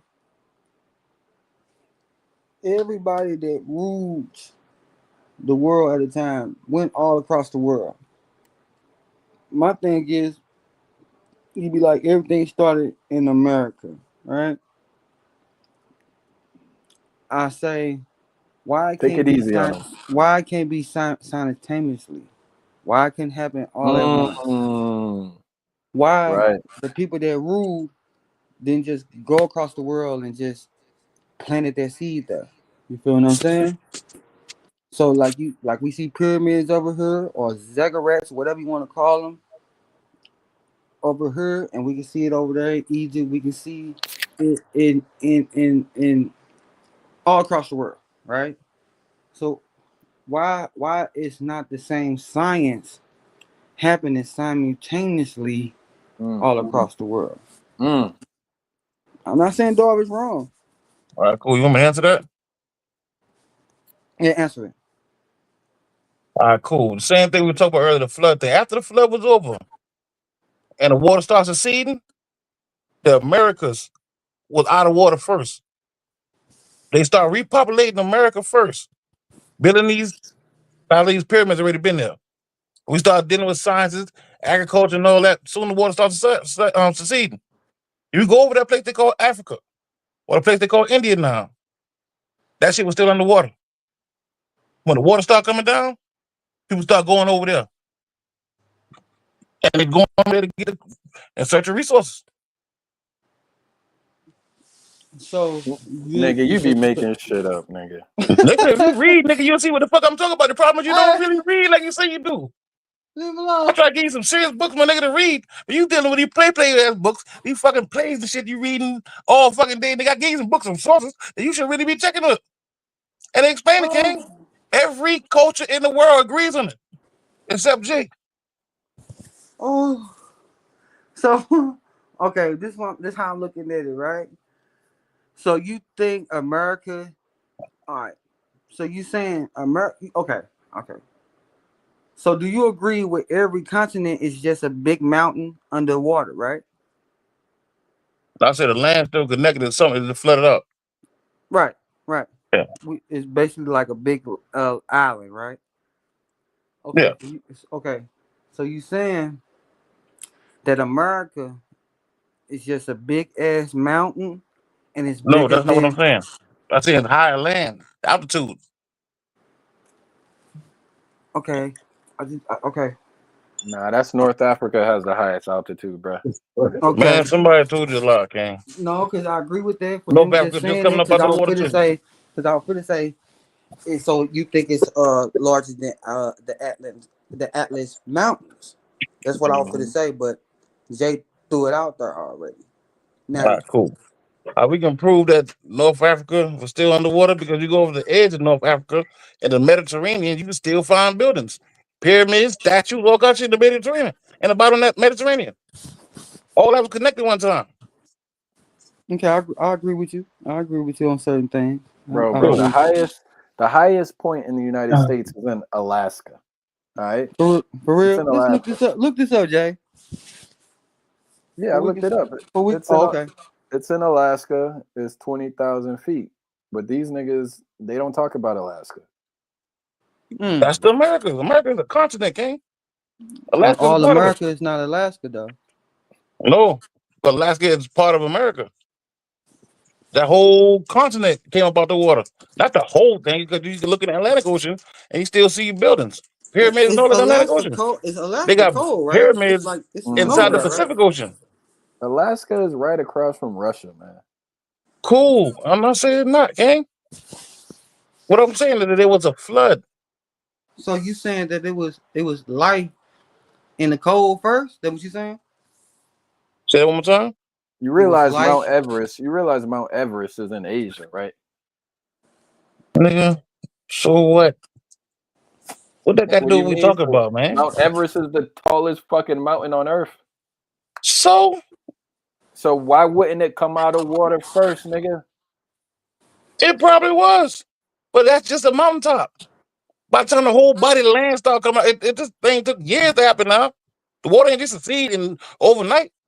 It's not like somebody, unplug a drain and all the water drained out. That just starts to seed slowly, gang. Right. If you look off the edges of, say, India, most of them big pyramids, well, not pyramids, but these temples and stuff like that still underwater. Know what that tells you? That one time that was all dry land, and the water slowly started to seed.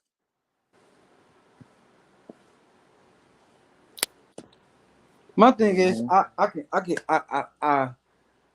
understand what Darvis is saying, but my thing is, I think it all started at the same time. You know what I'm saying?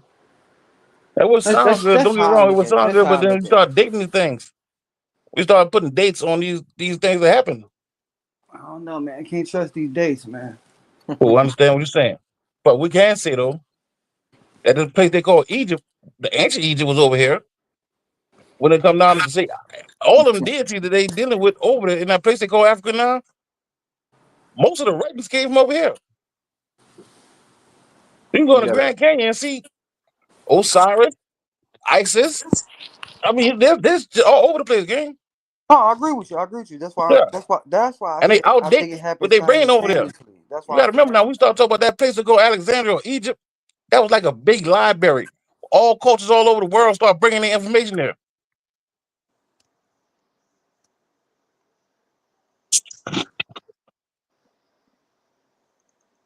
You gotta upgrade that information, Darvis. No, man, you got to upgrade your mind, nigga. Yeah. Word, you steady trying to go against me. You got one. You got one. What's the nigga name?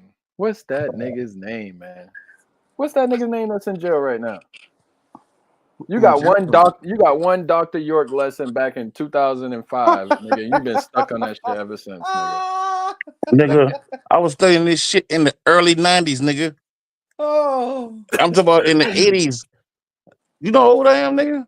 You just coming outside, my nigga. You got so much years of reading in order to catch it where I'm at. I forgot more than what the fuck you gonna learn. That's how I can tell. You know how I can tell? Because of the type of topics you be bringing up. Like the Gilgamesh, the epic of Gilgamesh. Yeah, some shit you ain't never read. King, come on, my nigga. Spider, you climb Stone Mountain. That's in Georgia, right? I don't climb mountains. There he is, Marquise. There's Spider Face right there. I see him, man. Kareem said, "What about Gilgamesh? Do not let this Berber guy change the subject." He talking about you, Davis. They not feeling your information. They say you crashing out, bro. Actually, was Gilgamesh even a fucking real person? Because I keep bringing up this dumb shit. Gilgamesh is a god mixed with person, and then mixed with dirt. You believe that shit, nigga? Come on, man. Now, think about some of the shit we say. No, I think Nigga, these these shit that these teachers gave us, they taught these shit when we was in 3rd, 4th grade because we didn't have the mental capacity to critique what they were saying. So we had to learn it because they were teaching it. But we grown ass people now. Rabbits don't lay eggs. People don't know about Niggas don't go down your damn chimney. There was no fucking such thing as Gilgamesh. It's a fucking play. Poetry. You ever seen the opera? That's what that was. What do you That's a know good about one, the, Spider. That's a good yeah, one. what you know about the Emerald Tablets, Darvis? They found them here in America. I know who wrote it, man. Come on, man. Y'all may call him Tahuti, but I'm from America. We call him Thoth. I'm also a Hebrew. So then, because I'm Hebrew, we would call him motherfucker Gabriel.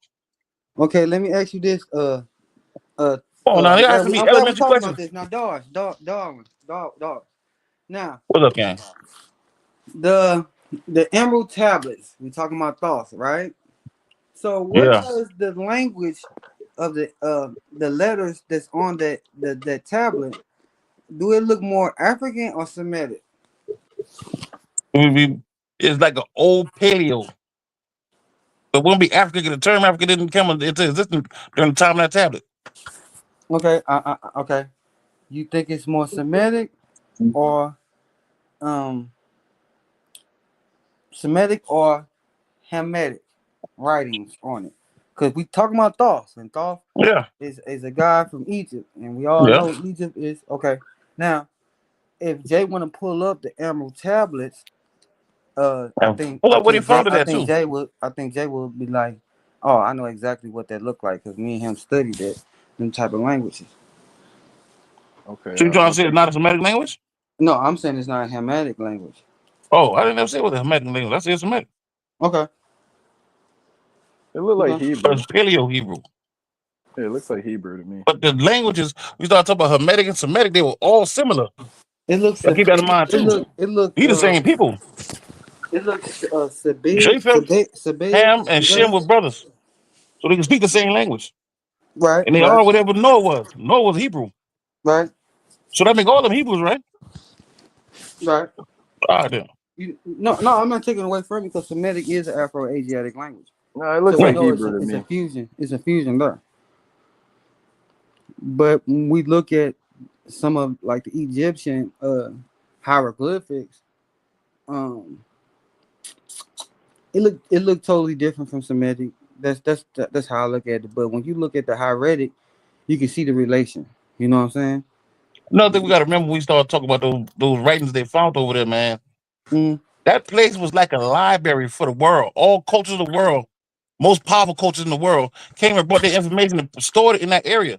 They call Egypt now over I agree there. with that. I agree with So that. those languages don't necessarily mean that the people of that land spoke that. The Kemetic people ain't necessarily had to speak that. I agree with that. They did. They'd have been deciphered it. I agree with that. Okay. But I don't think it was just Egypt that came. Wait, hold on. Let me ask Darvis. Darvis, No, all kind of. where was the Library of Alexandria? I think it was in Alexandria. Okay, where is Alexandria? In Egypt. It's more Where's than just Egypt? one Alexander. Where's Too, Egypt? bro. Where's You're right. Egypt? There's a lot more. But I'm talking about the old one. When we Where's talk about Egypt, when we nigga? talk about the place they call Egypt now. Where's Egypt? Which Egypt you talking about? The ancient Egypt? The Egypt where the library was, nigga. There's one over there in Egypt, gang. Alexandria. So I'm asking you, where was the library? Nigga, I just told you that place over there they call Africa. It's an Alexander over there in Morocco too. And then when I say library, I'm not talking about a building you go to. I'm talking about the whole land. People came up bringing all kind of information and put it all different parts of that land. They call Egypt. And I'm talking about everybody, nigga. I thought you said Egypt is over here, man. That's ancient Egypt over here. That's why I told you to qualify. King, listen, you cannot catch a bear in a fucking rat trap, King. You're wasting your money. You can't catch a fish like me with your little rod.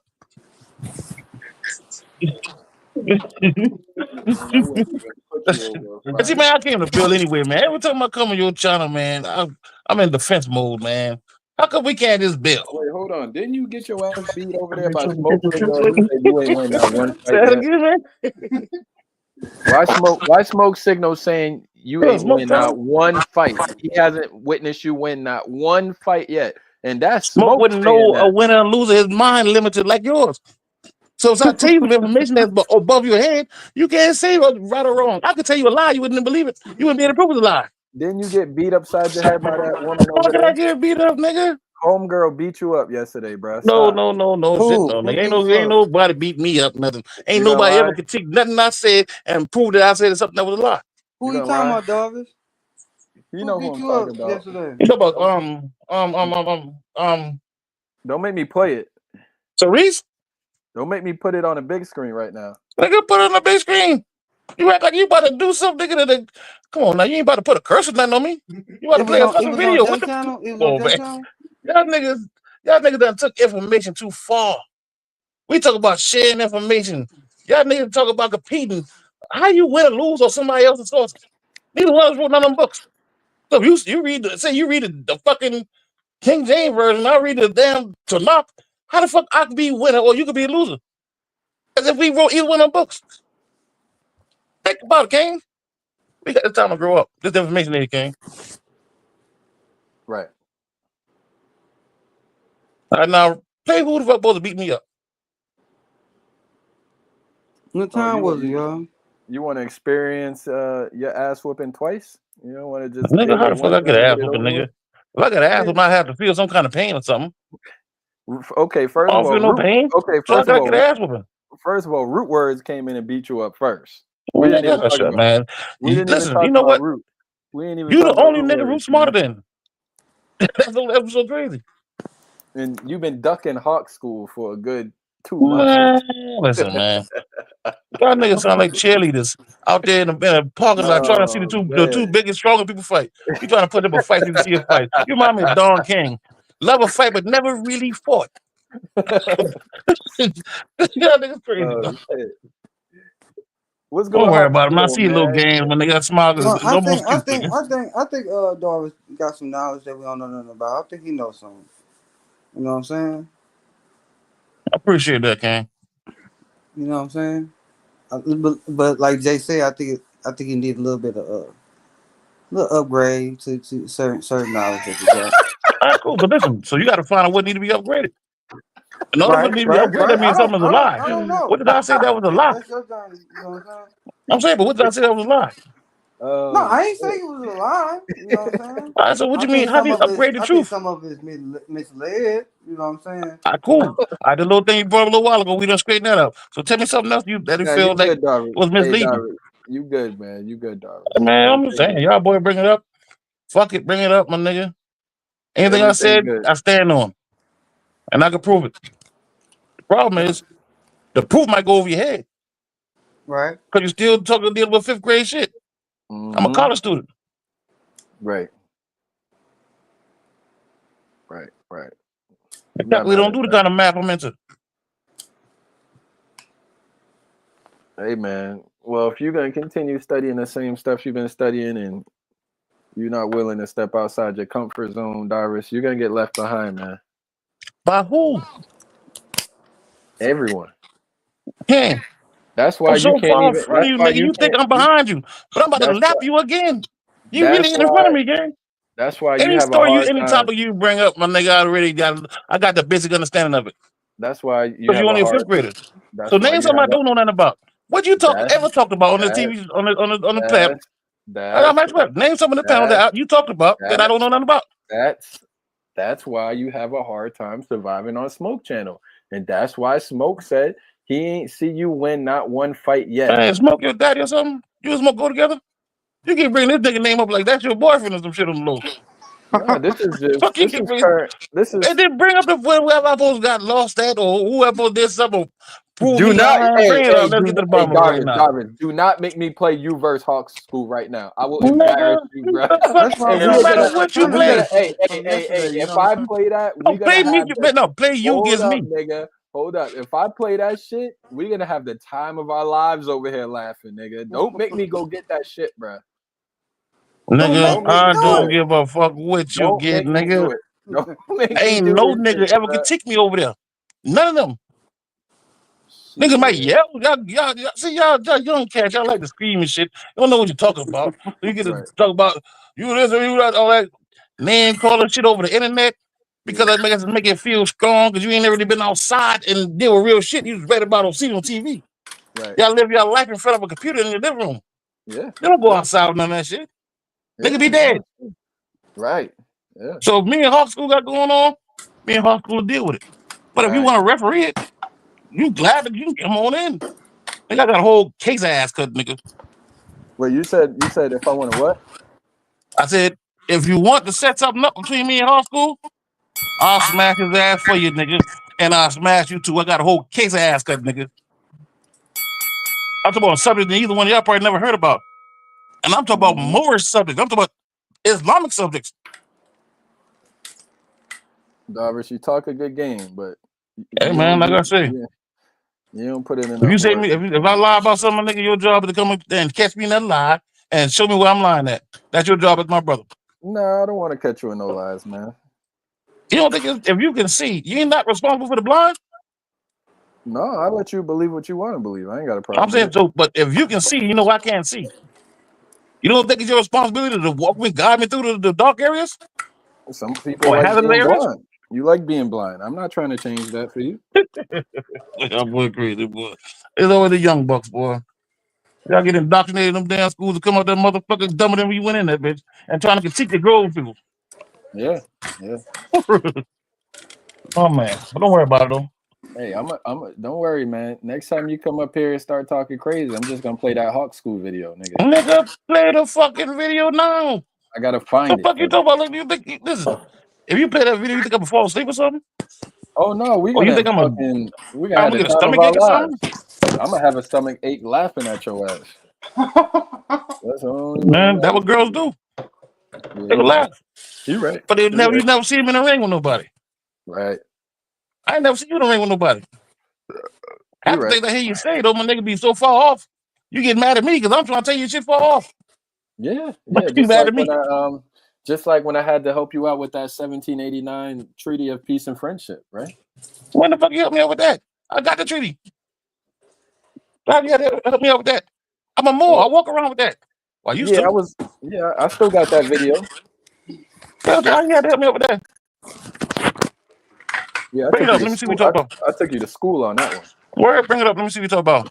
You Well, got the video. I know you got the little. I know you got the little archives. You You be calling my selling bluff? everybody's voice. So I Are know you you got the calling my archive. bluff? Are you calling my Oh, pull them bluff? up.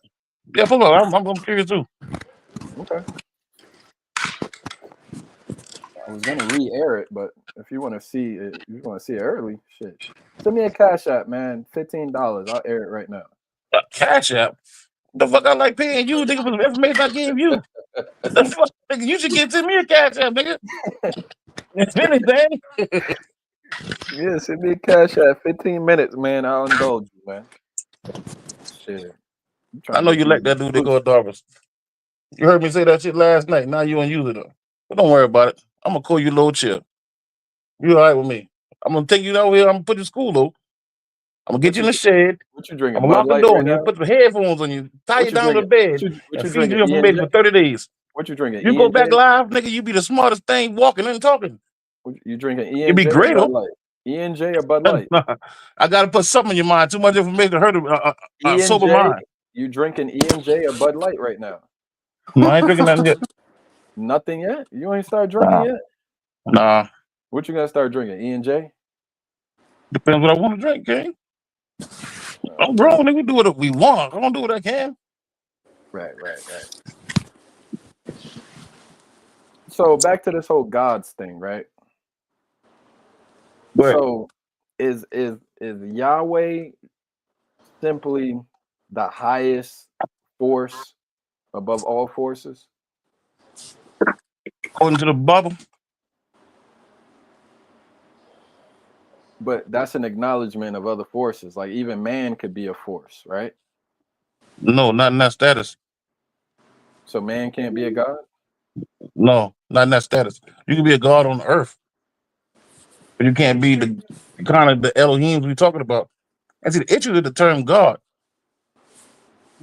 Because they transliterated that word into God, and God has so many meanings, we misunderstand it. That's why I'm putting it, write it down. Okay. You understand that? No, the question is, do you understand it? You're All the right, so pupil here, explain nigga. what I meant by that. You are the pupil, bro. You realize that, or you don't realize you're No, the explain pupil? what I meant by that. Hold on, first, because my mind is in a different place right now. I know it is, but don't worry about it. I'll walk you through it. When you write the name God and you got lowercase letters, you know you're not talking about the Most High, correct? We're not even talking about a proper noun, correct? Okay. All right, so now when you see the word God written in all capital letters, we know we're talking about a sign or a title, correct? Or an acronym, correct? Mm-hmm. If you see with one capital letter and the rest lowercase, then we're talking about a particular person, proper person, or proper noun. All right, stop right there, my nigga. What is cosmology?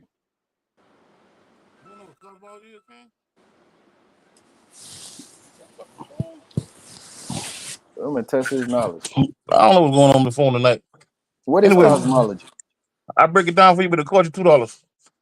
All right, Cash break up it me down. $2. Break it down first. Cash up me $2. Yeah, check your phone in 2 minutes. Break it down. I gotta see it first, but nigga, I'll trust your last kid nigga sometime, man. Yeah, you a northern nigga too? Nah, that's Andre. Andre's from Canada. The other Nigga, you dude. from Boston? Yeah. Yeah, that's up north. And y'all northern niggas just swear we the slowest niggas in the world. Y'all all come down here trying to shit us. Yeah. Who you meet Yeah, from? so I gotta see Who the you know money in from Boston? advance. Who you know from Huh? Boston? You don't know I nobody thought you from was in Boston. Boston. But yeah, you ain't never met nobody from Boston. What you Look, I got talking about? family from Boston. Oh, fuck you don't. Reese's. Who? Reese. Nigga, R2.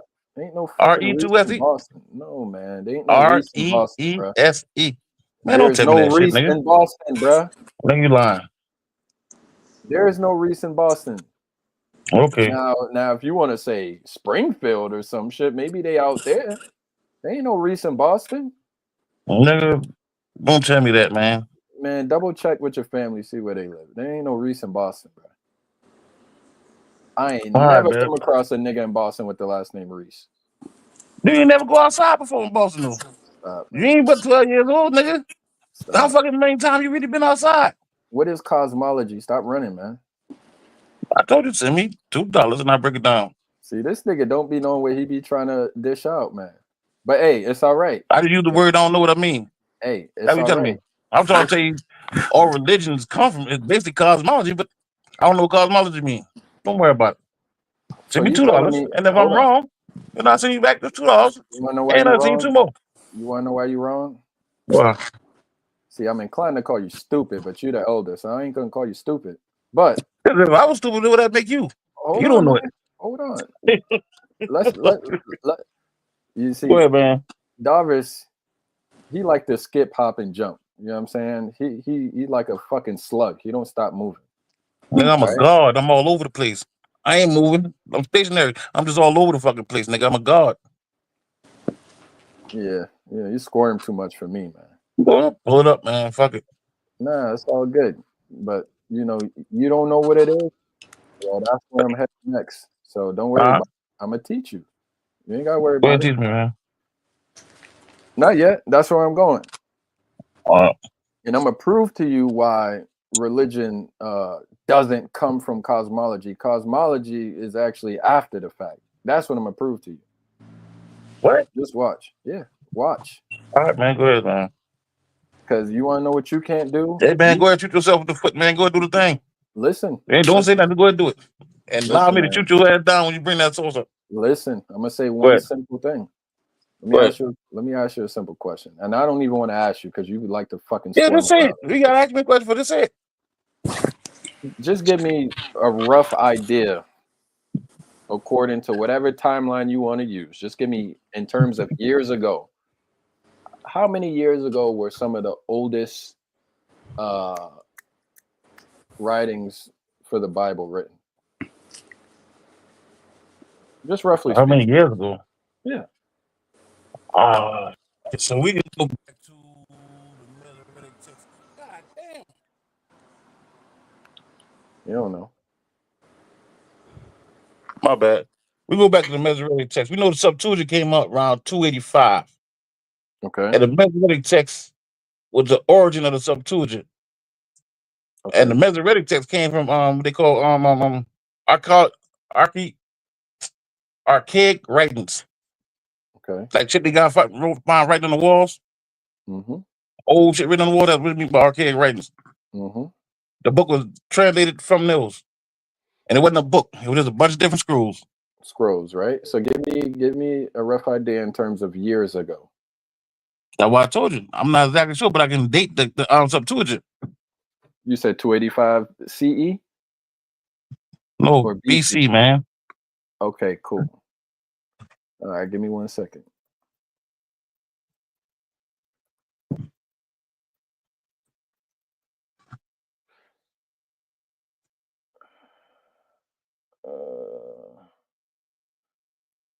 Okay, you know what? Never mind. I'm not even gonna say that. I bet you did, nigga. Nah, because they're talking about some shit like they're talking about billions of years old and radiation. I don't like dealing with shit that go back that far.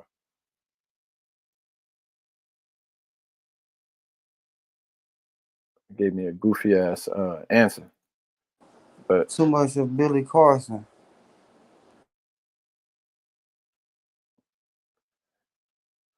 nah, what I want to start studying is like the earliest cosmological maps, right? We always do maps of like the Earth. So now I'm gonna get But maps, the thing about a map, King, is still based on somebody's theory. Yeah, and that's okay because when I study stuff, I study to see what they thought. I don't study to believe what they thought. I study to see what they thought. Cool. Yeah, that's how I study. I don't I study to understand it. agree Listen, you with. came from a school of indoctrination. And in Same those thing schools with of the indoctrination, Gilgamesh. we would learn to teach or get in the mind of the author.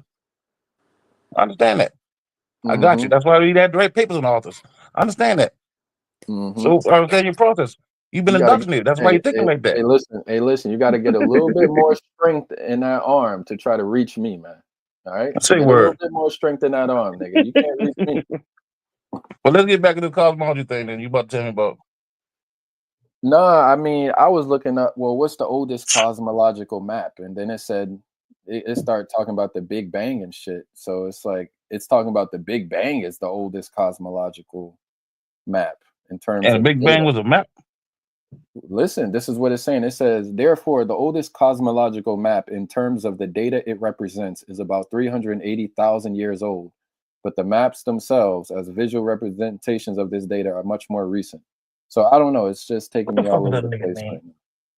I'm trying to think of the nigga name who came with the Big Bang Theory and what year that was. Dude, this ain't no old thing, King. The Big Bang Theory is damn near contemporary. It's a theory somebody came up with. It said that a fucking supernova star exploded and created everything in so many words. There's a theory. That's some contemporary shit. So the map can't be older than the theory. All this So is some bullshit, though. So you can spend your time studying some bullshit if you want. You're young. You got plenty of time left, so you can do that. Shout out to you, but it don't make no sense. Why the fuck could be a map based on a theory? All you can have is a model, not a map, gang. Right. Hey, you study cosmology? Nigga, I study all kind of shit. Okay. Hey, no worries. Let me test you real quick. Why you want to test me? You just test me just now. Let me ask you a question now. All right. So you see this on the screen right here? Let me blow this up for you. Because I know your eyes is bad. I'm saying Well, it's about to come up on the damn TV probably because I can't see them. That shit that's coming up on the TV. break All this right. down for me here. Does any of this look familiar to you? Hold on. Blow up, let me see the word. You can see that? Do you Figure recognize the any? word. So that flat earth thing, but that look more like astrology though. No, this is a cosmological map. Yeah, but it's basically the same thing. What do you recognize on here, Darvis? What am I supposed to recognize? There's a lot of stuff that I recognize on here just by getting a glimpse at it. You don't see it? Let me Such zoom as? in for you. Let me zoom in for you. You see anything you recognize on here? That is flat. That what you talking about? The No. directions? No, So I'm I just know they got asking. north, south, east, west. I know they got that. It breaks down different what they call deacons or fucking cardinal points. You know, see, it's based on the way the goddamn. If the whole solar system was lined up, it would be lined up like that. You got your sun sign, you got the moon signs, you got earth signs. Yeah, but what I got to do anything? Okay, you're not ready for this science shit, bro. All right, That's so all right. because if you look at it, you can tell that based on what it says right there, where the moon at, where Mercury at, Is and where that the Pluto at, we three? know those three things don't exist. Is that the Orion's belt right there? The 3 stars right there? What is them 3 stars right there? Man, that's The, basically just the solar system, basically, man. oh, okay. When I guess at the one particular time when they all lined it the fuck up, but I think that happened like once every 30,000 years or some shit like that. Matter of So fact, it this happened is like that. That was the 25th, a couple days ago. All them planets been lined up like that. so yeah, so this But it I'm was gonna but it wasn't inside. It was in Aquarius. go into these celestial charts, man. So Darvis, you come back Well, in a month. You come back in a month. You're not gonna be able to have a conversation with me on this. nigga, listen. I can show you notebooks. I did my own one. Understand what you talk about, King? I'm a fucking god. Well, you're gonna have to refresh. No, okay, you gonna have to learn it. I don't gotta refresh it. You gotta learn it, King. There's a book right there called Ancient or Pre-Flood Astrology right there. Look at You're that not book, a ready little for this thin book shit. up there. You're not ready for this shit, man. On that top shelf, it's called Pre-Flood Astrology. This is where we're going, Marquise. We're gonna go into this celestial charts, man. Cosmology. Yeah. This contemporary one. I'm asking you another question, nigga. What culture came up with that? That particular map right there, that particular one. This one? Yeah. Hold on, let me see. Okay. Well, I'm seeing a few names on here. Let me see. Library of Congress, Celestial Charts, Astrology. See it? Ptolemy. On the top shelf, like right in I front of mean, you, on a little thing book, like brown or burgundy looking book. it's looking like it's a I see Ptolemy and shit. yeah, it's a Ptolemy's? compilation though. It's a compilation. Cool. It's a few different people that contributed. Ptolemy, Copernicus, Tycho. Oh, Got- All right, all those are philosophers. Yeah, they weren't just All right, philosophers. cool. Yeah, they were philosophers. But they weren't. You realize people back And they then don't weren't agree with just. each other neither. Listen, nigga. You realize people back then weren't just one thing. These motherfuckers used to do like 3, 4, 5 different things. Right. Cool. Understand what you're saying, King, and I Mathematicians understand and all. that. But do you understand what a philosopher is, though, right? What is a philosopher? What is a philosopher? Someone who Yeah. theorizes and comes up with their own ideas and shit about the world and nature and life and existence and shit. All right, so if you got 3 different philosophers, that means they got 3 different ideas. Not all the time, but sometimes. I know, but these people started their own school of thoughts. So most philosophers that agree with each other came from the same school of thought. Like the Ptolemies, the school of thought they came from the same school of thought. Say, what a goddamn nigga name is Yep. Plato. Refresh, Other nigga nigga. named started H. Homer. All them niggas came out that one particular school of thought. Listen, nigga, there's a book called The Secret Teachings of All Ages. Get that. Read that. You didn't read it. Nigga, got the fucking. Don't worry about it. Like I said, you come back in a month, you're not gonna be able to have no conversation with us over here.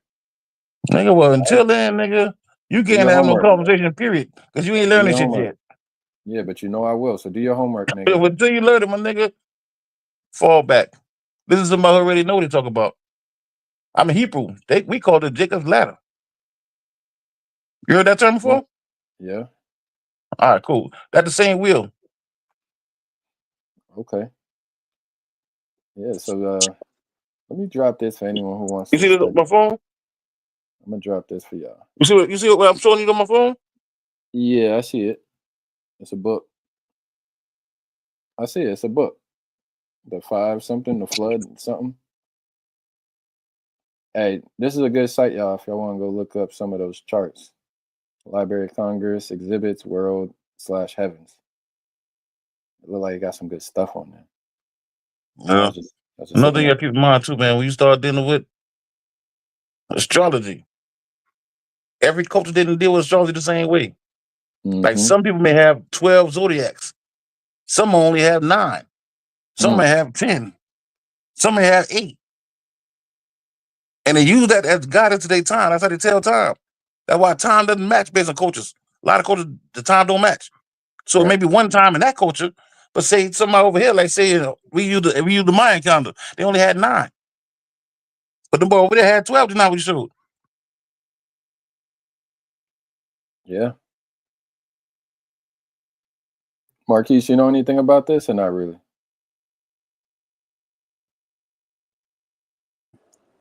It looked like some Hindu stuff. No, I'm just saying cosmology in general.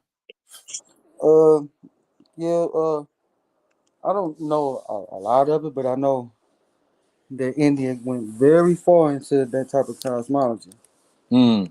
So I think that's the reason why Rome uses their cosmology hiddenly. Because Brahma They use that because the people from Rome came from here. came from where? I'm talking from the Americas, even the Etruscans came. All the niggas came over here. You do know they ain't come from no goddamn dogs, right? You just gotta laugh Cause at you them. laugh like because somebody told you in school that Rome came from a fucking fight between 2 brothers that were both fucking dogs. You don't believe that, do you? You just gotta laugh Or at them. raised by dogs. Or wolves, excuse me. You gotta qualify what kind of dog. That's the whole Raymond's thing. You don't I know you don't scrap that though, do you? Cool. No, So we I gotta don't think figure so. out how did these people get over there? How they even get in the Mediterranean? There's something called the Golden Age of the Mayas. The Golden Age of the Mayas, they speak about how they went into the Mediterranean. They They were doing business. Colonizing.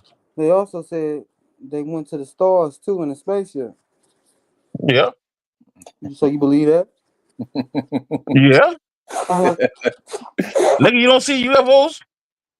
No. Oh, you don't believe that shit? Well, Haven't go seen ahead. it. Listen, this is a king, but it's happening every day. You seen it? There's sightings all the fucking time, nigga. They got people in Congress now, different congressional meetings behind these shit that them boys finding. You believe the government? When I seen that Mayan stuff, when they talking about he flew in some type of spaceship, my thing is, why you didn't have no clothes on? If you got all this knowledge, Who man said why they had a clothes that's just my thing. Like, let's look at the Moors. Let's look at the Moors at that time at their peak. They had Moorish pants on, and they had clothes. They had certain knowledge that let me know they had knowledge. Now here we go. We look at the Mayans. They talking about they went to the stars and all this shit. He still got some ugly ass flip flops on and half naked. So I feel like, look at it though, my nigga. It's like damn near fucking. You talk about summertime, but you looking at now the summer solstices. Them 6 months of salt. You ever look at summer down in South America or Mexico area? The South period is hot as fuck. Niggas walk around flip flopping shorts on now and no shirt. I understand that, but I just don't think they had that type of knowledge. Shit, yeah, nigga, look at the pyramids and all those shit they built. Yeah, I understand that because it came from somebody else. You know what I'm saying? No, I don't they think went somewhere. The stuff that I see on the walls. Let's just use the History Channel. How they be trying to make it seem like they went to the stars and all this other crazy ass The shit. History Channel. Yeah, let's use that. Okay. I ain't saying they right. I never All right, believed cool. the I got shit. you, King. I I got never you. believed the shit from the get go. I got you. So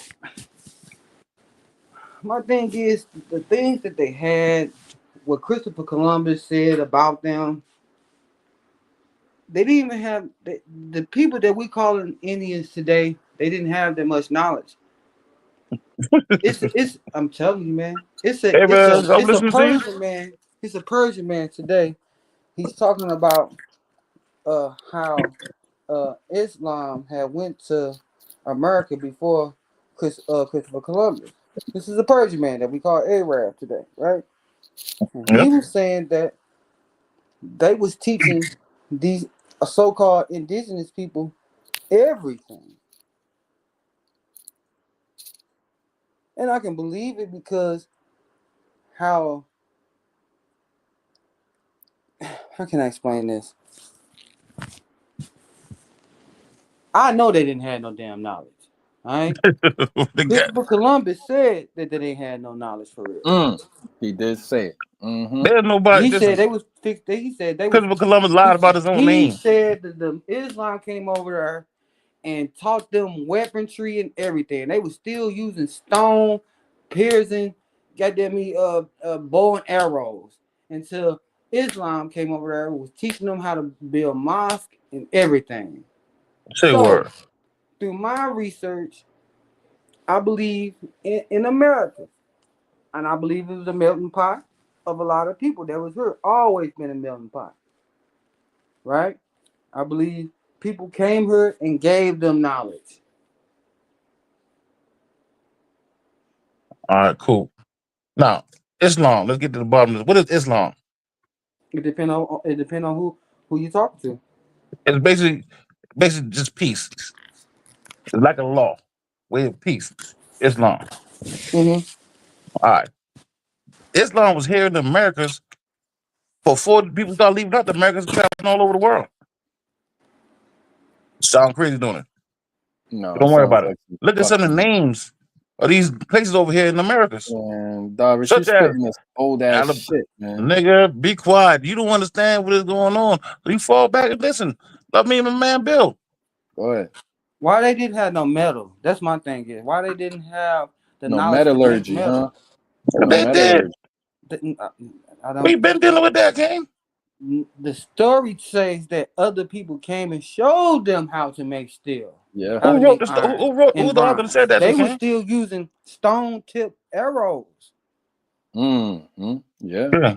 And Listen, the niggas with the gold came from the south and they were black. That's what they nigga, made it. this America, we rich in gold. We've been at gold. We produce everything you can find in the world, King. You can find here. Just about the little things we couldn't find, we went over there and took.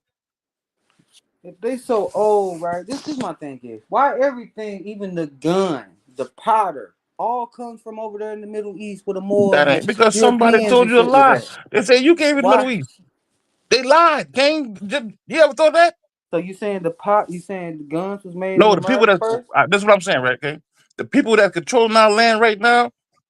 Only way they can keep this land in the trust It's by the people who are the heirs of the land that think they're from somewhere else. Oh, you know, I don't trust the So they teach Europeans. us I that we don't from trust all the these other places, Europeans at whatever. all. I don't trust their So we scientists don't, and yeah, none of that. You're a conspiracy theorist, huh, Doris? yeah. Okay, No, I agree with Doris on Doris with certain things. I But respect why that. would Christopher Columbus say there was niggas over here at the same time when he seen the Indians over here? And he said that they was helping them build better weapons and everything. Mm-hmm. Mm-hmm. All right, cool. First of all, Columbus never used the term Indian. The term Indian didn't exist during the time of Columbus. When Columbus came here, when he was about to go in when the nigga from Lisbon, the people from Lisbon, Portuguese nigga, when this nigga decided, goddamn, come over here, nobody wouldn't ride with him. Everybody was scared to cross the Atlantic because they didn't know how. But he so happened to ride with the Moors the same day they was getting expelled from Spain. He left Spain too with these same Moors. These same Moors showed him how to get over here. Okay, These Moors, I'm not they were dealing with talking about they were that. running I'm from not the talking about that. Inquisition, This so they had to what I'm go trying to get home. you to understand, This was dog. their home. So when Columbus came over here, he came here with an outgoing party of people leaving leaving Spain or Al-Andalus, coming back home. He rode with them over here. I got an anthropologist saying that Mayans was over there and it came over there to Egypt and was getting all their knowledge from over there in Egypt, right? Yeah, and wrote all kind of shit over there, built all kind of shit over there. Yeah, and I agree with that. I seen the same book I mentioned earlier, the Golden Age of the Mayan. Man, the Mayan ain't have no golden age, man. Stop. Nigga, you ain't got no golden age. You getting gray hair yet, Jay? Say that again. You got any gray hair? Yep. Popping up where? And your beard on the top of your head. My beard, man. Nigga, you ain't got no fucking beard. I knew you was lying. What you talking about? You know, like I said, I believe Doris on certain things. I just don't believe that America was this great place and then they just went all across the world and gave all the knowledge to everywhere and the pyramids was made. All the knowledge came from America. I just don't believe that. All right, cool. Let me ask you another question, right? You ever heard about this particular serpent they call Amaru? They spoke about him in Genesis. That particular serpent was the symbol of this land here. Now, everywhere them people, I follow what I'm saying Okay, right quick, King. but Hey, King, give me a second. Let me get it out, described right, all King. the angels as King, give me 1 second. Let me get out though. Give me 1 second. Now, you can go to Africa. You can see the same serpent that represent the same they represent over here. You can go to Asia. See that same serpent. Nigga full of You can see shit. the same serpent in Europe. I agree with that. Show it, man. But King, it is. Matter of fact, you got it on the screen now. But that doesn't mean everything came from America. Just don't. For you saying that in the biblical narrative, it's calling them serpents, Sarah. That's No, what this they is get. serpent. They ain't say That's where they Sarah. get the serpent from. No, So, the but serpent was it here before don't really Sarah. mean that it means light. I know, but the serpent was here before Sarah. So if anything, Sarah got her name from serpent. I didn't say Serpent was here before Sarah. Okay. Or Sarai, whatever you want to call her. All of them was angels. All the serpents that we looking at now was called angels. Cool. And there was one particular one they call it Amaru that was here in the Americas. They named the But we land don't after the have no motherfucker. proof of that. At least we have the King, yes, Bible you do. saying There that is it came proof. from the Middle King, and there's East. proof to it. King, if you give me a second, I can show you the proof. You You ain't can't never say there's no shown proof. All no you can say proof. is you don't have no proof. I got proof. I fuck with you, my nigga. I'm gonna give you right now. I'm gonna give you some. There's a book called The Origin of the Name America. And you believe that? King, did you read it yet? No, but Just you read it said you and then told this Jay. You told King, Jay calm down, that bro, you calm believe down. We certain cannot deal with the things. information emotional. You check it out, look at the book, cross-reference it with some other books. What it's called? The Origin of the Name America. Man, let me pull this shit up, man. What was the origin? Is this do it say Ayo, or something like that? No, it's a book, King. AYYO. Who's the author? Who's the author, man? Fuck the author. I You don't don't even know. fucking know the nigga name. I got a PDF of it. I can send it to you. Man, he made that shit up. Nigga, that's why you so far behind the game, my nigga. Who's the author? I just looked it up. Ain't no book show up. Nigga, So you saying that America was? So you saying America is the real name of Turtle Island? That what you saying? Before it was called Turtle Island, it was called something else. Is it by the Before it was white boy? called America, it was called Turtle Island. Before it was called Turtle Island, it was called something else. Before it was Is it by called the that, it was white called boy? something else. It had many names based on different cultures. Is Okay. it this one by the Okay. white boy? James Marco, something like that. The white boy. Yeah, the origin of the word America, name America. Okay, by the white man. Okay. The white man know best. No, I ain't saying no best. So But what? there's something you cross reference with. The same book you said didn't exist, though, my nigga. The white man can tell you who the fuck you is. You should feel some kind of way. That the same white man who wasn't even on Earth 300 years ago gonna tell you who you is, and you don't even want to read it. You don't even want to cross reference it. None of that. I'll cross reference. For the highland. Cool. I'll dip into it. My dog. See, nigga, I can fuck with you, my nigga, because I can tell you're the type of person that gonna look for truth. You gonna search. You can research. That's all you gotta do, King. If the shit's some bullshit, my nigga, it's some bullshit. I don't agree with no book entirely. But I cross-reference different things. So if I got 20 different people talk about a flood, and ain't but 20 cultures, and all of them speak of a flood, then most likely there was a flood. You understand what I'm saying? Let me put this in the chat. Oh, he dropped off. He'll come back. So you believe this white man, huh? No, nigga, I told you to read the book and see if you believe it. Okay. Cross-reference it with some other books, gang. See if the name was that. Let me ask you a question. Why does it even matter, bro?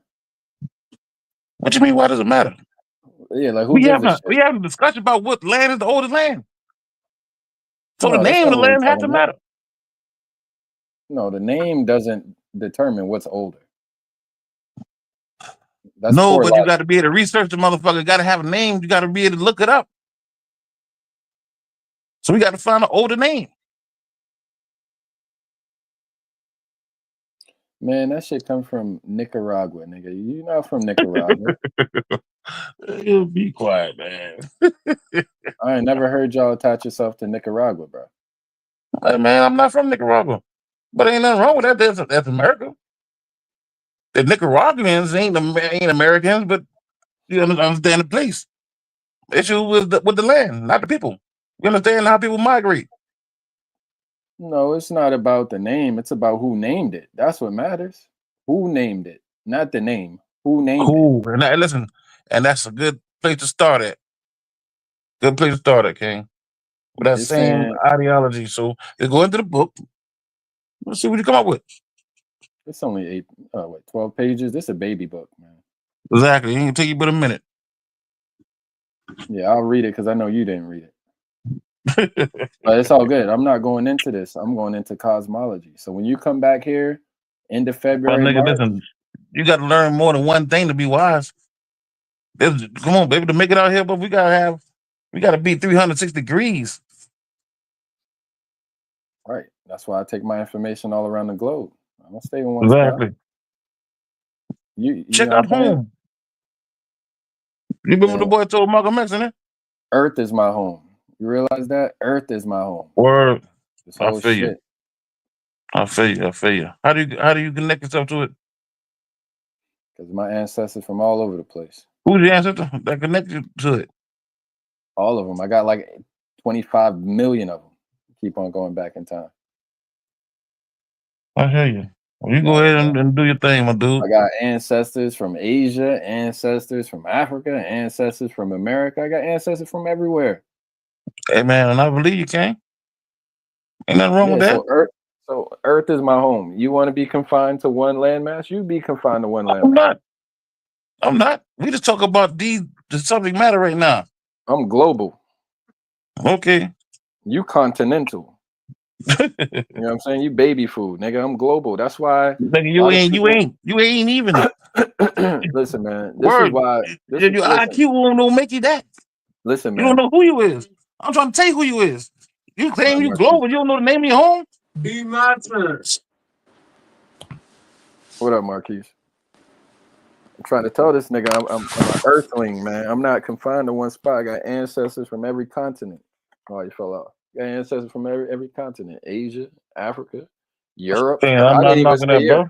bro. I forgot to say Europe, nigga, in America. Do your thing, baby. So you telling me you got ancestors only from one place? No, I ain't tell you nothing. Fucking liar. You a liar. No, you draw conclusions, can you guess Man, what you I'm saying? I full ain't of tell you nothing shit, about man. that. You full of shit, man. No, you full of shit, but nigga, you argue with yourself. That makes it so bad. You ain't dealt with your inner self yet.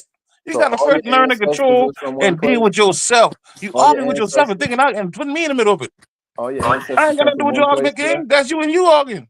You ain't got Don't no put me in the ancestors. middle of that shit, nigga. Hey, you ain't got no you ain't got no ancestors from Europe? Who, me? Yeah, you. I probably got ancestors that lived in Europe. No. Not from Europe. Come on, man. Hey, I'm being honest, nigga. Listen, babe. I live in Goose Creek. We have 400 some odd acre fucking farm. We've been shipping greens and food all over the fucking world. So of course someone probably be in Europe. I can bring up the time when we was great. And I connect myself with that. That's why I see more. Right. I understand we're called Indians, but I don't connect myself with that because that was the time we wasn't in our proper capacity. That's just Nam de Gear, bro. Man, come on with that shit there.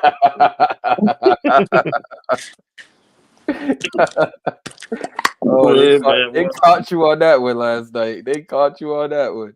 Nigga, I came up with that. How they catch me on that? And I brought it up. I told them what a Nam de Gear was. I called it Nam. Them niggas don't understand Latin terms. They proved it wrong. That's why they listen. You got niggas right now still trying to figure out what the fuck I said or what I meant by that.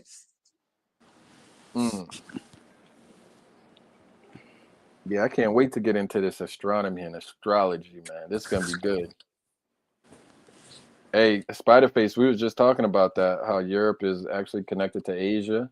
Me and Kareem was talking about that. And right, the Middle East is not the middle. Yeah, I was trying to, me and Kareem had a good conversation about that. It should just be called Eurasia. That's one continent, Eurasia.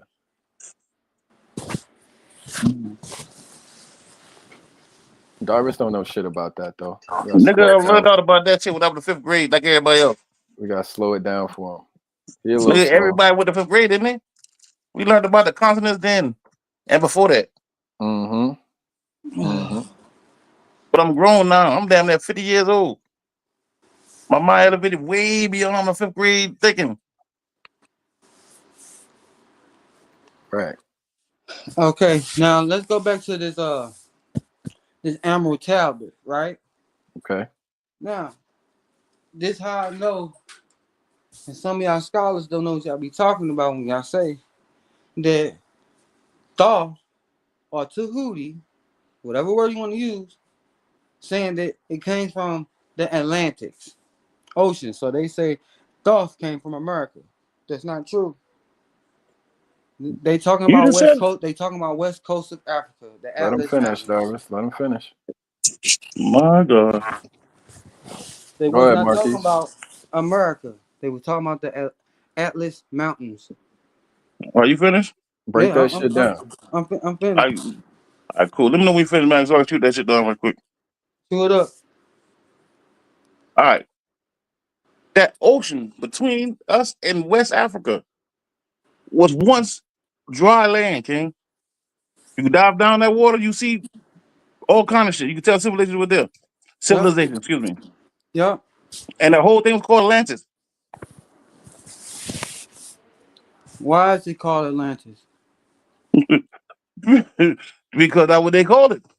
Why? I don't know why they Why named it did that, they but it's a call it proper noun. Atlantis though? Why did they call it Atlantis? He don't know. That's a good question. You tell me. Because it's right off the coast of the Atlantic Mountains. That's why. The what? Mm-hmm. Nigga, what that shit When called? they talks about Atlantic, for some reason, y'all, when they talk about Atlantis, y'all, I'm talking to everybody, y'all. When they say Atlantis, they automatically think they talking about America. No. The Atlantis is the Atlantic Mountain in west coast of Africa. He don't know It's about already that. been proven and debunked. All right, cool. Where's Atlantic Mountain at? Pull out a bit of map. I got you, Darvis. I know you don't know about this shit. Yeah, let's find the origin of that name. You ain't never heard of it. How long would that mountain being called the Atlantis Mountains? That's You where ain't never Rome. heard it. That's where Rome got their gods from. So They Rome got a named it. god called Atlas. They got it So directly I from understand that because all them North claim to Africa. be from that place. I understand that, but Rome ain't get a god. Rome ain't come up with that god. That's United Okay, States. okay, That's I agree with that. American I agree with that. But we cosmology. talking about Atlantis, and y'all There you trying to go, make Darvis. Atlantis You see that, America, Darvis? not talking about America. Yeah. There you go. That's the area where they're saying Thoth came from, not America. Cool. And you believe that shit?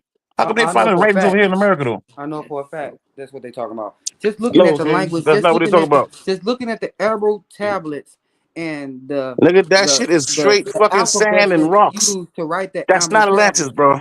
It used to be water, bro. Why you think it's sand and rocks now? What's wrong with you? Because it was underwater. Okay then. But if you go there, Ken, you can tell that couldn't have been that. Man, stop, Because the man. person thought, cool, They listen, don't know. it was in Darvis, the you writings of the wrong. Emerald Tablets. You wrong, King, calm Darvis. down. And the writings of the what Dolph said he came across that river, What running from river? the flood, and What met some river? people over there and put a spell on them. He's not He went talking over about there America, y'all. and put a spell on there. They call him Tahuti over there. You They ever don't call hear him Talking about the? Tahuti over America, here. y'all. You ever I hear He the got him. told you Eye when of y'all the wrote up, listen, Sahara? if you look at the I got writings him, y'all y'all. got of Thoth on the walls, y'all even admitted that he wasn't from there, King. Look at your own writings. See, this what these people think.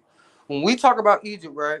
They think Egypt is just in Egypt. They just stay right there in the Middle East. The empire didn't go nowhere farther than than Ethiopia and Libya to Israel. That's not true. No, what I'm trying to tell you, there wasn't no Egyptian empire Their over there. empire went all across North Africa, King, that was a especially Greek empire that went all across there. Greeks didn't do nothing but stole No, King, they created and named it. Phoenicians alphabet Listen, they named and that. God. They gave that name to them. They ain't come up with that name themselves. The Greeks What you came up talking with that about? name. Hold on. What you talking about? Those names such as Egypt, Ethiopia. Okay, we These are trying to Greek terms. The Greeks named it everybody that once they called them out of the area. I know what they used to call it. I know that. All right, cool. So the Greeks called it that. The people that land, the people of Kemet never called it Is in the depths of Egypt. the Atlantic Ocean or the Mediterranean Sea. We're Which not of talking those about that, appears Darvis. to be the most likely places I know, but that's what you should be talking about, King. Because if the Greeks name it that, then how can it be Egyptian empire? location of Atlantis. It's a part of the Greek empire. In this video, I'm going to use the exact words that Plato used to describe Atlantis, its location. I can't hear it, Jay. Cut it up a little bit. Around it, which were recorded in Plato's dialogues, the Critias and the Timaeus. And many people are not even aware that the information contained in Plato's writings of Atlantis actually originate from the ancient Egyptians. And the details that Plato shared of Atlantis, which I'm about to share with you in a side-by-side comparison, will show you that the Rakart structure located in Mauritania, Africa, also commonly referred to as the Eye of the Sahara or the Eye of Africa, which most people have never even heard of, by the way, is the most. See how Jay just went straight to that? I need that video, Jay. All right, I'll put it in the chat. That shit been debunked, Darvis. That shit been debunked. Yeah, I see it. I see. Man, my bad. I'm in the middle of another conversation, man. We said now? Play, Jay. What been debunked? That Thoth or Tahuti or what name you want to call it, when they try to say that he came from America, and he didn't. He came from the Atlantic Mountains. And if you go into your etymology, it tell you that they're not talking about North America. Okay. All right, man. If you say Or the so. Eye of Africa. Fuck. You let these crackers tell y'all anything. No, this not just no anything. Most people have never even heard of, by the way, is the most likely location for the lost city of Atlantis, as it matches so many precise details of what Plato wrote. But it must first be mentioned that according to mainstream academics and historians, the legend of Atlantis is simply fictional and has been commonly referred to as a myth or even pseudo-history, which completely contradicts Plato and Solon, which described an empire referred to as Atlantis, which was known for being technologically advanced, with noble and powerful people possessing vast wealth, luxury, and knowledge, and even military superiority, and is described as being destroyed in a single day and night of misfortune, which caused the island of Atlantis to disappear into the depths of the sea, related to a massive earthquake and likely a tsunami. So first things first, Plato received all the information about Atlantis from Solon, who was his ancestral relative separated by 6 generations. Solon was born in Athens, Greece, some 2,600 years ago, and was an Athenian statesman, lawmaker, and poet, remembered particularly for his efforts to legislate against political corruption and economic and social decline in Athens. He was known to be a person of wisdom and outstanding character. In Solon's later years, he traveled to Egypt in the search of knowledge, and Egypt at that time had the longest documented historical records available. And he visited Neith's temple at Sais, where he learned of the history of Atlantis from a high Egyptian priest who translated the hieroglyphs that were carved into stone within the temple, which also described that Egypt was once a colony of the Empire of Atlantis. And Neith's temple no longer exists today, as it was destroyed long ago when it was consumed by what is now the Nile Delta swamplands. Nah, dog, I fuck with you long. My bad. You said, listen now. You said you were more. That's what I said. That's how you gonna find it. You have to study a little bit more up on Berber's culture and their gods and all of that. So for you being a Moor, you should know this. Know what? What Did I this do man is lying? talking about right now. Think about it. If Atlantis is sunk, but you told us that he came from a fucking mountain range, but Atlantis is supposed to be sunk. How could that be the same thing? Atlantis is underwater. It ain't no mountain range, King. That's what I'm talking. That's some shit. Don't You should know be able to pick up. I'm talking about like that, mountains right there about oceans and waters and everything. So you think it bro. will That never was be a never a swamp highly or civilized area right there, King. Atlantis is underwater. You talk about a mountain range. The man never say he came from a mountain. Read his words, King. did he just tell you that shit was made up? What you just said? It's made up. It made that shit up. King, no. That white boy made that shit up. Yes. That white boy made it up. And you really listen to that white boy if you want to. But listen, cool. I got you. But there's something called Emerald Tablets. You really believe that, don't you? I know, but listen, no, there's something called Emerald Tablets though, that he's supposed to wrote, according to writing. Right. On and your it don't walls have in no Egypt, they wrote about a Native person called American Tahuti. languages on it The at Greeks all. talk about the person. It The looks Hebrews talk about the Phoenician. person. The Muslims talk about the person. The Hebrews, I already said Hebrews, but the Americans talk about the person. Okay, Jay, when you get How done could with this everybody video, be can lying? you And this put up white boy the that get up Emerald there on Tablet? a damn thing, you just ran with him? And I want people in the audience to Matter let of me fact, know, is this didn't American Muhammad talk to Indian the dude? language or not? And it's But not. didn't Muhammad talk to him? What? Didn't Hermes? However, Didn't thanks to Hermes talk with Solon's detailed the notes, Greeks? the information was retained and kept for 6 generations within Plato's family before it was published by Plato himself in the Critias and the Timaeus dialogues approximately 2,400 years ago. So one of the first things to point out is the supposed date of Atlantis' destruction, according to what Solon had learned while visiting Egypt, which was that the event that destroyed the lost city had occurred 9,000 years earlier, which is a very interesting time frame, considering that Solon visited Egypt 2,600 years ago. And 9,000 years plus 2,600 years equates to 11,600 years before present time today, which just so happens to coincide with the Younger Dryas climate catastrophe, which of course I've discussed in many other videos. Long story short, to anyone that's not familiar or new to the channel. Hey, Darvis, 12,000 years ago, wasn't that the same when the Algonquians came over to America? Yeah. 11,500 years ago. Okay. How'd they get over here? They traveled. What you mean how to get it by boat? Did they cross over Atlantis? Atlantis was underwater. How you talking about? But at this time it may not have been underwater, according to what Solon Think said. about, King.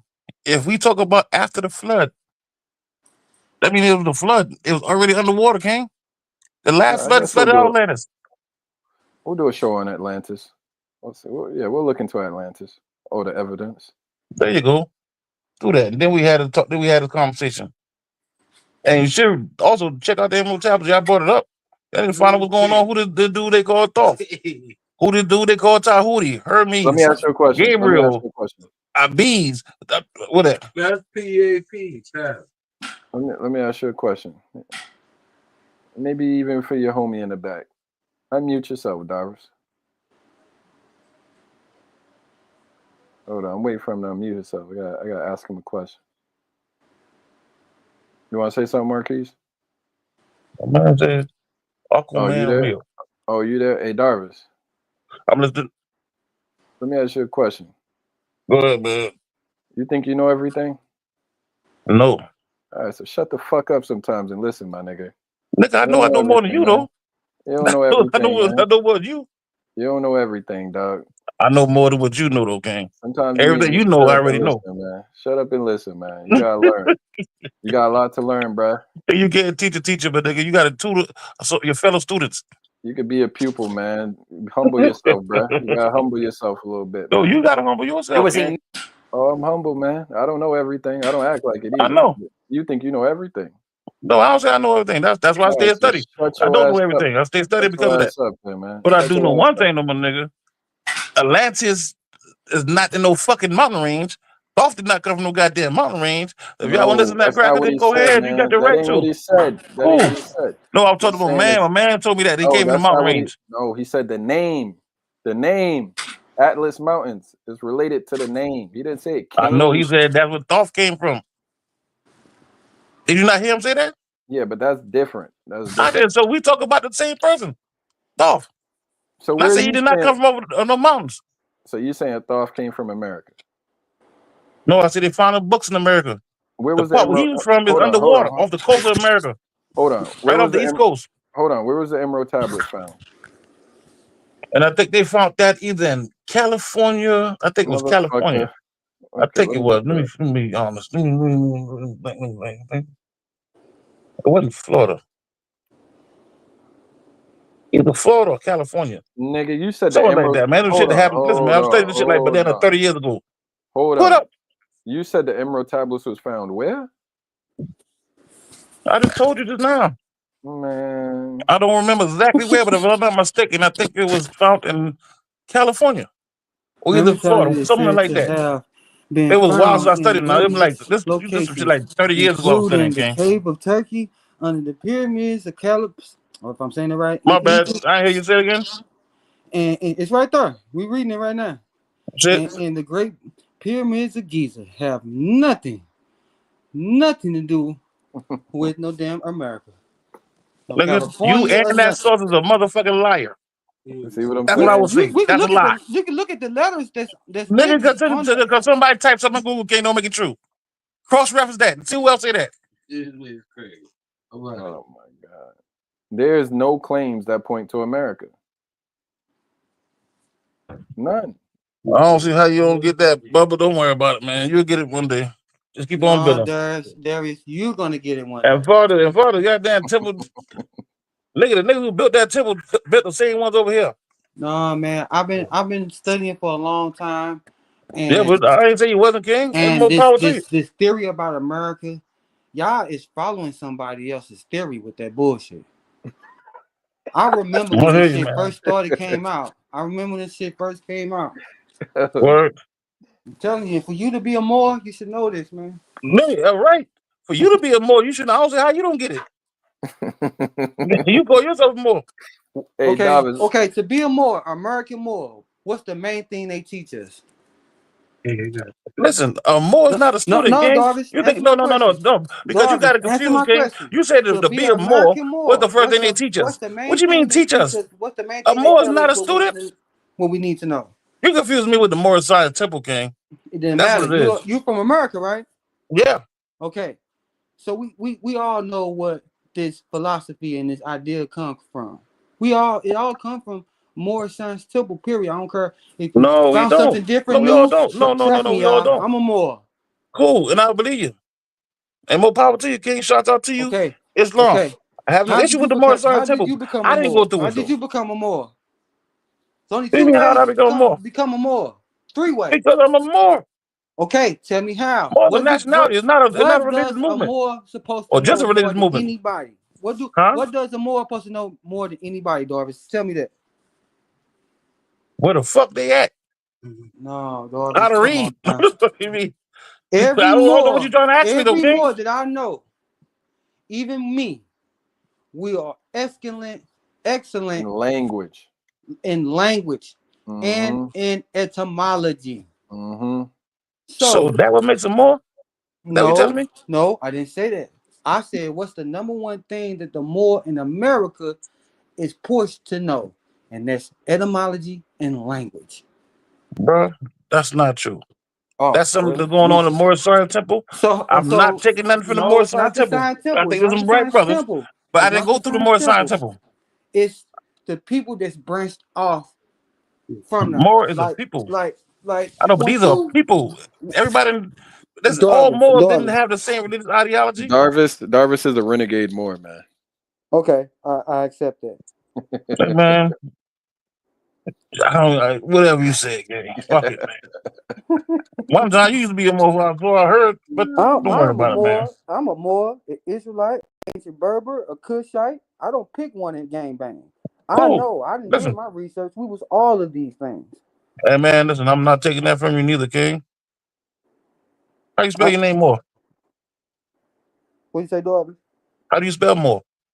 How do I spell more? Yeah, the way it applies to you, the term that applies to you. It's different ways of spelling more. You should know I that. know. So which one applied to you, King? Which one applied to me the most? Yes. Yeah, the way you spell. I will use the M. I will use just the MU. The same MU that comes from out of the word Muslim. This Don't MU. talk about the word Muslim. Muslim is a new word. This MU is old. It's practically older than the Americas. No, MUU over here. MUUR. Okay. All right. When you MU, that's a term of what according to Wallace Budge, that meant more. But then people constantly going back and forth debating that ideology too, though. But that's according to Wallace Budge, that was they had in the pyramids out there, or the temples out there in Africa. MU. No people over there, but the Muslim people over there spell their name with two O's. But there's this MOR or this MUR or this MU or Yeah. MO. It's Yeah, old. and It's so that's ancient. cool, and I got you. It's in And those almost every and language. those us Moors that understand that we can tell the way it's spelled, where they're from. Mm-hmm. Yeah, I spell my name with two U's. What does that mean? I thought you was a Moor, King. I am a Moor. So you should know they not talking about no damn America when they talks about Atlantis. That's what we getting at. That's what we we talk talking about Moor. You jumping subject already, King. Yeah, we The jumping term Moor, listen, the term Moor and term Atlantis not. Well, listen, the term Moor and the term Atlantis did not exist at the same time. Prove it. Because Atlantis came before the fucking flood. The flood ended Atlantis. I'm not So the term Moor came later on. I'm not The term discrediting Moor was it a came from flood. the ancient Moabites. I know That was way after the flood, there King. has been a flood there because we all know North Africa is a sand land. We understand that. So I'm never discrediting it was a flood there. Never. Cool. Now I agree with you. So would you agree that the Atlanteans, their whole civilization was gone after the flood? You agree with that? That they got wiped out during that flood? I don't believe. Okay. So you keep jumping back into Atlantean. Who you talking about? Nigga, you In brought America? Atlantis back That's what you up. talking about? You brought Atlantis back up. And I'm trying to tell you, the term Atlantis and that civilization that they called Atlantis, King, was already gone before the term Moor came about. It was applied. Okay, so I agree with That's that. what I'm saying. Say I I'm agree talking with about that. I'm by saying years this. and This is what thousands I'm of saying. years. I don't agree with Thoth coming from America. Cool. And we can disagree on that. And we can listen. We don't got to agree on everything, King. I can shoot you a couple information. You shoot me a couple. Oh, we'll build. Maybe you're right. Maybe I'm right. But we won't find out till we be honest about this shit and pass along information. So why don't you be Would you honest? agree with that? We're honest about this shit. Yeah. So would you agree with that? Yep. Are you gonna be honest? Of course, King. What the fuck? You be quiet, G. You don't supposed to be talking till halftime, matter of fact. That's when you do your dancing. Right. hey, Darvis. Hey, Darvis. Let me ask you a Don't fuck question. with you, man. Where's the Garden of Eden? Huh? Where's the Garden of Eden? And Eden. Where's that? Good question. You can theorize and shit, but I don't got no 100% proof.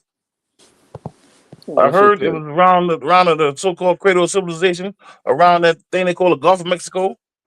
somewhere along that area. But like I said, I ain't run across no sign and say this is Eden. So hard to say. Okay, so Gulf of Mexico. Okay, all right. I I'm not respect saying it. that's what it was. That's some shit I heard. I wasn't there. I don't got enough sources to cross reference to prove it Darby, she being trying as, to catch I you mean, up on accurate or something. not. What'd you Trying to say? catch you up on something, Darby. I know. That's why I make sure I qualify everything. I can understand that, man. Listen, you know how much honor it got to be the one that say I tripped Darvis up? So I understand niggas will come at that. It keep me sharp. Keep me on my Yeah. toes. So I mean I fuck with it. I think you'll be sharp, even more sharper, if you just agree that Dolph didn't come from America. And then you can go back and tell your No, American that buddies wouldn't and be your true though, Aboriginal King. buddies I the know, but that truth, wouldn't be and then true. they can get sharp. You have to be the only person that never read a book on Dolph Yes, in I order to have. say that. That's one of my If you read favorite any guys in books on Egypt. Dolph, you would have to agree. One of my He favorite guys wasn't in from Egypt. there, gang. That's one of my favorite He guys in came Egypt. over there. He seen the guys be creative. All right, So he man. I gave the hear you. knowledge to all the guys.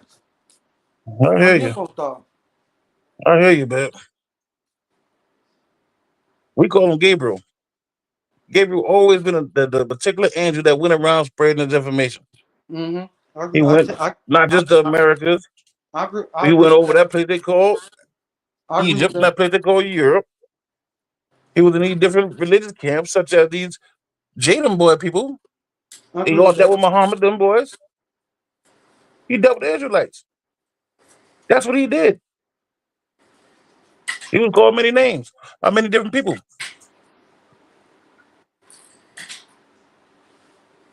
But he called himself Dolph the Atlantean when he was in human form. See what they talking about over there. Let's see what they saying.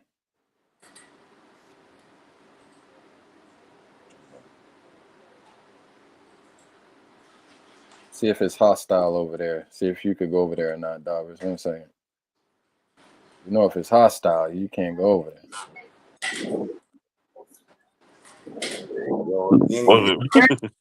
Careful, y'all got to You better know how to be his ass low. You ain't shit, dude. I swear you ain't shit.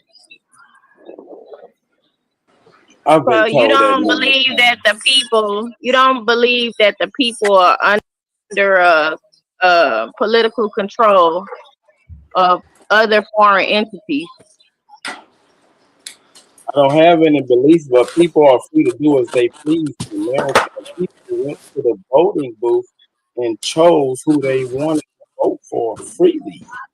No gun, nothing. They went to the poll and So elected the people an voted. The official. people Go voted ahead. for these immigrants to invade our spaces.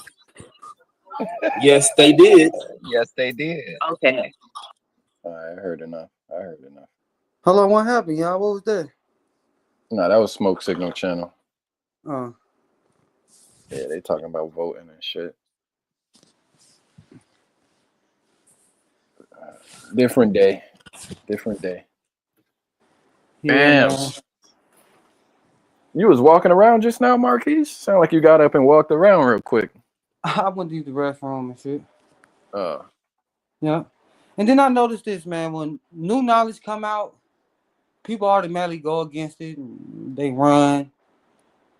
You can't run through nothing. You gotta do your due diligence and see if people is speaking facts or not. You just don't go by your feelings like the HOK will do.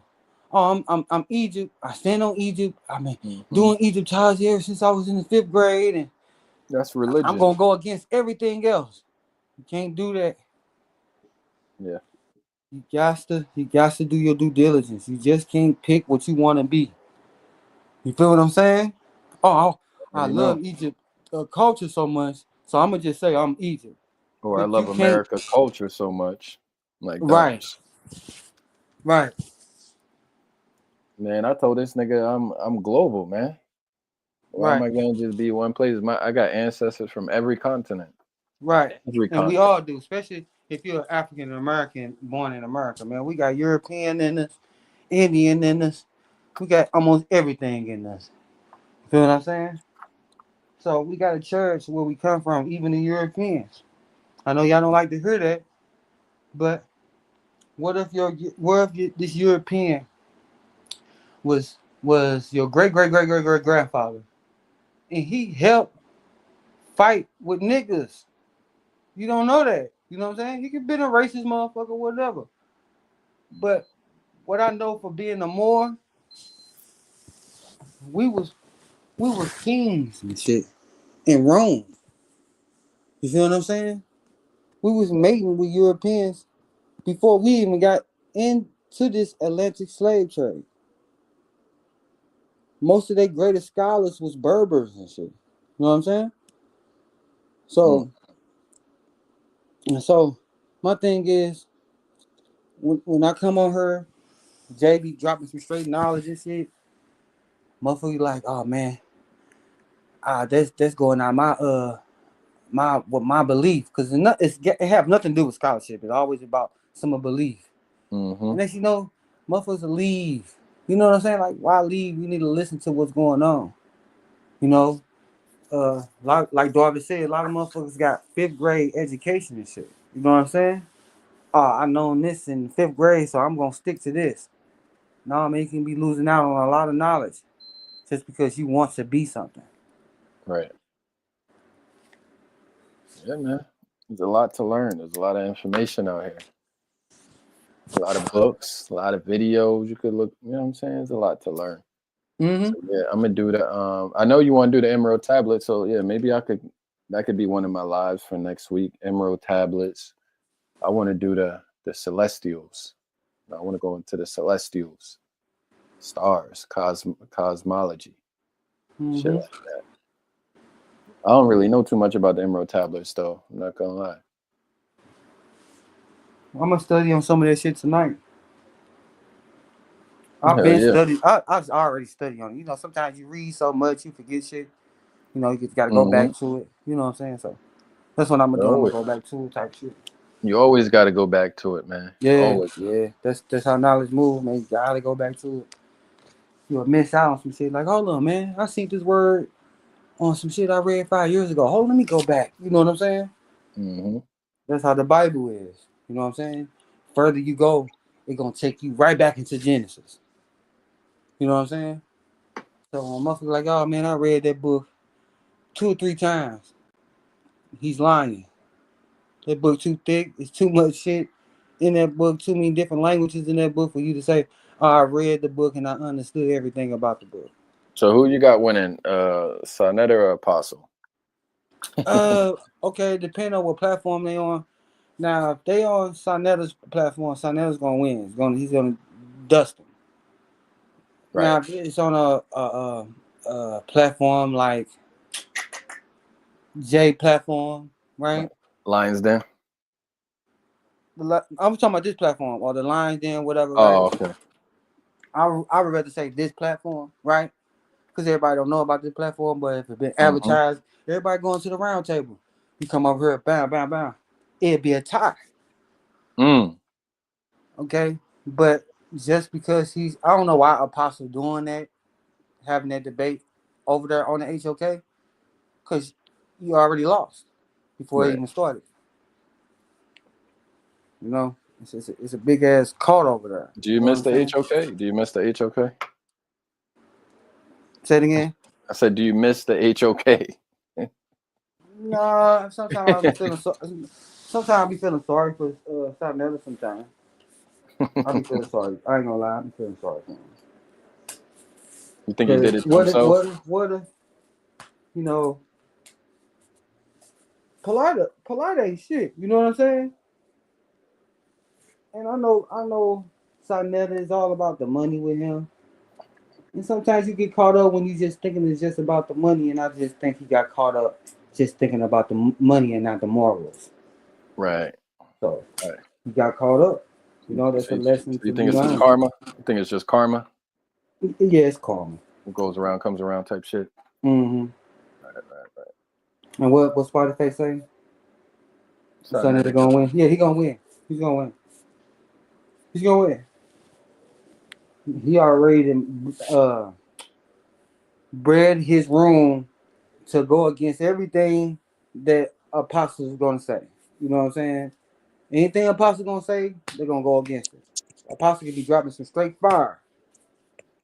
Sonetta already molded the room. You know what I'm saying? So motherfuckers, he already So molded the Sonetta, room to think apostle don't know what he's talking about. He's slow, he's an old dingbat.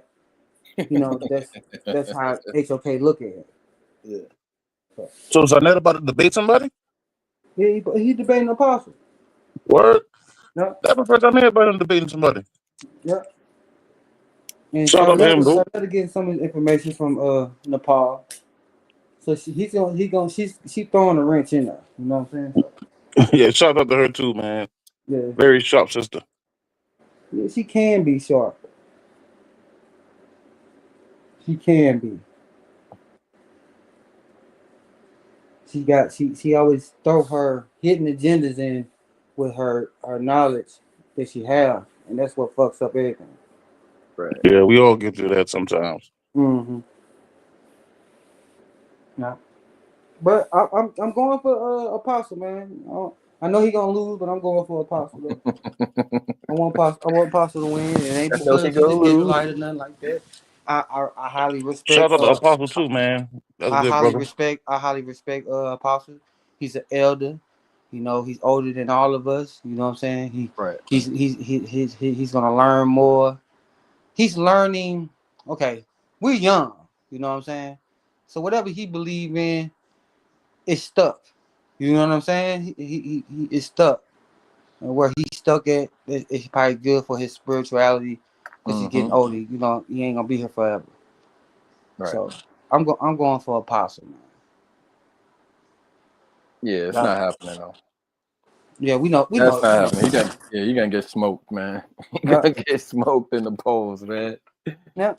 It's We gonna gotta be like respect our elders, 92% Sarnetta, 8% Apostle in the polls.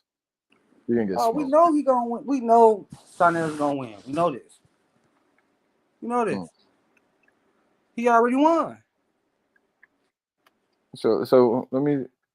So you think going forward, like you see how YouTube has changed? Like it used to be like everyone kind of go to Sonetta channel. Mm-hmm. Now it's like everyone kind of got their own type of shit. Mm-hmm. Like I see, I don't know. I This don't really. one I'm gonna say about Sonetta. He didn't just fuck up his platform. He fucked up every debate platform. Why? Doing what? He didn't Doing just what? fuck up his platform. He fucked up every debate platform.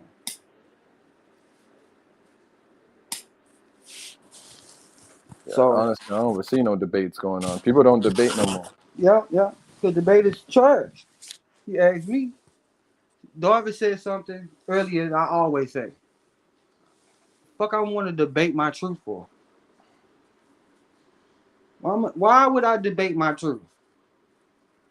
I just seen plenty of debates back in the day where a nigga win in the debate. He win in the debate. He wrong in the motherfucker, but he win in the debate. He sounded good. He aggressive. He's very passionate, but he wrong about every fucking thing coming out of his mouth. And That's he won crazy the too. debate. And that's crazy. It ain't really about information no more. It's about presentation. Exactly. So debates really is some like, let's throw this debate out here for we can destroy the truth. You know what I'm saying? Because if you're a good debater, you can destroy the truth. You know? Yeah. Nigga be straight dropping some straight knowledge. All truth. He ain't said no lie yet.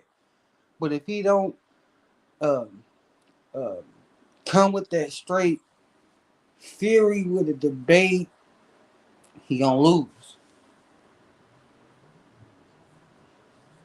Debates used to be fun like a motherfucker back in the day. Love the hood, talk, grimy, probably cuss each other out. You know what I'm saying? It used to be fun, but now if you're not a scholar yourself, you can't just go in there just going for a debate. You gotta go. Oh, your Who's telling the truth? boy's live right now.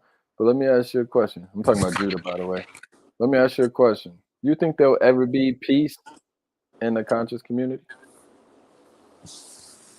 Like where it just go back to having peace, no more beef videos, nothing like that. You said the conscious community.